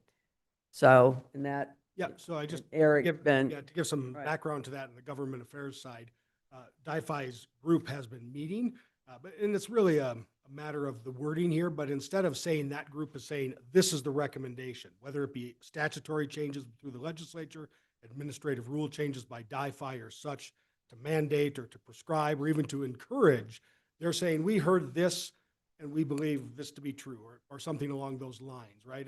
They're giving those findings and results of findings, so no recommendations. The wildfire review team, which I think Battalion Chief, you are part of, the new one created under a new bill. There's a new 9-member task force for mitigation of efforts of wildfire.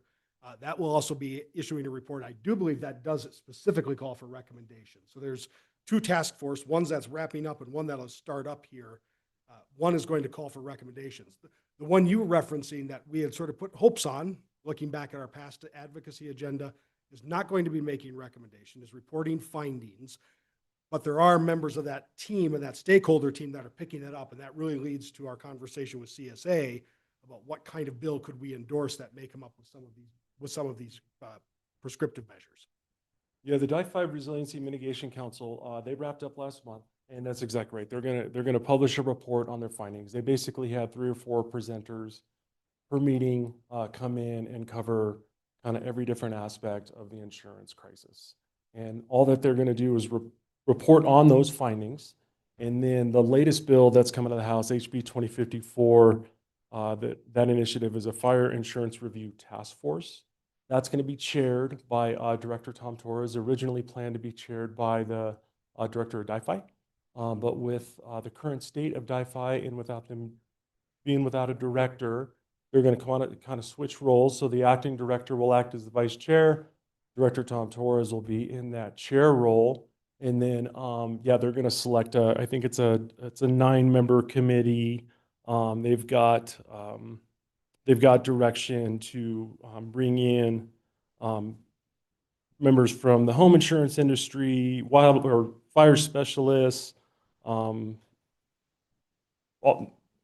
different kinds of folks representing the crisis across the board. Nice thing about that for us, and with the effort that we're making, is that everything we're doing is in alignment, which I really like right now, because we have Director Tom Torres working with us as the 4th member or stakeholder in the WUI mitigation effort, and then also chairing this insurance task force through House Bill 2054. So we're all talking a lot. We're working to align our processes. I think one of the biggest concerns that we've had is if we start doing things differently and we get a year or 2 down the road, we will not have served the community member any differently than we're trying to right now.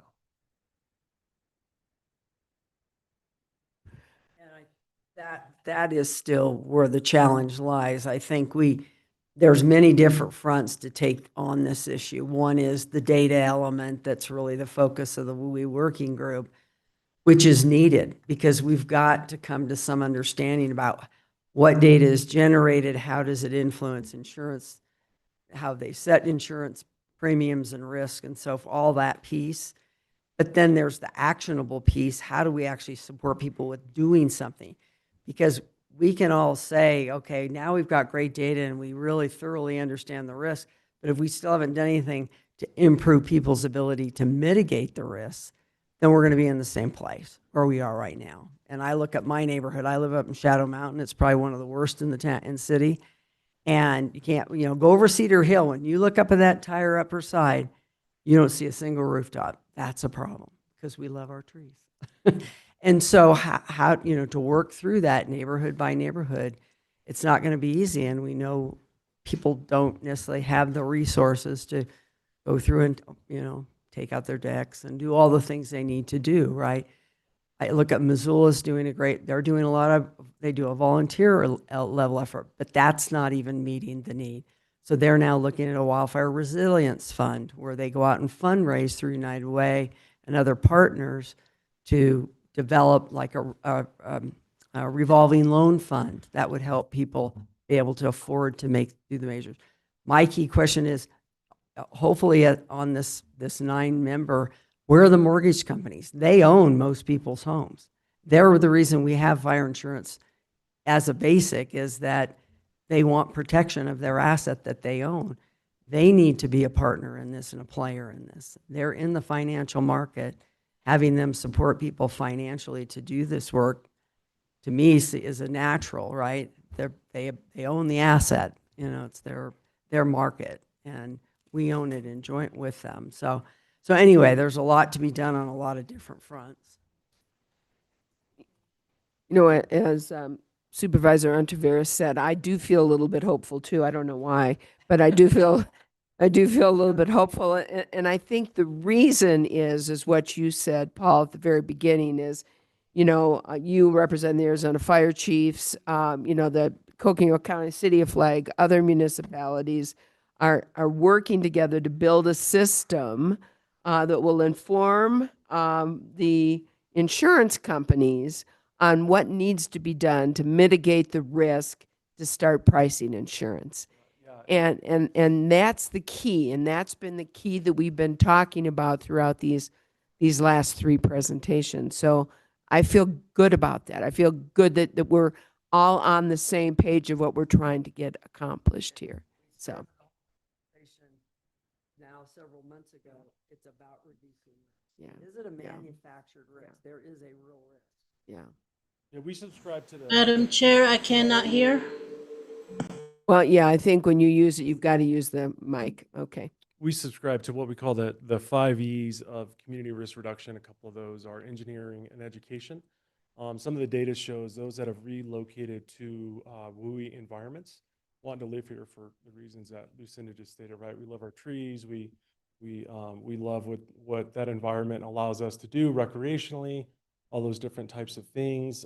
People intending to move or stay in those environments for the next 25 years do not intend to move out of areas to where they can build smarter, right? And so, I mean, the WUI, it's where people, property, and intermittent wildfire risk come together. And one point I want to make is I don't think that we have scar tissue, right? We've experienced quite a bit of wildfire here. Coming into 2020, which began really our last 7 to 8 year insurance cycle, and all those fires we experienced across the West that informed that cycle, those are playing out now. So how can we better prepare for the next one that's coming? But there's a reason everybody lives in Flagstaff, That's isn't it. there? That's it. Well, yeah. Well, well, thank you for your time. I will come back and give some informed presentations on the work that we're working on. Mhm. But I think the big message we want to get across today is that fire districts across Coconino County are represented, making efforts at the parcel community level, and we are hyper-focused on reducing that risk. Supervisor Begay. Oh, thank you. Thank you again for the presentation. I'm still having a little thing about everybody's kind of doing their little booklets and stuff like that. I mean, they're almost the same. I'm looking at a couple of them here. And I think we have to have one voice as to how, like within Arizona, how we can curtail a lot of these things that are, well, the bottom line is we're trying to reduce premium and then insurability of the insurance. And so with that in mind, you know, I'm just thinking there's so many legwork that needs to be done. You know, Lucinda kind of mentioned that.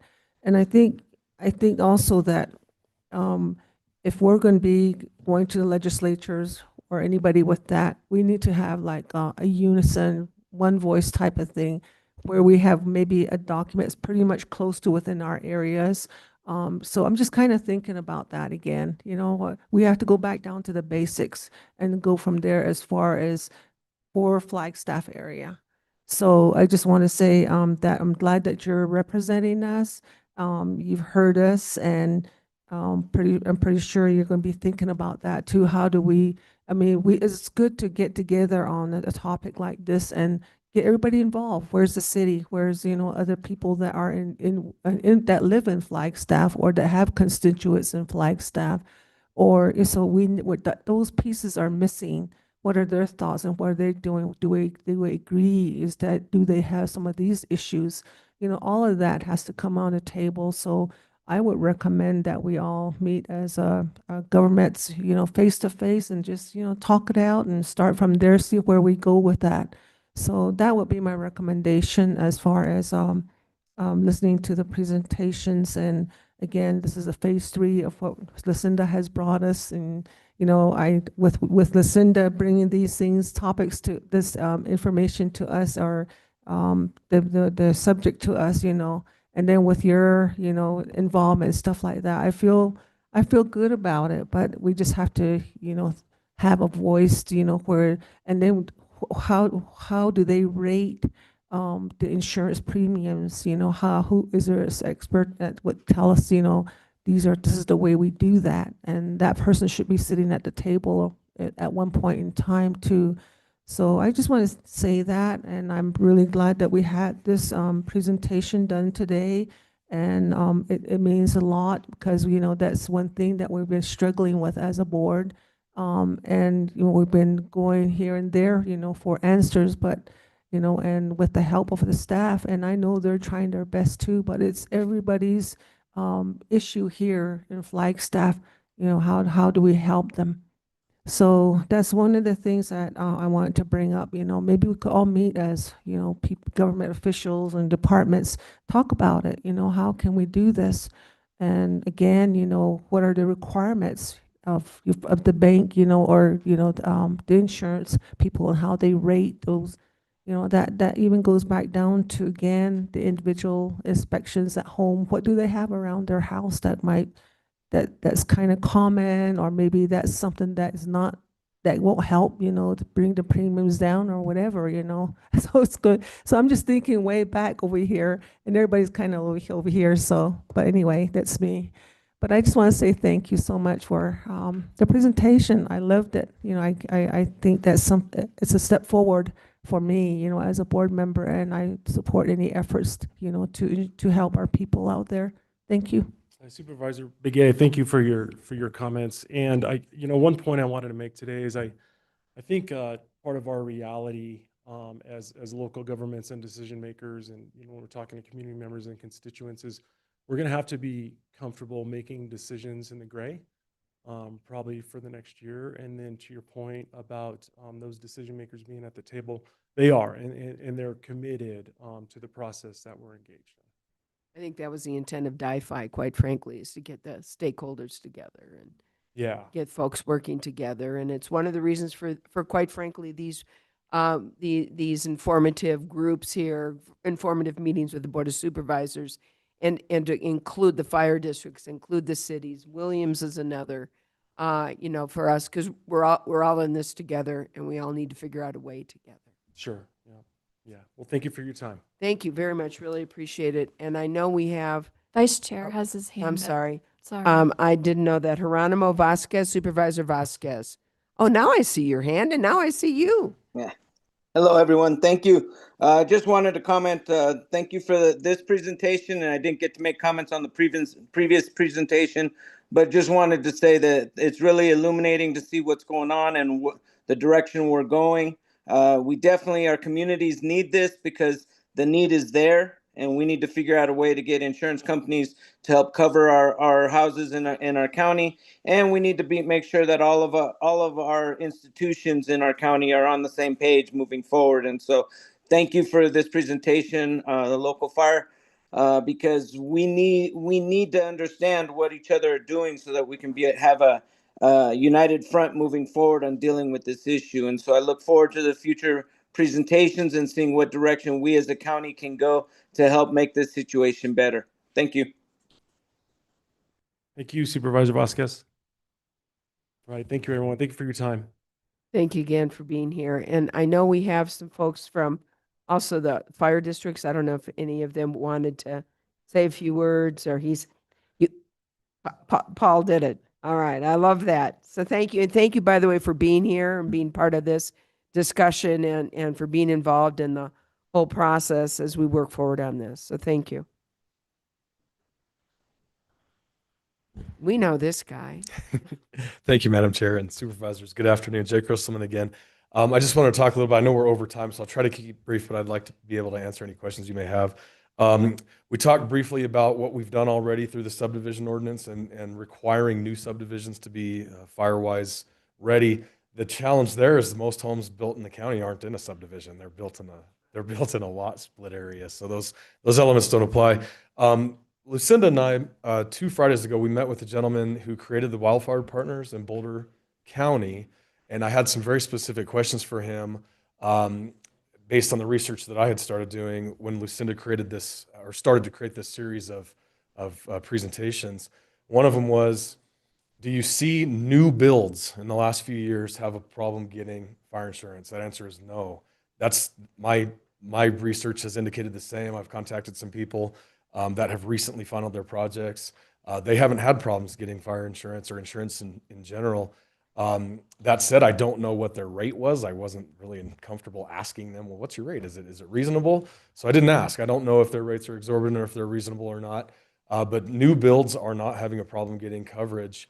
What we did find through the gentleman at Boulder County was that 8 in 10 folks who had existing homeowners insurance problems, either they got dropped or their rates were doubled or whatever, 8 in 10 of those had existing claims. So they had hail damage or they had flood damage or otherwise had some type of damage. So there's only so much that the building codes can help existing homes. It would be a voluntary program. Lucinda, do you have anything to add about our meeting with the gentleman from Boulder County that I missed before I go on to the bill? Well, there's lots to add. They've learned a lot over the years and have a pretty fun. And I think their dynamic is so different already that he can say what he said, that it isn't having that much impact because they've already affected thousands of homes. And know that a lot of that came about starting in 2022 after they'd had the Marshall Fire, I think, which was 2020 or 21. And then people said, we've got to do more. We have to make the programs we have permanent. We have to do more. And they actually went to the voters and got a 1-cent sales tax, and they're funding that entire program now.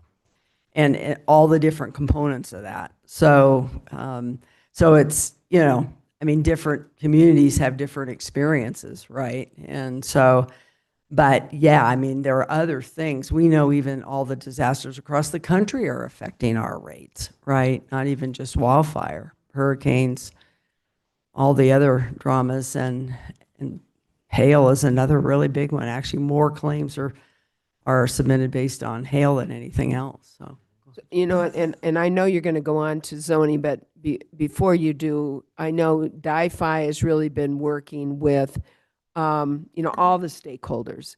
How about the Arizona Department of Insurance? Are they part of this? What are they doing about this?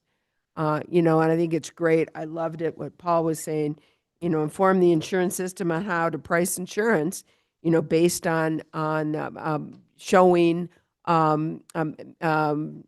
mitigation efforts that actually work and using scientific data and collecting data from our communities. Where is the Arizona Department of Insurance on this?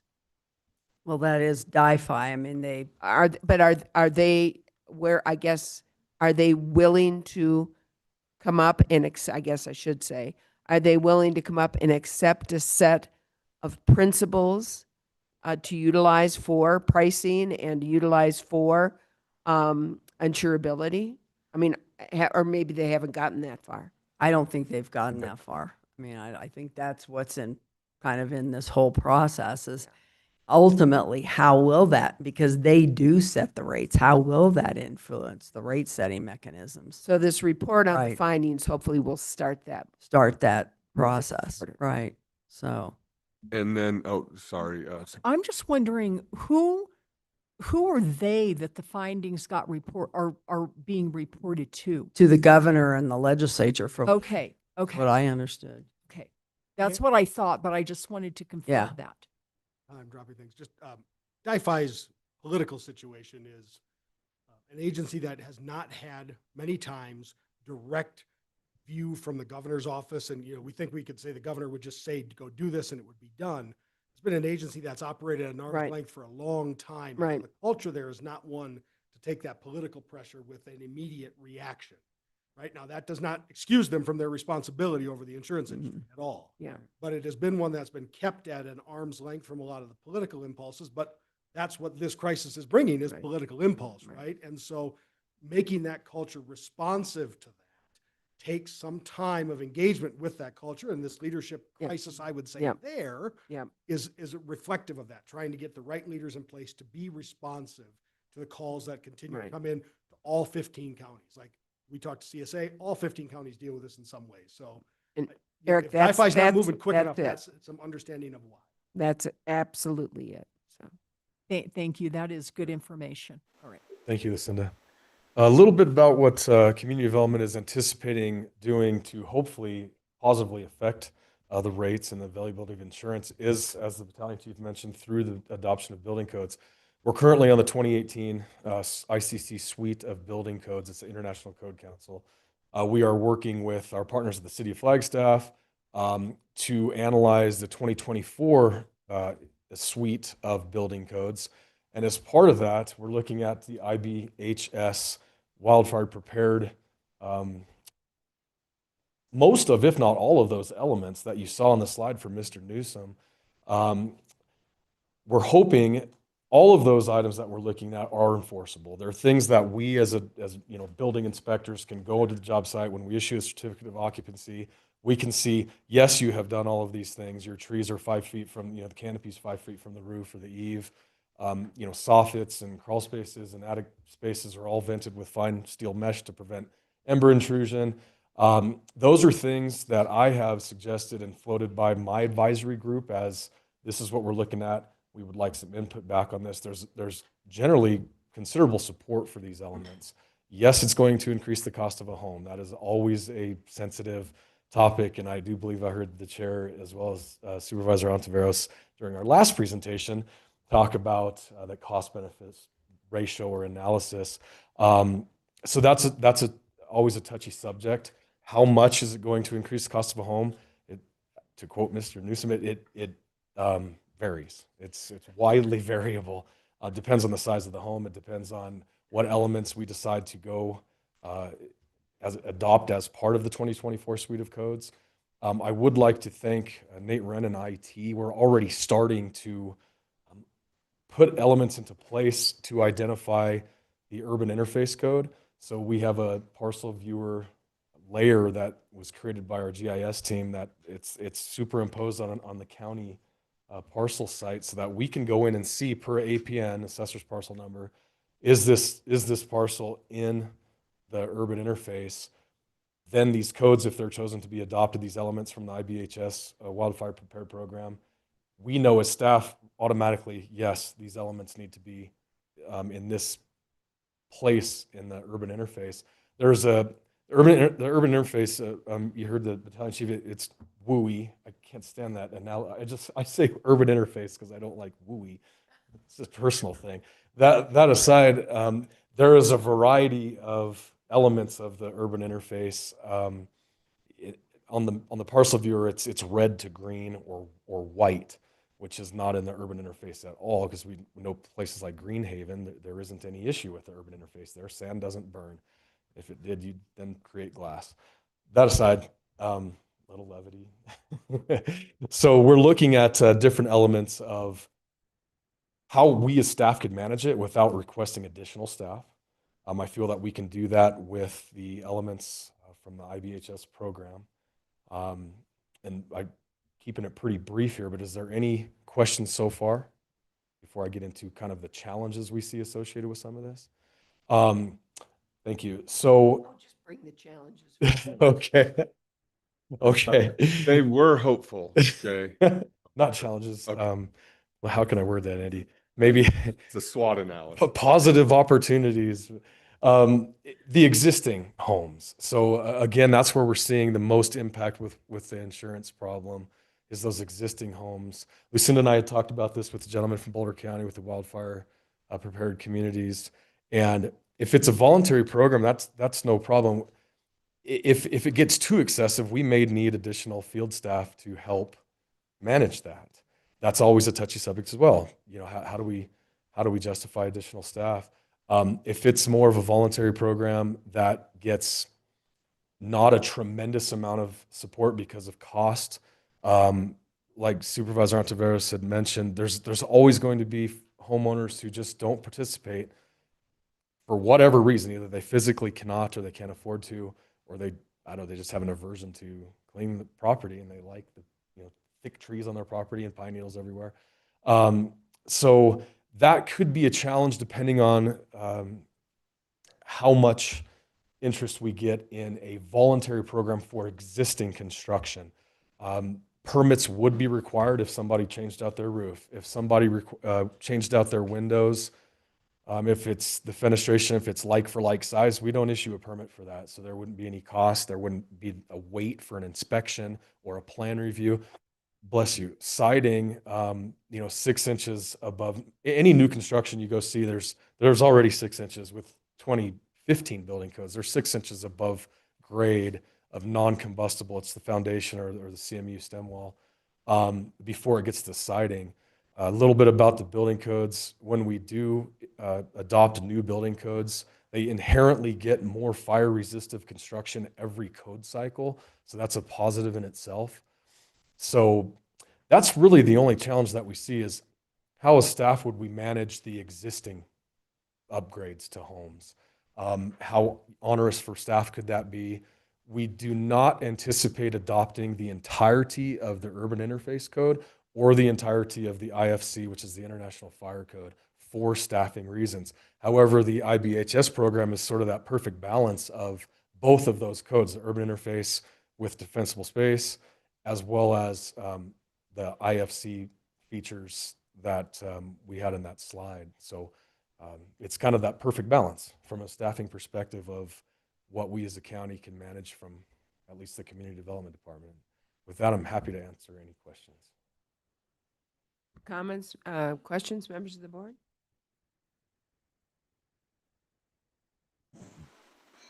Madam Chair? Yes, Supervisor Fowler. Yes, thank you. This is a topic that is very complex, and we have to figure out how we as a county will have to approach it. And we have a lot of, right now, our home prices are very high. Our building code sounds like, Jay, you're gonna have to, what about, are there homes that are gonna end up being grandfathered in, and those are already under, like, the existing homes? I'm trying to figure out how do we get people to be able to say, yes, I will do this. I guess there has to be a whole slew of programs, fire-wise, as people have bought into that, it looks like, for the most part. And then now we're looking at actual structural of buildings, and how I'm just trying to figure out how we do that. I'm just trying to, it's just a whole process. I know there's incentives that need to be done, but we don't have the funding. Where that funding come from? The state, I don't see the state taking action on this. They can't even take action on the gas sales tax, and a number of other issues that they don't want to go there.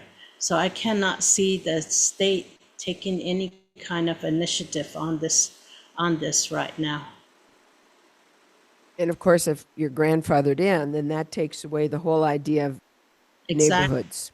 Yeah, and that neighborhood, your next door neighbor, all of that comes into play.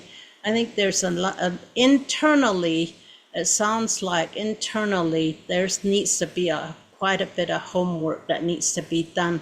Where are those, if this was to take place, where are the hot spots that potentially could happen? Where would those communities be with all the, where would be, like, maybe a pilot program? Where would that be, and how would that take place? Like, how many homes right now are at risk. We're being told it's 93 to 99%. And in our county, you know, like in Greenhaven, there's no trees there, but there could potentially be some kind of fire and how would they be able to withstand this? And then we have the homeowners association. How many homeowners association are there, and how many of them would be willing to take this up with their homeowners? So those would be my mind. It's just thinking out loud, I guess. That's what I'm doing. Thank you, Madam Chair. Thinking the complexities. And Madam Chair and Supervisor Fowler, if the building codes were adopted, we're currently tentatively looking at adoption of June 30th of next year for the 2024 codes. There's a 180-day grace period, so to speak, where a designer could either design under the 2018s, which we're currently under, or the 2024. Anything after that adoption would be required to be built to the 2024 code, which again, the IBHS elements for wildfire prepared homes we're looking at adopting that above and beyond base building code. Again, it's sort of that good balance between the urban interface as well as the International Fire Code. I think education among communities is a huge driver for I don't know if it would be a pilot program, but just participation among existing communities. I have started discussions, as a matter of just a couple hours ago with Chief Miller, but before that with Chief Lee Antonides with Ponderosa, about getting input from every one of the chiefs from the 17 fire districts that are in Coconino County. To answer one of your additional questions, most of the county, but not all, most of it is in the urban interface, wildland urban interface, to varying degrees. So I've looked at the map that Nate with GIS created, and it's very informative. That's another discussion that we'll likely be having is, what are the elements based on the urban? If it's located within the urban interface, do we go the entirety of the IBHS proposed, or do we create a tiered approach so that we minimize the increase in the cost of the home, because that's inevitably going to happen. So lots of discussions taking place. You know, Cinda and I started talking about this when these presentations started, and there's lots to discuss and think about. Well, what I like is that we're having the discussion. And I like the fact that, for example, the city of Flagstaff are doing assessments. I like the fact that we in Coconino County are getting the education out for what it looks like to help mitigate the damage or the dangers to your home. I like the fact that we're having this discussion, not only in terms of what we're doing on a broad scale in terms of forest restoration, but what we all individually can do and are responsible for, and then what we can do as neighborhoods to reduce the risk from the neighborhood. So, you know, it's been and will continue to be an ongoing discussion. And then I think the key is bringing along into this discussion the insurance companies on what is appropriate mitigation, what is scientifically based mitigation, for them to be able to make decisions on the costs and insurability of a home. And then hopefully bring in other stakeholders like the mortgage companies and others that also have a stake in this as well. So. Supervisor Antiveros. Yeah, and I agree. I'm glad that we're having the conversation. I'm glad that I think you said that you're in dialogue with all of the fire chiefs in Coconino County that are going to be participating in this conversation. I agree. I'm glad that we're involving these players, these stakeholders, if you will, in the conversation. Perhaps why I was hopeful today was because, as it was pointed out, this is science-backed and apparently kind of insurer-recognized information that we received today. And maybe that's my reason for optimism, that maybe we actually have something to shoot for here. And I think that we have alignment, as Mr. Altrogi talked about, kind of alignment amongst partners. And I think we're headed in somewhat of the right direction. Yeah.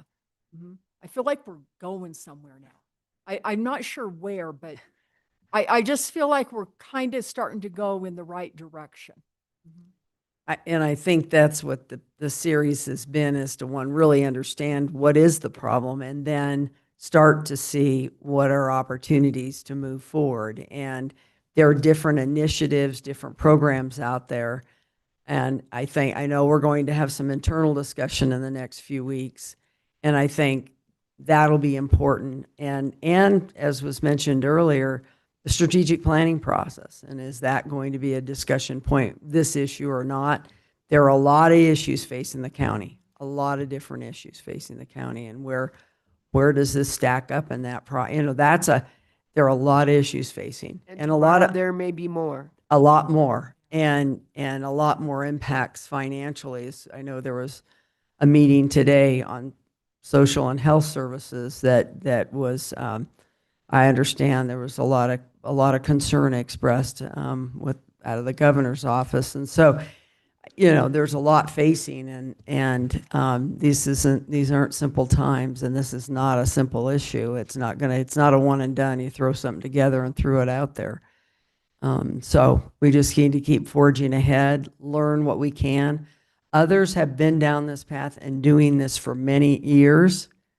And, we know what the pieces are. And I think we'll just have to decide what is the right set of pieces that we mobilize here, what's important to our communities. Thank you. Thank you, Jay.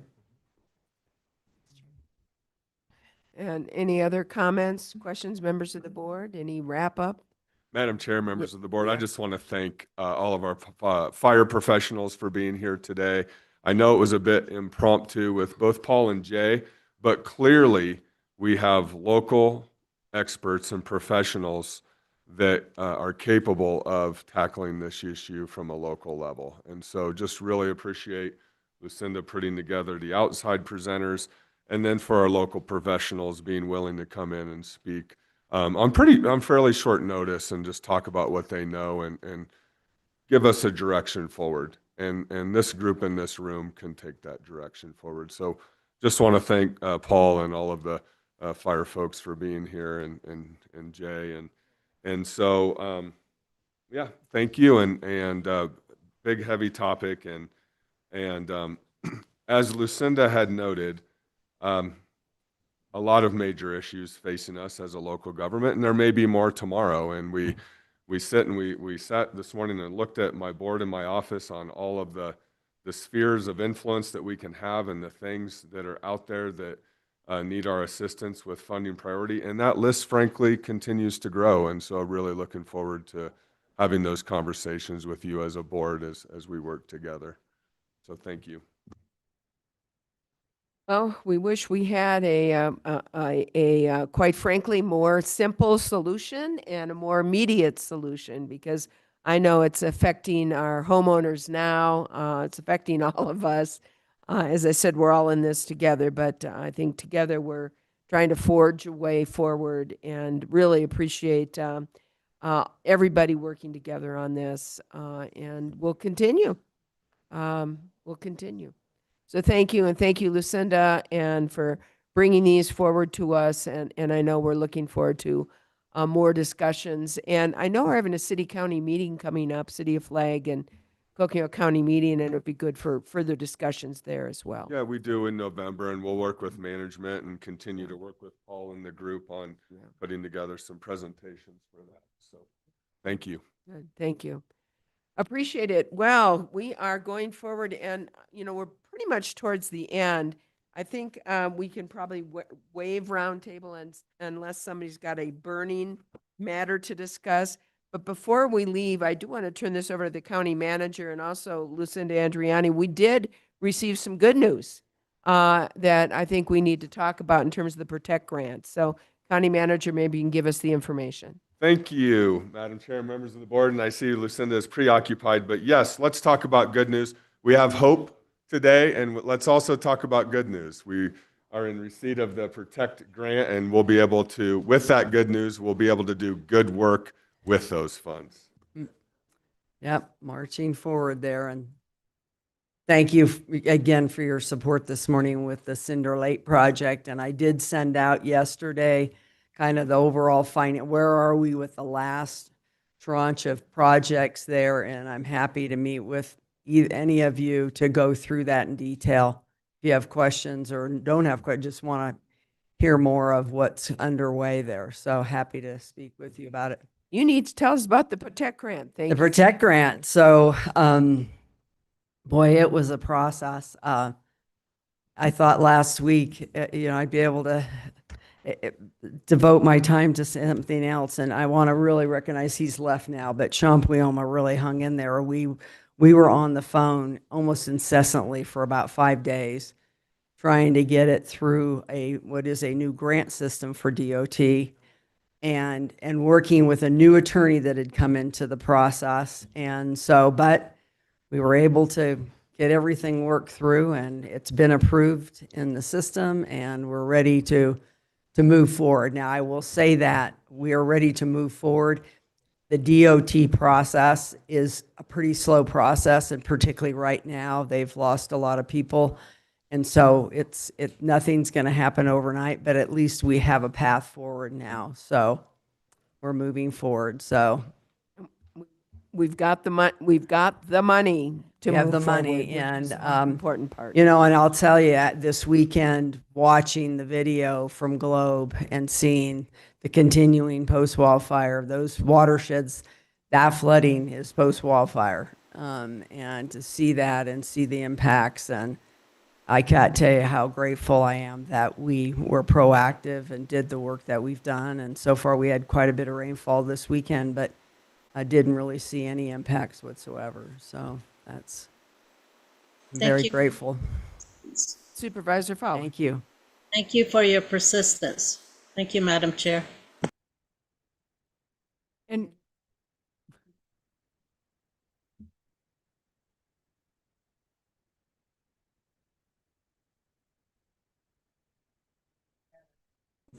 We do. Chair, someone has his hand up. Go ahead, Supervisor Fowler. I'm sorry. I see Vice Chair has his hand up as well. okay, but you all need to help me on that because I don't see Yeah, it. yeah. So if there's people online, please let us know if their hands raised. Sorry, Supervisor Vasquez. Yes, thank you. I just want to congratulate the whole team for pushing this through. We were awarded this over a year and a half ago, so it's been quite a process to get this grant actually coming through. So great job, team. It was a lot of work. We had a lot of questions. We weren't sure if it was going to go the way it was originally proposed and whatnot, but it is. And so just really excited. It's been a lot of work and just really grateful because after the tunnel and pipeline fires, the damage and the floods, those were real concerns, and we were blessed not to lose any lives during that time. And now we've been blessed to be able to have mitigated the 9 watersheds, and this Protect grant is really kind of one of the last areas that need to be finished, those upgrades on Highway 89. And so I just wanted to congratulate everybody on the team that was involved in making this happen, because it did not just happen because we wanted it to. It took persistence, it took a lot of hard work, and it took a lot of advice from legal and from the flood control district and different members of the team to make this go through. And so again, thank you everyone for doing that, for doing a great job and pushing this over the finish line. Thank you.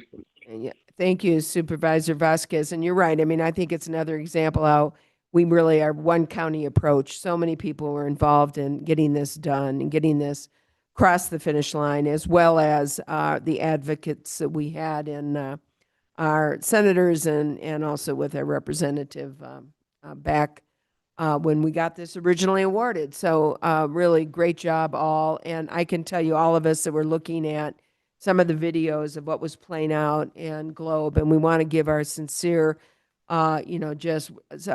we're so sorry for what happened. And, you know, we have been there in similar situations years ago when we had our post-wildfire flooding, and it was just very reminiscent of what we went through a few years back.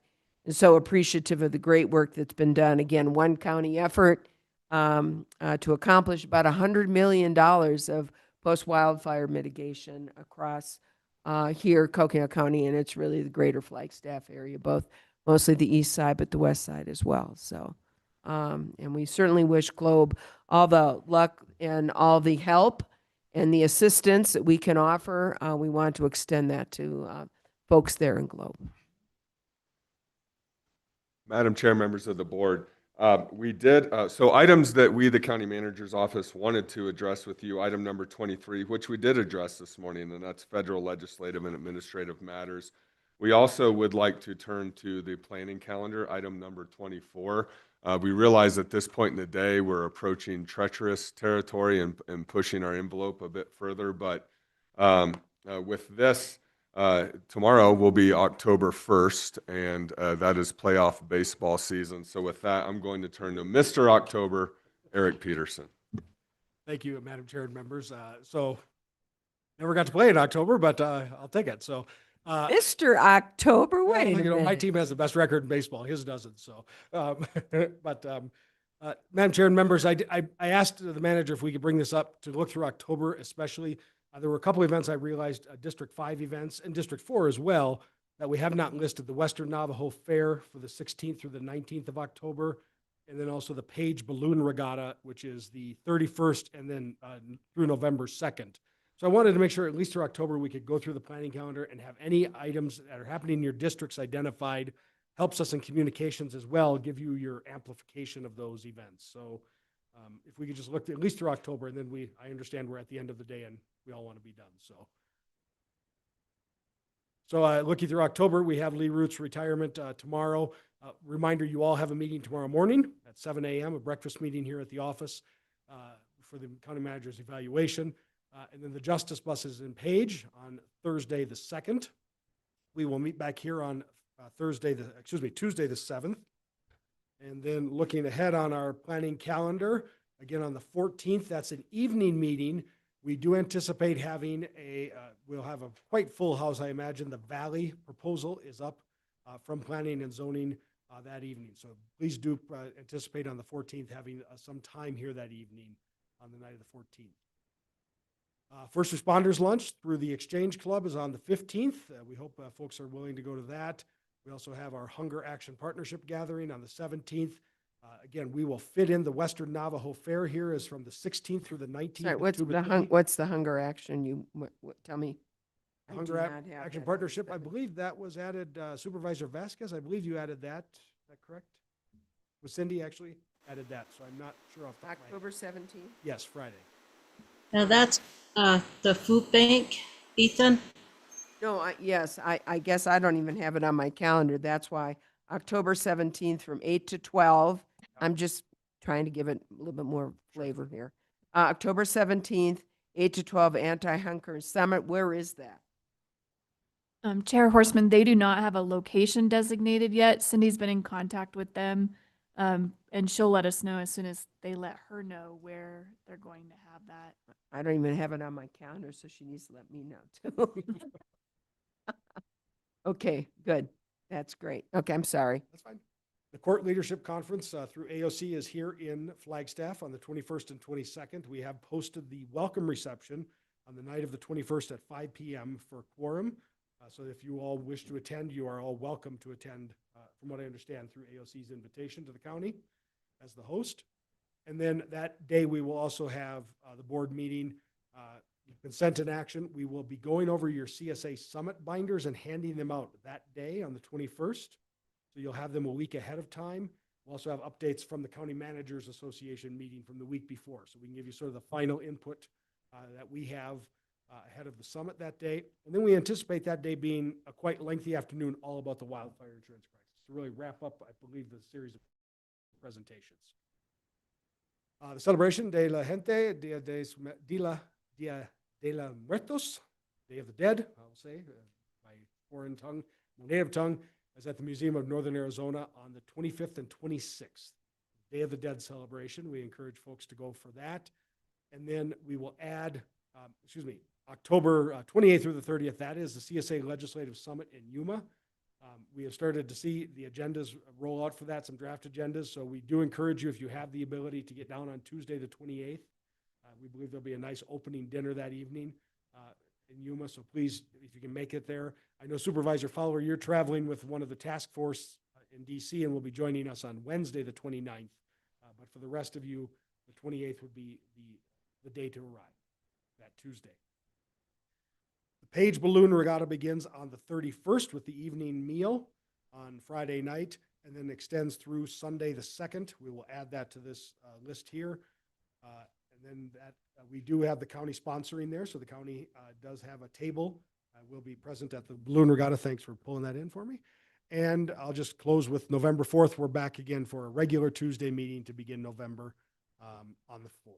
Let's not close with the 4th, Eric. Let's go into the 5th, in which we have our much anticipated Board of Supervisors retreat advance forward. There we go. I think that's a great place to then, we will go through the 5th. How's that sound? Yeah, thank you. Mr. October over there, keeping us into November. So. Yeah, Mr. November. Thank you. You're November still playing 5th is a special day. In baseball in November, you got a problem. So November 5th happens to be my birthday, so I'm much looking forward to spending it together. It's going to be a great day in a beautiful place. And Supervisor Vasquez, we might as well, since we're in November, you can obviously see the Joint City Flagstaff meeting with the county on November 17th. The 14th, that Friday morning, is the Alliance. We do hope that the chair and vice chair can attend. They have started an AI conversation at the Alliance. So we'll bring you some updates on that. What is the conversation for the Joint City of Flagstaff and County meeting? Because last time I believe it was the regional plan. What is the topic? Mr. November. A couple of things. Thank you, Eric. We had talked about Criminal Justice Coordinating Council awards, as well as potential, and we need to discuss this with our city friends, the insurance crisis issue, and hopeful that Paulo Trogi, the battalion chief, can put together some information in conjunction with us and continue that conversation in that forum. And also, we had discussed the economic impact of Grand Canyon tourism as a potential item as well to be discussed. So those are the items that we've discussed today. And if you have any ideas, please let us know.